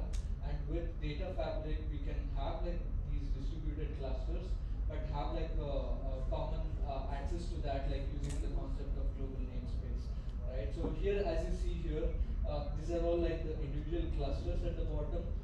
So these clusters are spread across like different edge devices, and these two are like spread across different geographies, and those are like operating in hybrid mode across different public clouds, right? So all of these things can be once it's made part of like the global namespace, you'll be able to access it under /data, right? And I mean, like with that, right, you get like all the standard mechanisms of your security, authentication, authorization, encryption. All those policies can be applied at a very granular level with this data fabric, right? So not only that, like you can access data from different locations, but once you have this data in place, you can access the data using like different protocols, right? The ones that you're seeing on the top, right? So this way it's like very versatile. So the same data fabric can be connected to your traditional NFS and POSIX systems, or it can be accessed using like the S3 protocol, or if it's like a Kubernetes cluster, it can be accessed through CSI. And for your traditional Hadoop-based access mechanisms, we support like HDFS, JSON-based access, and SQL-based access, right? So that way, like it's totally versatile and fits very well in this journey where you want to like integrate and give like a unified, have a unified view of the data and manage your data centrally. So with that, like we'll be going into like the third offering, which is ML platform. I'll be going like little deeper in this one. So before we introduce like the ML platform, just wanted to see like what are like the challenges, right, with like adopting ML platform, right? And so as you know, like with ML, like it's mostly like the data scientists who will be like working on the new machine learning models, and they might have access to the data locally. So this will work fine until like they're running it in their like laptops or workstations, right? So the moment that they need to like productionize that particular model, there is going to be like a lot of challenges that they're going to face it, right? And so the challenges include, right, at high level, they need to like deal with the data preparation, the model training, and the model hosting, right? And this all these three things are very empirical in nature, and each of those things go through like several iterations, and each of those steps have like their own set of tool sets which specialize in dealing with that, right? So with this, right, like the choice of tool sets are like it's going to be like vast, and it's the uh, it also depends on like your developer skills, whether you're implementing it in the dev stage or the production stage, and whether you want to go to like the open source tool set, or if you want to adopt like a ISV based tool set, right? So lot of choices are there in this, right? So with this particular ML ops offering, so we sort of like have it all covered in a way that like we offer our own HPML ops platform, which is our own opinionated way of like doing your ML operations from like beginning to end, like from all the way from acquiring data to like model deployment, right? And when it comes to open source variants, we offer like Kubeflow and MLflow. So we package it like as part of our offering. And apart from that, like we also partner with like a lot of ISV tools, right? And we'll see that in a minute. Right? So what we offer as a ML Ops platform is that like CNCF certified Kubernetes. This we saw in the first slide, right? So this forms the foundation for us to run the analytics tool sets on top of this particular platform, right? So what we offer is to like implement and run these set of tools on top of our platforms, which is Kubeflow, open source ML framework, majorly developed and contributed by Google. MLflow is another such tool set, and ISV tools we this is just to start with. We have integrated with H2O, Data Robo, AI, and Data IQ, right? So on top of this, right, like if it's open source, then what are we doing, right? So what HP does on top of this is like we provide easy way of deployment, right? So Kubernetes itself is like a tedious job to deploy and manage. On top of that, Kubeflow and all these tools, we provide like a easy way in a single click deployment way of deploying all these things, right? And we provide LDAP integration, so the authentication is taken care of, and we provide like easy access to the data, which is very important in all your ML trainings, right? So this is just to go a little bit deeper on Kubeflow. So as you see, like Kubeflow offers like very a lot of services which are ML centric.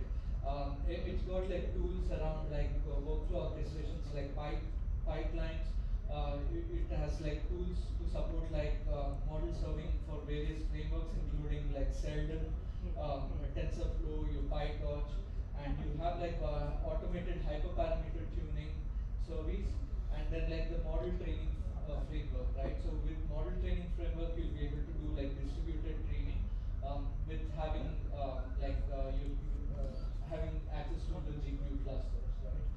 that way, like it brings in and eases like a lot of manual effort that a data scientist will need to go through. So along with this, this is like another offering that we provide, which is called as Unified Analytics. Um, so it's basically based on like Apache Spark. So this we offer like a fully supported Apache Spark, but this Apache Spark is now running on Kubernetes, not on the traditional YARN.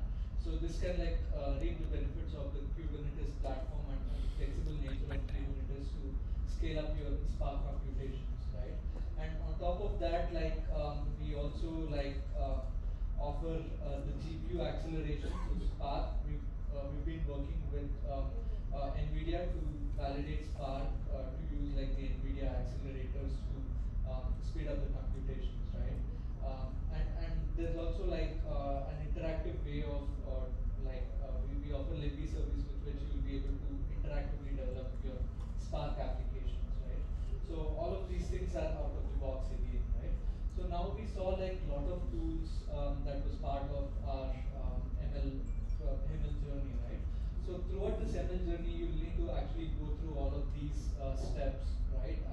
And each steps will have its like own tool sets, like I mentioned, and you'll have like a choice of tools that you need to choose from, right? So with HP and Esmeralda ML Ops, right? What I call this as like a composable ML Ops, it gives you option to pick and choose which tool set you want to use at each stage, right? So I call this as like a swim lane. So at each step you are free to like choose a specific tool set and move on to the next stage and integrate it to and continue that from beginning to end, right? So all these things have access to like the centralized model metadata capturing, and all of these things have access to the shared storage through data fabric, right? So that way, like you see, like it gives you like a host of options to choose from to like implement and deliver your ML solutions at scale. So sorry for that, came too early, but so here I just quickly wanted to show you like how we are using these tool sets to implement an end-to-end ML project, and it's not just at the core, but even like distributed to the edge, right? So imagine like there is a core, right? So the data scientists have access to the data here. We provide tools to like implement and develop your models, and we have tools for your model tracking, and the model tracking and the model registry will be committed to the source code.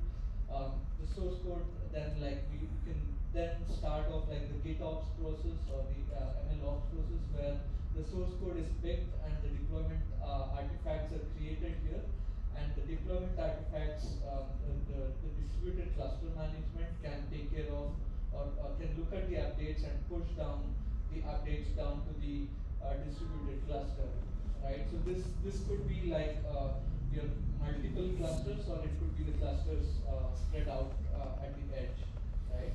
And that does not stop there, right? So once you push down the model, unlike a regular DevOps, with ML Ops, you will also need to observe what's happening with your model so that you'll be able to take corrective actions, right? So that's why like we use like the capability of the global namespace to fetch in like all those informations back to the core here with the data engineering tenant, right? So the data engineering tenant then receives the raw data. It will go through like a process of staging and process data, and then like it's finally fed back to the core for retraining, right? Again, like for retraining, the data scientists need not go through that manual flow. There are tools that will allow them to implement the automated pipelines, right? So with that, like you saw an end-to-end flow, right? So quickly just wanted to like touch upon like some of our customer cases. So this is like one of the major autonomous customer who is implementing ADAS, and as you know, like ADAS generates like a lot of data. Each car generates about 20 terabytes of data, and like as a whole, there's like 35 petabytes of data and growing, right? So you need to do, first of all, you need to have a system to store this volume of data, and next is to like analyze the data on top of, and analyze the data at this scale, right? So this is what the ADAS use case is, right? And this is like another use case. So this is a healthcare provider in US who is implementing like X-ray imaging enhancement, right? So these days the X-ray images are like AI driven, right? So the X-rays that they get are like enhanced and processed by AI algorithms which are developed at the core. Now, what this customer is doing is like they're developing AI models at the core and pushing down the models to their edge locations, right? And their edge locations are like the hospitals and the X-ray machines, right?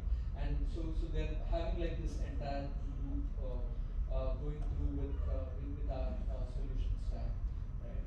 And finally, Oroc is another cloud service provider who is offering the services, our services, as a service with their layer on top of it, right? So they're offering like an analytic platform as a service, and they're like using like our multi-tenant capability here, and they're offering like AI ML services, and our platform also offers you to like package and provide like a catalog items, right? So which are like click and deploy applications, right? So they offer like a separate app store for like each of their tenants, right? So this is what our customers are implementing there, right? So this is all I had, and again, like there's like a lot of things have just been scratching through the surface, and we can go like in depth in like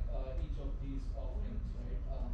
So with TCL, I guess like it would be for your ML platform or for your customers, like I showed in the previous slide, something like this will be useful to like use it like internally and also offer it to your customers as a ML platform, right? We have like industry vertical solutions as well. So if you're interested, we can go through it in different. Yeah, definitely. So I'll touch base. I mean, like through Maruf, we can like coordinate again. There's like a trial version of all these products. So we can definitely help you with that. Any other questions? Okay, great. Thanks, guys. Hope this was helpful.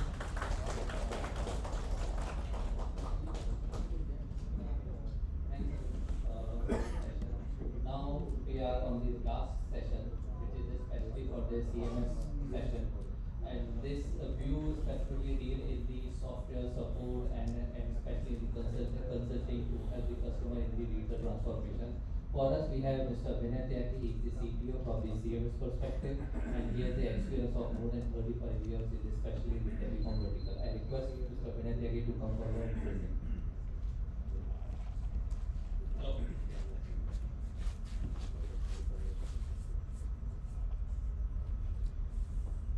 Yeah, good evening. Yeah, energy levels I know. What we can expect at 7:30. At least it's better. Okay, so I'm Vinay Tyagi and Maruf Company, and with 35 plus experience on telecom. I just crossed the line last year from the service provider to the OEM. So that's what I did. Hello. And of course, I just wanted to share, after March 20th, when this COVID hit, that was my last business trip somewhere. And after that is my solo business trip. And that happened in Chennai. And why Chennai? So I feel like coming home. In Chennai, of course, I'm North Indian. I worked in Chennai from 2004 to 2008. So I mean 2000 to 2008. And I don't know, maybe my age group or maybe less than 10 age group. So I was in CTO for the RPG Cellular, Airtel, and the Hutch and Vodafone. And of course, I think in 2000 to 2005, Nestle became a very good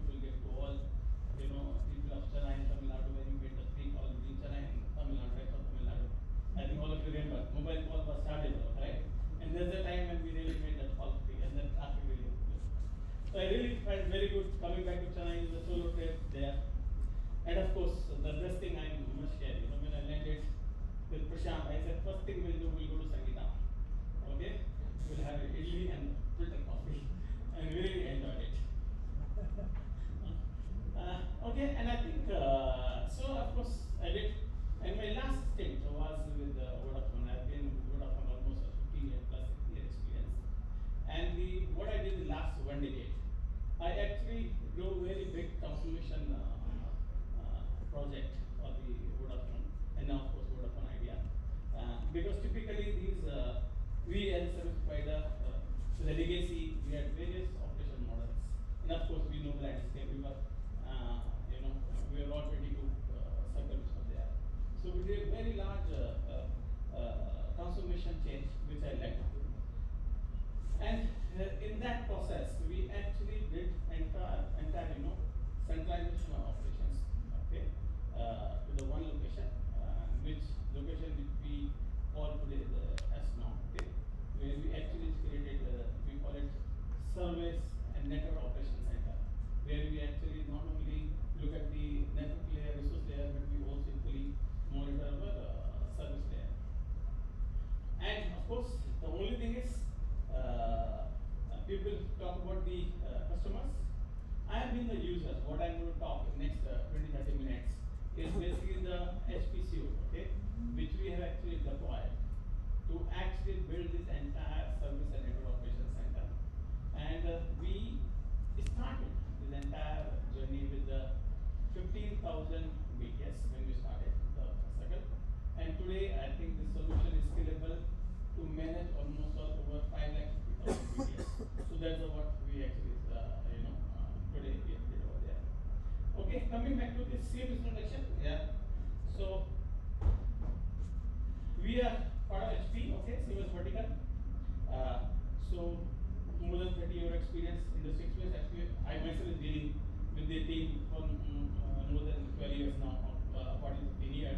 So I'm sure they would have maybe 3 years more experience there. 300 customers worldwide.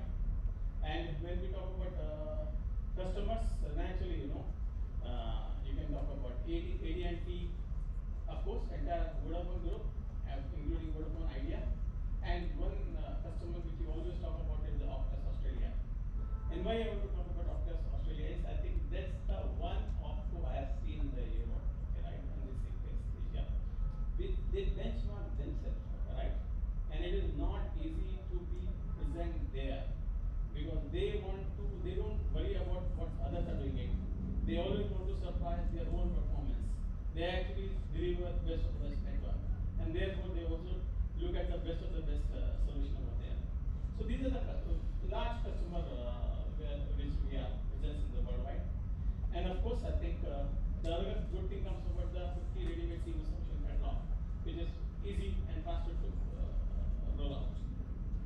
But then I think there are 5 verticals. Largely 2. One is we talk about network piece, which is there in the white box, and there is a purple box, which we call about OSS piece.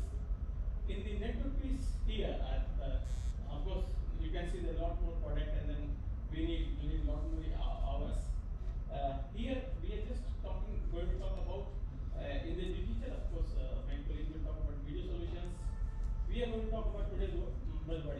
No conference is possible if we don't talk about the 5G, right? So we are going to talk about private 5G.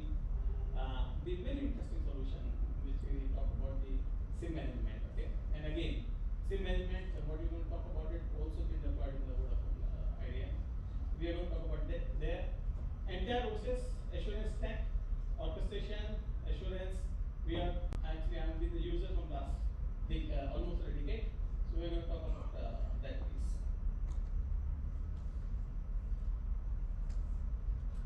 So I know, somehow when I was sitting there, I was actually, really feeling about it, telecom guy, okay, and I see more orientation toward the IT piece over here. I may be wrong, okay, but this is the solution we talk about it. I think, it's not a rocket science. Everybody knows talk about the centralization operations, okay, it's about the unified process. It actually helps you to build the productivity, okay. Now, everyone can have different drivers.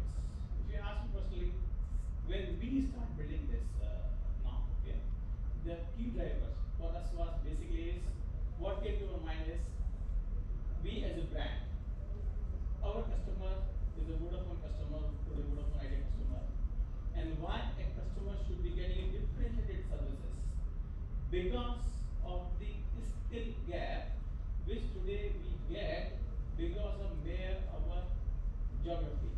Okay, I'm saying is the skill guy you may have a difficulty to spot a skill guy in up north in J&K or could be up northeast, right? And kind of skill set which you have maybe in the metros like Mumbai and Delhi and those kind of things. So why, and that was the biggest driver we have, where we want to say, look, I think we need to do the transformation of our entire operation model, where through one center we are able to deliver the uniform service and actually able to deliver the uniform customer experience. That was our driver, okay? But of course, there could be any more driver. Typical now, naturally, SP, we come with the telco, deliver solutions over there. Scalable, I talked about it. I personally the user, we started with 5000 BDS. Today it is serving, actually, don't look at the customer base, but the network piece is one of those world largest network which we are managing over there. Is around more than 500,000, 550 lakh thousand BDS. Reported dashboards, this solution, at least I'm generating almost more than 10,000 reports a day. I mean, huge. Imagine what would have been happening earlier to generate these 10,000 reports a day. And that's what the solutions enable you actually, right? Naturally talk about auto provisioning, right first time in the configuration management, it gives you all kind of views.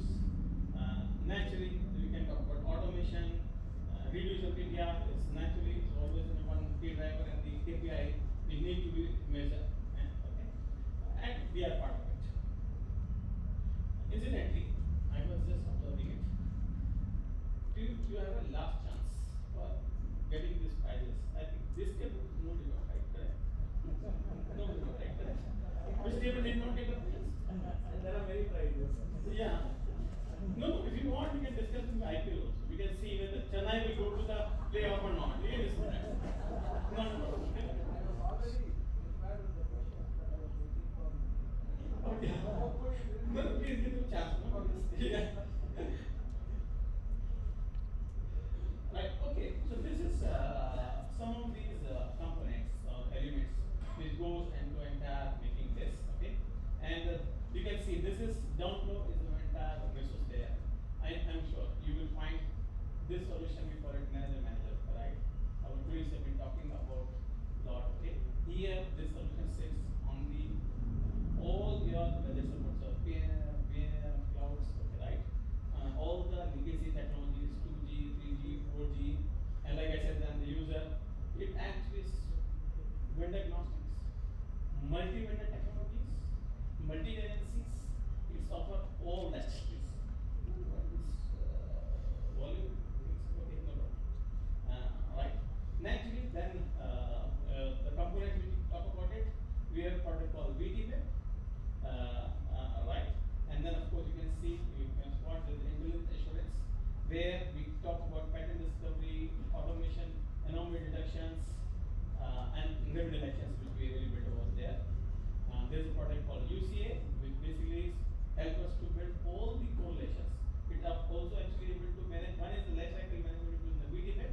When I say life cycle, I'm talking about alert or any alarm life cycle management, right from getting any alert, with whichever resource layer or service layer, okay, and right up to making the ticket and dispatching the ticket to the right person who is able to actually do it.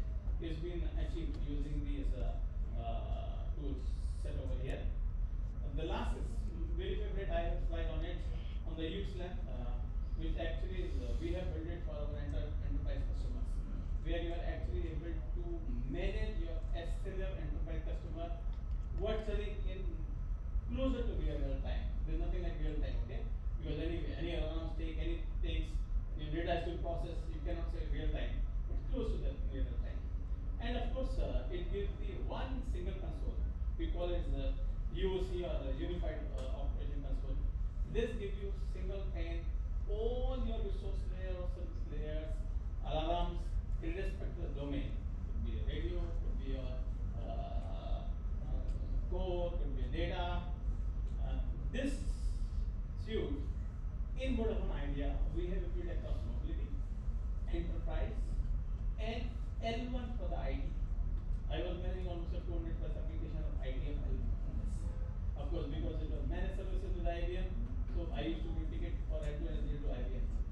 L1, this is the most convergent solution which we have deployed upon here. Naturally, it's it has to be cloud enabled, right? It has to support. So it's a cloud native, cloud enabled. I talk about intelligent assurance piece about it. And naturally, this is a journey which we go from this to the zero touch operations. So there's a journey. But we have achieved zero touch operation in many process, or many process they have to evolve. Because also require not only tool, it also requires huge domain knowledge to achieve that zero touch.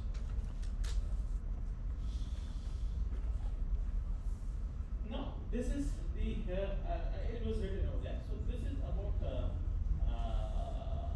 orchestration here. Like I said, is today no conferences complete if you don't talk about 5G and you don't talk about the orchestration, and of course about digital. Now, this product which we have is in today's world the way we all have grown. We have grown Vodafone. I'm sure that the same story with the TCN and with other opcos, where we actually offering the customer services on the SD-WAN. We do actually have a lot of SDN control of network. It could be Cisco, Nokia, Huawei, Silver, whatever it is, maybe product from HP also, right?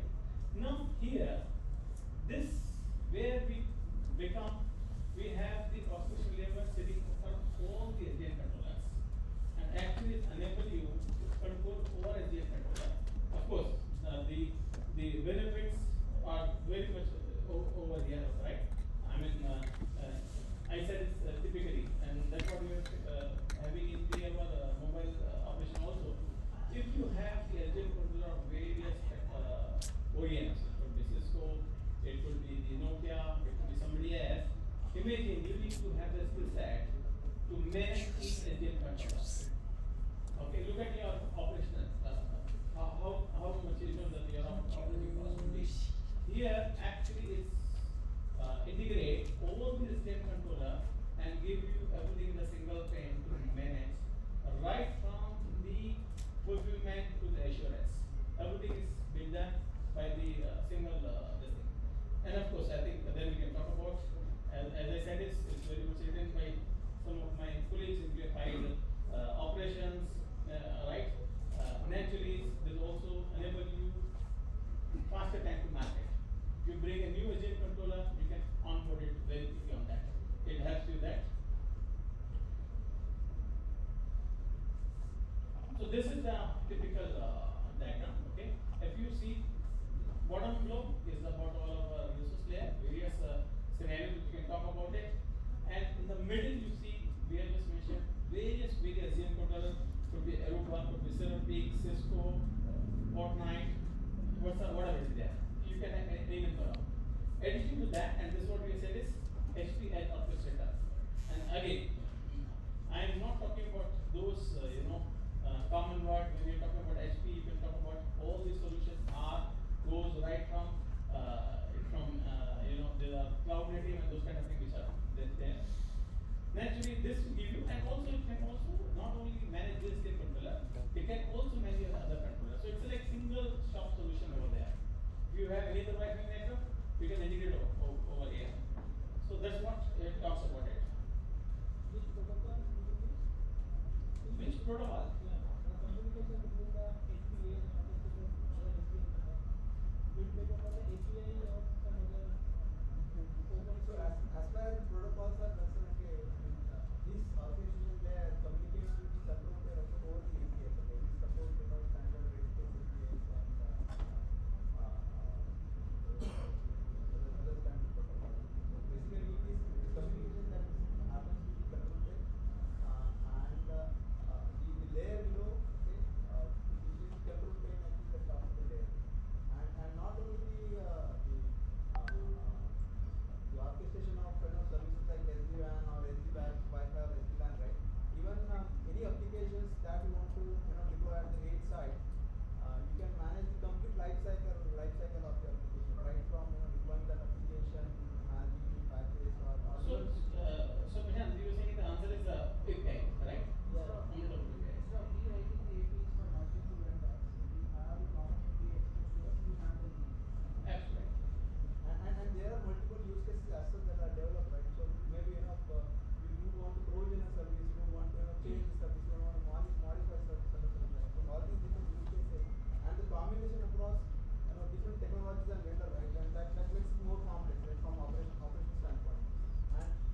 that brings in, this layer basically simplifies that complexity in operation and automates the entire workflows from the use case standpoint. So you don't really have a dependency on the engineers or the users. Basically, if one expert guy who leaves, right, there is a workflow that is already automated. There is no dependency on the human resources, and you are already. I already had some job. I was standing between the two D's, okay? Dinner and drinks. Okay? And we are meeting my right? So these people are here, okay, right? Catch them. Okay? Ask all the details, okay, right? Okay, and this is one topic, this is very important, I think. I want to really spend some time. This is we call a very good product, which is called asset alignment.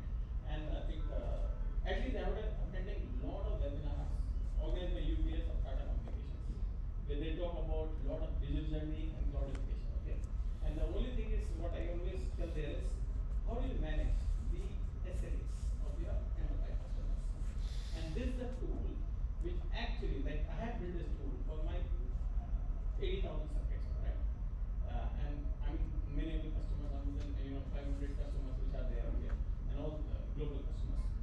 It actually manages the clauses or SLA you agree per customer basis in terms of availability, in terms of the latency, in terms of the jitter, whatever SLA you talk about it, and actually give you real-time view. I would say 15 minutes, because that's the time it takes to process the data, correct?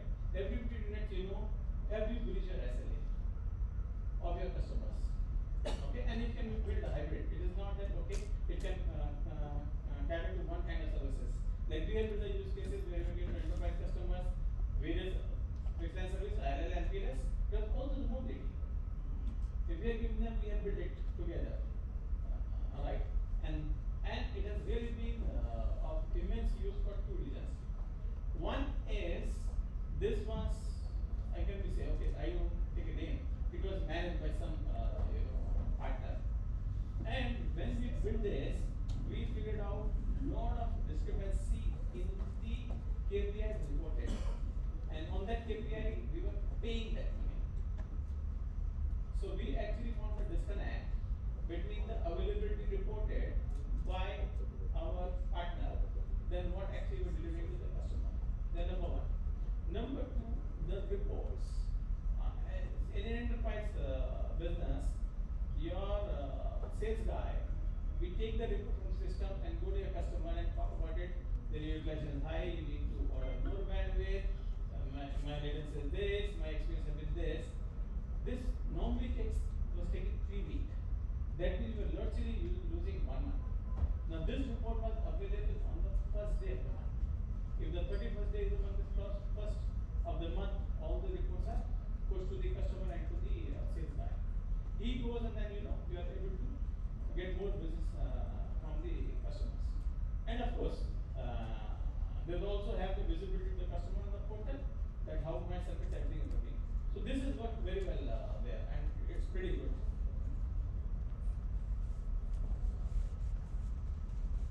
Okay, so now coming back to the mobility solution and digital side. So this is our private 5G solution. These solutions come to 3 approaches. One, we call it 5G in the box. That means it has been come into one platform, EL8K, okay, right? That's okay, where it comes as it is. Second is it can come as a hybrid, like you can have some of these applications on the edge, some of the applications on the cloud, or one you can have the entire stack loaded onto the cloud. So it's possible in all 3 modes. Now the benefit, I think it will be more. I should be able to more clarify when I discuss some of the use cases. However, the benefit which I see is fast to deploy. The 5G in a box can be deployed in less than 1 hour. It can wherever, like I think it's maybe for cricket match, it could be event. Also, it also comes in a capacity like this box can serve up to 10,000 subscribers. And the beauty about it, you pay and you use. You don't pay for 10,000 subscribers. I mean, That's what it is actually. So this comes faster to roll out. It comes all the pre-integrated radios, which we talk about JM and S-Span. That means it just get in one box. It comes with the radio. It comes with the core. And of course vendor agnostic. We have this network function HP. If you have some other network function, we can integrate. Those are seamless integrated on 3GPP onto the HP shared, whatever the SD. Okay, and then it's please. It's a platform, right? I can run any of my workloads or only related to the telecom. No, see, I tell you, any 5G basically is actually giving you like come to the stage. It's giving you the pipe, right? See, where we are going to use private 5G? I think I can go to the next slide. Now, private 5G use cases will be two. One, you have existing premises, like a large guys want to go where they want to improve their communication. It is not only about the devices, it's also about the network, right? Or you are building a new hospital, you are building a new factory. Now, do you want to go through the access of the building, the fiber cable, or the other things, or you just build a one 5G network and all your devices, machines, everything is connected very quickly, at a faster speed and a low latency. Those kind of things, right? So now this place, I just put it some of the example, okay? The example one is some of this Japan. It's a broadband service provider where he developed solutions to actually give pipe to the various their customers. Number two solution, I'm a little hurrying up so that I'm a little mindful of the time. Okay.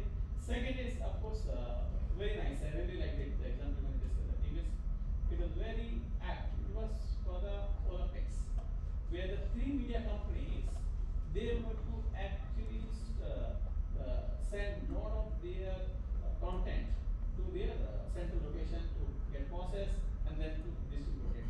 Now this solution was deployed over there.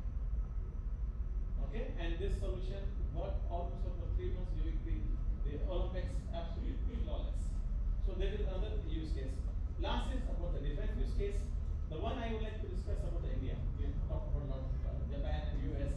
Now the use case which we had deployed is one of the very large healthcare company.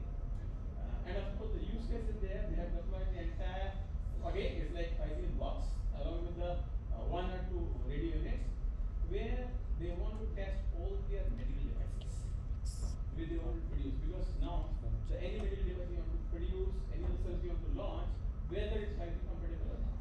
And that's the purpose they are using it. This is use case which we have deployed in India. So these are typical use case. Of course, we are talking about manufacturing, we can talk about the petrol company. These are some of the use cases and their lot. So Ram is here and they can talk a lot more about these things.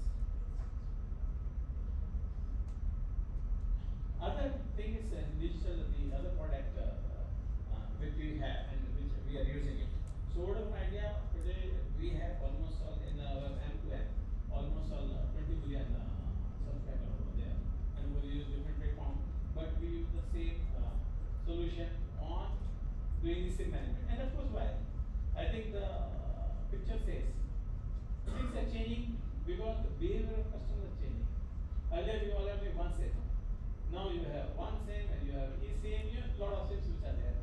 Now how do you actually manage the entire life cycle of the SIM? So here there are 3 products. One is the SIM management, where you do the actually provision of the SIMs over there. Then second is of course when you do provision and profiling.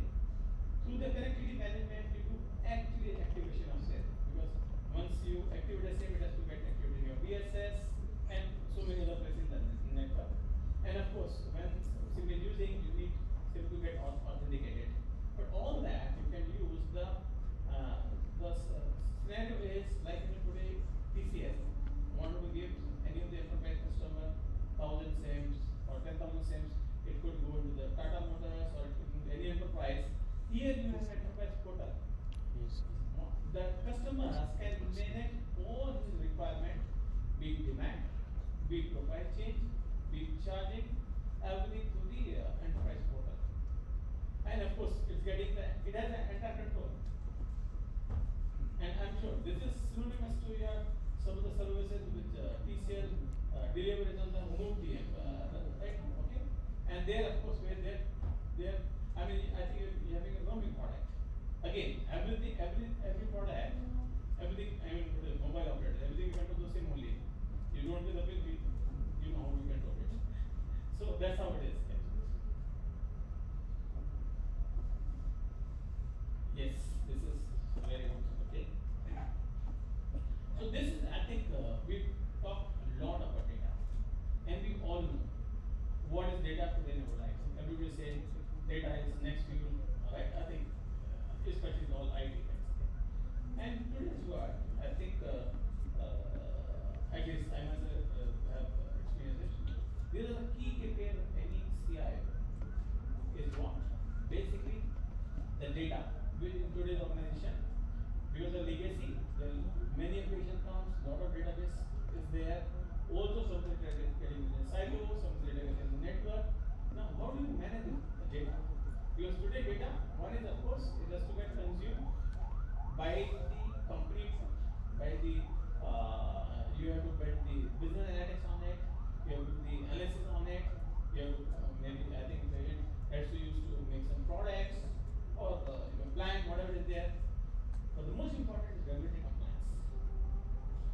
Because today in India, where we are living it, they can ask you any data. And they can ask you data as I know we have retained data for almost 3 years. They can ask any data for the last 3 years. It could be as a TRI, I don't know. I mean, there could be equivalent body in many places. Now, this solution, which actually is provided, it gives you very powerful collection, whichever may be the data, wherever format is there. We are able to collect the data from all the databases or silo database, whatever is there. Then, once we collect it, we actually normalize it. Okay, and also, of course, there is a possibility of encrypted data, so that is safe. And moment you do this, you take the data, you normalize it, you bring to the common kind of format over there. Then, of course, as a user, you should be able to archive data. There could be 2 cases. One data you want every day, every week. Some data you want only monthly. You don't need a archive data every day. And accordingly, that it actually helps you or support you your data archival as per your user or whatever business demands. And of course, the other thing is naturally give you a powerful UI to actually manage, analyze, and show you the entire data, what's happening to your data over there. So of course, I think 30 worldwide implementation, which itself talk about it, how the product is. Ram, you like to cover this? I have not used it, so I told Ram I will only talk about the product which I have used. So Ram, please come. Yeah.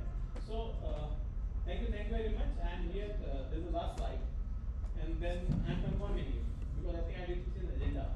There's a dinner and drinks after this. Okay. No, sorry. I don't know the beginning. Sorry. I will make as soon as possible.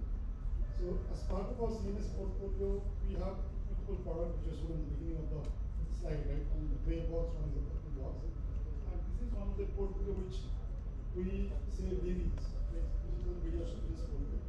So there are few questions which are asked like content delivery and all, right?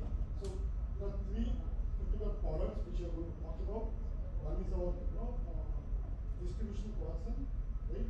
That is basically handled by our products we call as VHM, which enables the contents to be virtualized, which enables the content to be delivered to the user, which manages the content. It plays a lot of role with resource utilization, starting from resource utilization, as well as creation of life cycle, managing life cycle of a channel, right? So this is one VHM is one of the core products which we have across multiple companies which have deployed it, right? And what we are targeting, we are not only targeting the broadcasters, we have also some of the media houses, broadcasters. We have also deployed this in some of the, like in case of Europe, there is a lot of place for this leaks, right? Football leaks in India, there is coming, the IPL leaks and all, right? So So we are also kind of working with a lot of this kind of enterprise customers as well. Another product what we do is the workflow modernization, where you create the content, stitch the content, right, build the content, encode, encrypt, right, then broadcast the content to the user because it is we can do different encryptions and all, right? Because different EVs or different some different encoded or decoded videos, right? So on the media workflow master, where we specifically provide content management part along with the workflow modernization. We also do manage the resources well, right? And third, what we see is the consumption disruption, where we talk about broadcast-less service. One of the services which we are providing is audience news gathering, where we involve more and more audiences. We streamline the remote live productions. Minimal latency ESX. So are you also Yes. So usually what you see, the broadcast is happening when people like the media person is talking to a band, right? And he has to send the content to the production house, which may be situated somewhere around Mumbai or Delhi, right? Then that content is then broadcasted again to the end users, right? So what we do here, we collect the content at the edge itself and we broadcast the content because this broadcasting service is deployed at the edge itself, right? And we broadcast the content from there itself. So the latency is very, very less in that case. So can you define what is edge for you here?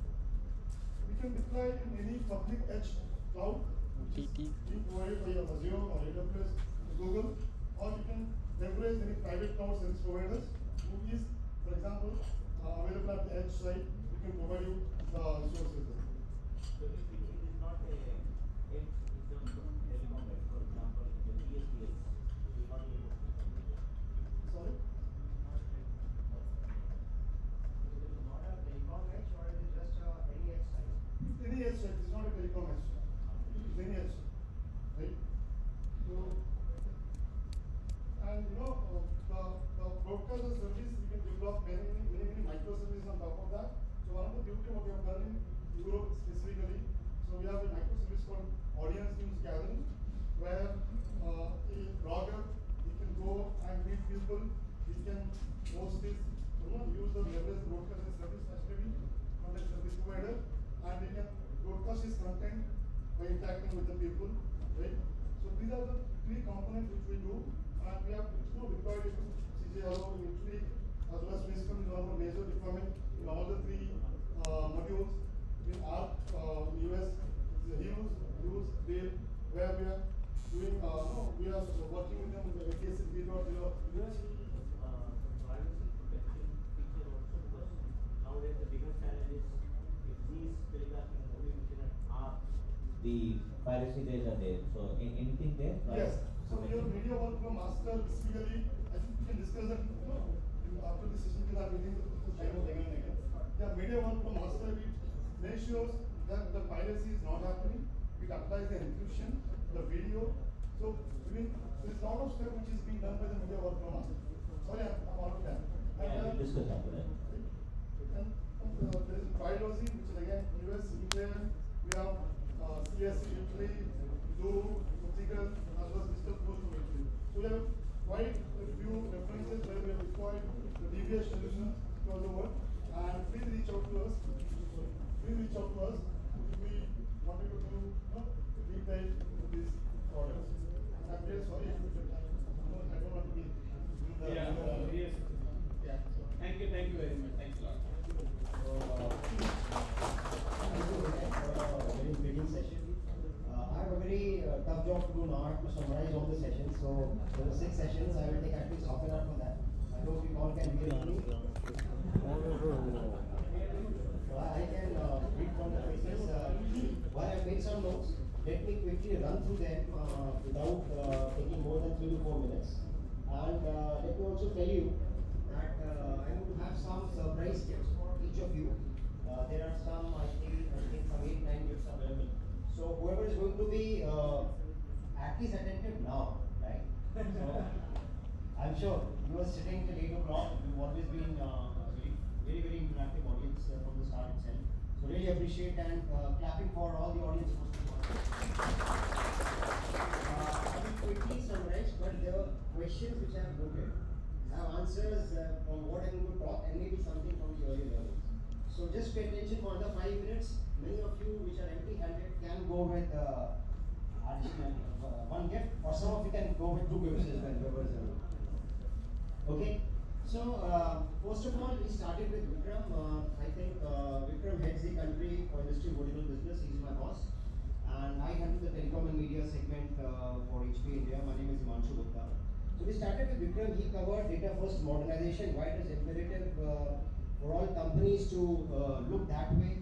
Found some of those round corners, blind corners, and really build the data urgency within the organizations, and to make a very data first type of an organizations for the companies. He touched upon several areas, but I think most relevant was what we have done with TCL, because we have already got a SD-WAN partnership enabled at a worldwide level, and we have a contract in place. So I urge that all of you should make use of that contract which we've signed some 4 months back now, and leverage in your customer conversations whenever you get an opportunity. From that, we moved on to Root. Root came and talked about again data management. While everybody understands the veracity of volumes and the velocity of data is so important, but how do you really manage the data? So Root touched on some of the very important, I'm again giving you very important areas. One was around cloud operational expertise, and he touched upon something called HP Unified Data Ops Vision. And that is something which is a pivot to HP's storage vision within the company, because it is all software driven, it is going to give automation. So that's where we talked about DSCC, and DSCC is nothing but Data Services Cloud Console, and which is basically a tool which gives you best of the breed from both the worlds, from the private or the public cloud, because you have a cloud management console where you can manage your data. He also covered some of the important areas like data ops management, intent-based provisioning, wherein you can choose the best workloads for your best basically locations for your workloads. All can be automated and very well managed as well, along with auditing function which DSCC provides. With DSCC, I think he moved on to backup and recovery. He covered something around the block storage, the cloud physics, the data ops manager, the info site, and the setup services which go as one package. He covered around the app insights and the cloud physics. I think that is very important, because it gives a complete customer experience, starting from the storage layer to the virtual machine layer where the cloud physics plays a very important role, to the application layer where the app insights, especially around the VMware and SQL, come into the picture. So all these things I think is a very relevant package for customers, something which you should be leveraging in your environments. I think we have a lot of discussion, and we will take the discussion forward as we have one-to-one sessions more. We also talked about other areas, and the area which was then covered was around HP Elytra. He moved on to products. He talked about the NVMe driven, natively driven these controllers, and they are basically also coming with enhanced encryption and enhancement in terms of compression with the latest version of operating system 9.5. So some of these things which will be very relevant, because Elytra is something which we are already discussing with you. We will be going to leverage this product very soon. Finally, we talked about data management for the hybrid cloud, and that's where data protection from edge to cloud also came into picture. We talked about Zerto, we talked about backup and archival features. In the Zerto, I think few areas which he touched, and it is very important to remember, is around continuous availability, workload mobility, and multi-cloud agility. It's a platform for continuous data protection, and that's where the orchestration, analytics, other features has come into picture. It basically gives you IT resiliency. We also talked about journal-based discovery and about the checkpoints, wherein every 5 seconds it is doing the journaling, so you are able to actually rewind and recover to any data point, which means a very low RPO, which is the best possible in the industry, 5-second RPO. I hope I am not taking too much time. So, okay, then we moved on to, sorry, yeah. I think then we moved on to covering HCI, hyper-converged infrastructure. We talked about DHCI, and that's where the always-on availability, the sub-millisecond latency, and different fault-tolerant drives like three-legs can fail and can really withstand. That all was discussed. And there's another area I think which we're discussing with you, and which will be relevant to you. I think post that we moved on to mission critical environment. Manas presented something around business critical servers. In a very short, if I were to take few things, we talked about again the value which is brought by data, in terms of unearthing the insights, then accelerating the decision velocity, and then driving innovation with agility. He most importantly touched around the SAP area and how HP has been the trusted partner for SAP for the last, I would say, more than 2.5 decades, and how more than 34,000 installations worldwide is running on HP. He also talked about very important element of U2I, which is Unix to Linux migration. And somebody asked about what we are bringing on the Linux front.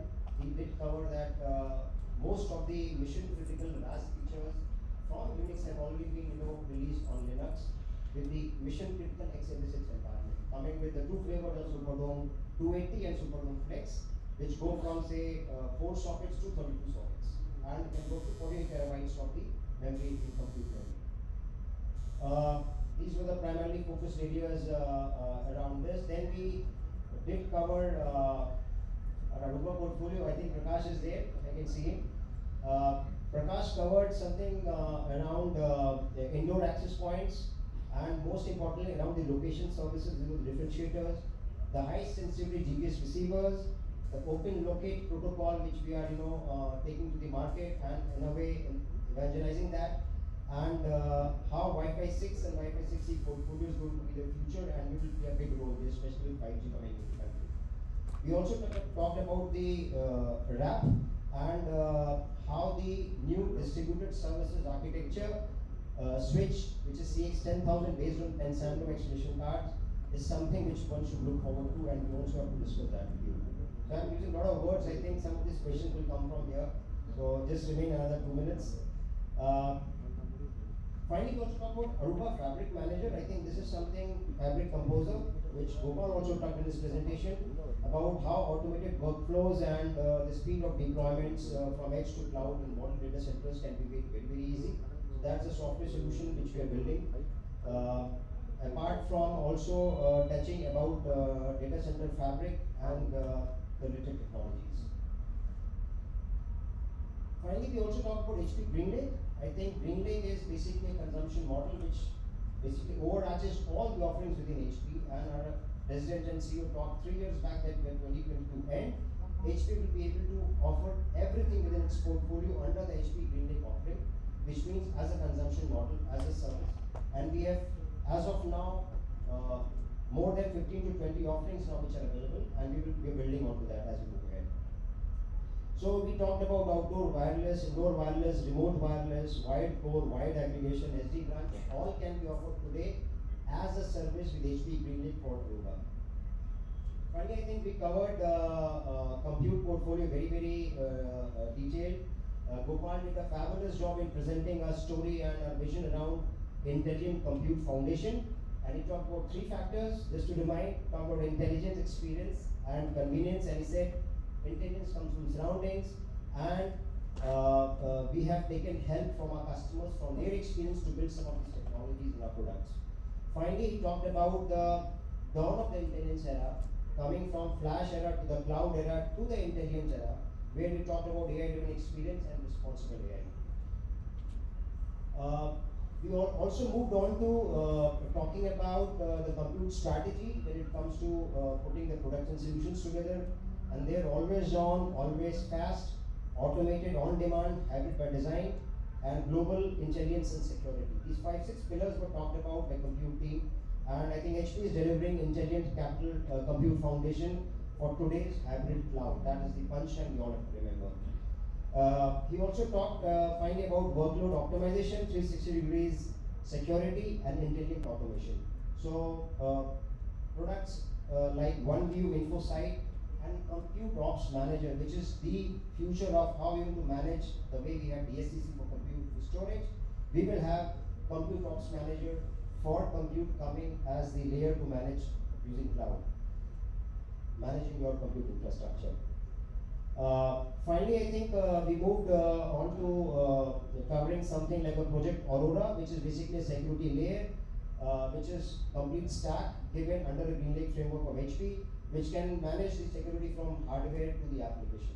So this is something which is going to be very helpful for the audience. Finally, HP is a very trusted partner, helping elevate the business of the customers. Post that, I think Rohit came, he covered some of the product solutions. He talked about Silicon Root of Trust, which is, cradle to the grave type of a security solution. It starts from the time the box is shipped from the factory, because there is firmware embedded with distinct signatures. And that's where I think supply chain security automation, all that end of life management of compute is all managed very well. He also talked about workload solutions for Gen 10 Plus and HP ILO moving to OneView and moving to Compute Ops Manager. That is the vision we have taken on the software side in terms of management. So that was it. I think I also talked about AMD and the future roadmaps, which is covered. I will not repeat them. And finally, we had HPA's middle session on the container platform, enterprise integration, security, CNCF certified, and that's what I think one of the questions was.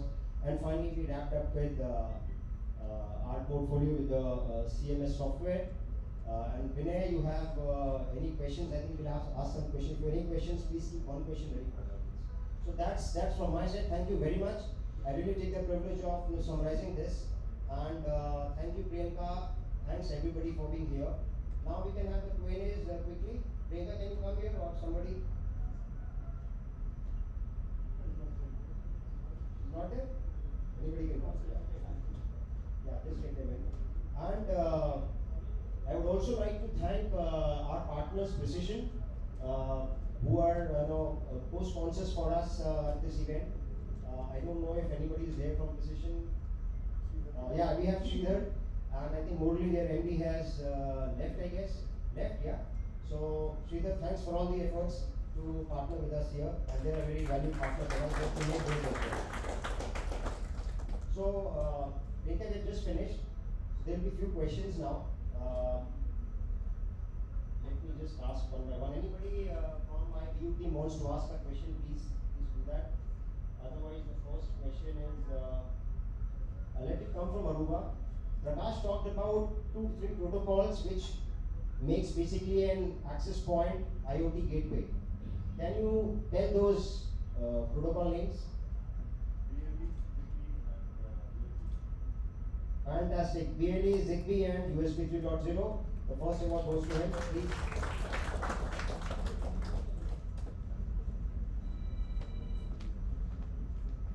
Can anybody briefly define what is HP GreenLake? It's a cloud platform. It's a cloud platform for security and I've talked about it. Just can somebody expand a bit more? It's a complete pane of glass that all the HP products will in future encompasses and can be managed under one. Is Maruf here? Maruf is not there. I would still need slightly more elaborate answer. Just a way of consuming. You do a financing for all the entire suite of products. Under a financing model where you manage the capacity requirements of the product. Yeah, so that comes more closer. It's not beyond financing for sure. In a short word, if you ask me, it's HP cloud platform. So that would say everything about it. I think it's good to him because he's more closer. But yes, all of you are right in some way.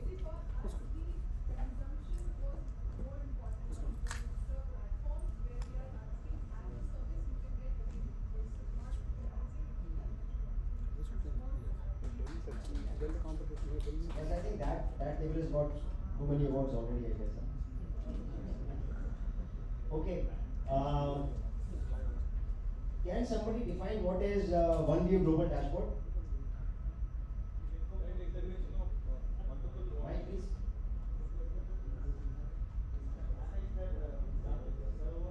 Yeah, it's a integration of multiple OneView servers.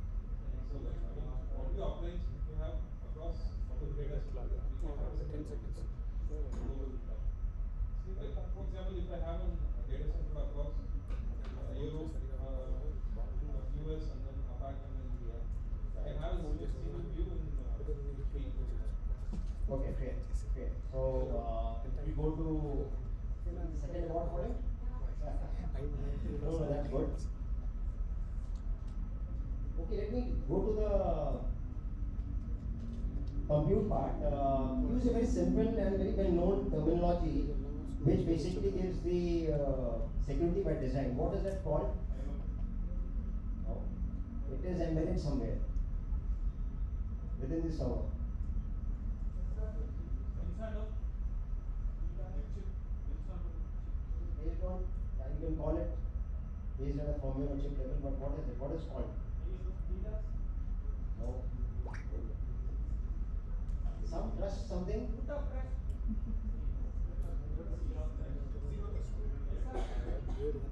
What's called? Some root of trust I heard. Silicon root of trust. So who said that first? You guys decide and give it to him. No. HP guys, you take your coats off and give it to them. Okay, so give it to him. Silicon root of trust is a word. I think it is very, very important.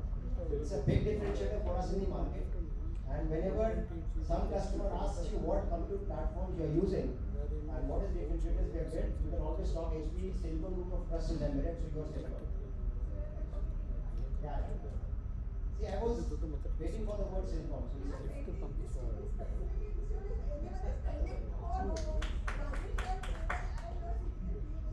Rewards is proportion to the performance, so they are doing better. Okay, how many I have? 2. Let me go to the last slide. Can somebody talk about the solution which is data retention and Guardian Online? What is the term used there? I have explained that term.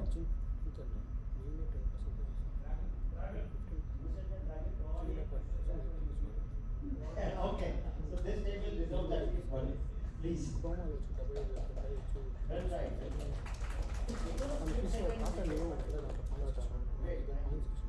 Let me also ask the same thing. How many implementations worldwide we have for Dragon? And how many billion records per day references we have? More than 5 lakhs. I know I'm pushing a bit hard. So sorry, last one I can't give it there. So it was 10 billion records, 10 references for 1 billion records per day, and it was 2 references for 2 billion records per day. And it has 30 worldwide implementations. Dragon solution. These 3 data points is good enough for you to store. So the last question now, you want to ask any question? Huh? Give me one good feature of the Zerto solution. Continuous data protection. Continuous data protection. See, continuous data protection. Multi-cloud agility, high availability, workload mobility.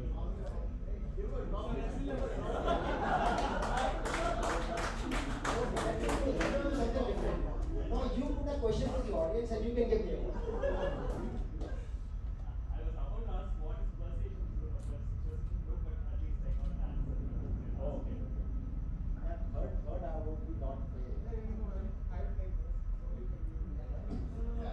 What is audience fault?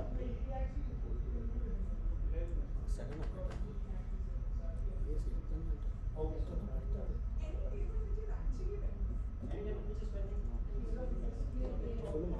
so any table can ask that table a question. If that table can answer,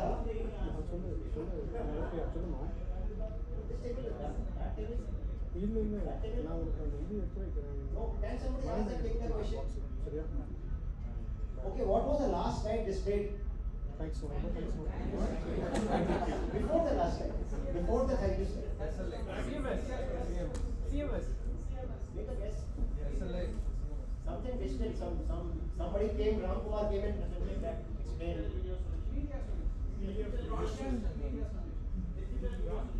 Digital universal.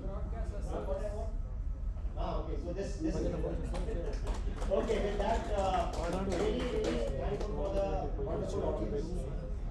And I hope it was very nice event. Anyone wants to speak for me? So we all break for dinner and drinks. Please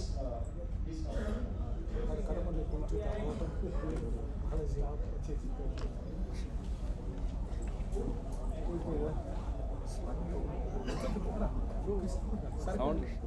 Sound game. Voice game. முடிச்சுட்டு back பண்ணிட்டு ஏதோ டேய் அடிக்கிறியா அடி சீக்கிரம் டேய் அண்ணன் இருக்கேன் பாரு டேய் பைக் வந்து எதுல இருக்கு 10 மணிக்குள்ள எஸ்கேப் போயிடும் 10 மணிக்குள்ளே போயிடும் 10 மணிக்குள்ளே போயிடும் போயிடுவல்ல அப்போ நீ அங்கேயே உட்காரு